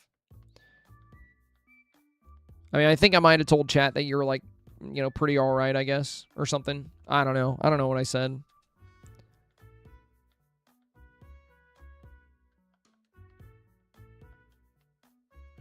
Also, can I join your ghost hunting you plan? All right, but the only thing is, like, if you guys are both going to be there, you can't both die, all right? Because, like, what am I going to do with, like, 2 of my most active mods being possessed or something. You know, like that's gonna... I'm not worried about your personal well-being. You know, I'm kind of just concerned for the stream. You know what I mean? Because, like, let's say hypothetically you both get possessed by demons. You're probably not going to be the best moderator if that happens, you know? You'll be in chat speaking in tongues, you know, saying horrible stuff. And then everyone's like, what's wrong with your mods? And I'm like, well, it's all I have right now. They're both possessed. I won't die. I might just get possessed. Well, that's just as bad. Either way, you're not going to be a great moderator if you're dead or possessed. And that's what we got to, you know, that's what we got to be careful about. You know what I mean? I don't know why I'm removing all these splinters. What am I even doing? Why did I pick all these cactuses? All right. I mean, at this point, I should have just gone back to time bending. All right, let's go to the valley. Then Rob could become a mod. I think he talked about it. He like long ago, like in my first year of streaming, he like brought it up as like a hypothetical. And I you know, at the time he was even spicier. And I just mentioned like, well, you know, if you do become a mod, just keep in mind, like, you got to be kind of careful what you say to people. And he was like, oh, never mind. And that was the story about how Rob considered being a mod and then reconsidered being mod. This was a long time ago. And he never really asked again. I just pretty much told him, like, you know, like, yeah, I trust you enough. I could totally make you a mod. Sometimes you can be a little bit of a jokester, and like sometimes you can say some things that are a little inappropriate, which I can let fly for the most part if you're, you know, just one of my friends in chat. But if you're a mod, you might have to be a little bit more careful. I've just had a thought. No way. Will we get new realms for the next 2 updates? Usually it's every other update is a realm update. So sometimes it doesn't follow that, but that's how it is most of the time, like every other update. So since this update was not a realm update, the next will likely be a realm update.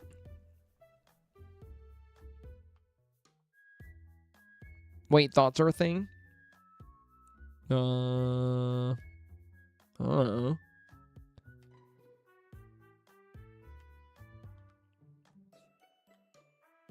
Oogie Boogie is next, though. Is it Oogie that's next? Yeah, and we probably wouldn't get... Well, actually, we already have villagers for both Oogie and for Lilo. But I would be really surprised if they don't do any more realms this year, right? Like, I feel like that would be kind of weird. Like, if they just do no new realms for the rest of the year. Then again, they are working on a new DLC, so they might... that's what they did in the past. When we got Eternity Isle, the update that came out right before Eternity Isle was, like, super small. The free update had, like, barely any content, and they didn't make a new realm or anything.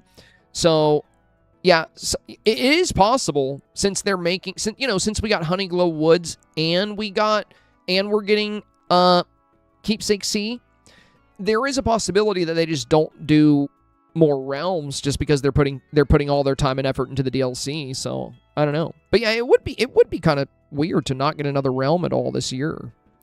Yeah, I don't know. It's anyone's guess. All right, y'all. I'm gonna scram. I'm gonna get out of here. Tomorrow is a day in which we will fry. So it's Friday tomorrow. We will review some Dream Snaps just to put a dent into them, so we're not stuck here super late on Monday. And for the second half of the stream, I don't know. There's a lot of options. There's Meccha Chameleon, there's Pokopia, there's Cult of the Lamb, which you guys haven't seen in a while. And some of you haven't seen it at all. So we'll figure it out. Maybe what we'll do is a poll. So I think what we can do tomorrow is we'll do Dream Snaps. We'll do reviews. And then once we hit the halfway point, I'll publish a poll and I'll let you guys decide what we do.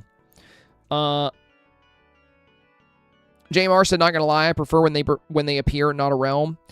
Fair enough. I mean, a realm usually just means more work, but JMR, one thing to consider there is realms typically come with way more furniture, like way more screwed shop stuff. Think about it. When we got the Hercules realm, we got there were a ton of like decor pieces in that realm that ended up showing up in the screwed shop. And that always happens. It was the same with like Pocahontas. And for Pocahontas, I don't even know if we got a realm. We just went to an island. It was like I can't remember. I don't think it was actually realm, but there was a specific new spot made for Pocahontas that we like took a boat to. But like a bunch of that stuff showed up in the screwed shop. But yeah, the realms can be kind of annoying and just like, it's just like time consuming, which isn't the best. But with realms, it usually means way more like new decor. That's the benefit. Do you think you'll play Meccha Chameleon again anytime soon? Just curious. Well, I mean, you know, like we just said, that's up to chat. We're probably going to do a poll tomorrow. We'll let you guys decide. The thing is, you know, we're so busy with Snap Reviews, there's actually a lot of games I'd love to play. I would love to do more Pokopia. I would love to do more Meccha Chameleon. Especially Meccha Chameleon, because I actually really enjoy community games. You know, I love being able to play with you guys. That's like super fun. Probably the most fun. So yeah, it's really up to chat. You know, there's so many things I would love to play. I would love to show people Cult of the Lamb. I would love to do Meccha Chameleon. I would love to dive back into Pokopia. A lot of options. Yeah, I haven't really messed with the new poses, so we'll have to check that out. All right, y'all. That'll be it for today. I'm gonna scram on out of here. And, you know, I know most of you guys, if you were going to use the redemption code or the referral code, you probably already did. But, yeah, if, you know, once the stream's over, if you know, feel so inclined to want to do something very sweet, consider using that referral code that I just put in chat on Pokemon Go. That would be super helpful. And I'll just casually keep bringing it up over the next couple of weeks until hopefully we can get, you know, hopefully we'll get to the point where we have 50. Is there anything else I need to bring up? Oh, yeah. I'm going to send you guys off to our YouTube video. I did publish a guide on this week's theme. This one came out on time. I got it out on Thursday, thankfully, because we did get to make a nice example scene yesterday. And I didn't make another example scene. I just featured some of your snaps from Discord, honestly. So here's today's YouTube video. If you have not seen it, vote on your Dreamsnaps chat. Yeah, do some voting tonight if you got some time. You know, if you're just chilling. Yeah, you know, feeling we could all use some more votes out there. All right, there's the link to today's YouTube guide if you want to give it a watch, if you haven't seen it yet. And that's it. I think that's everything. All right, as always, guys, stay safe, stay healthy. Thank you again for an amazing 237 consecutive goals now. Just another new record. We just keep going. And I'll catch you guys tomorrow for Dreamsnap Reviews plus Community Choice. You know, I wish we could just dedicate a whole stream to Community Choice. You know, I feel like if our schedule wasn't so full with Snap Reviews, which I don't mind because it's very healthy for the stream. You know, we continue getting new supporters. It helps me pay my bills. But I would love just like a day where you guys pick what we do and I don't even have to worry about it. And especially if you guys are picking stuff we can play together. That's super cool. All right, I'll catch you on tomorrow.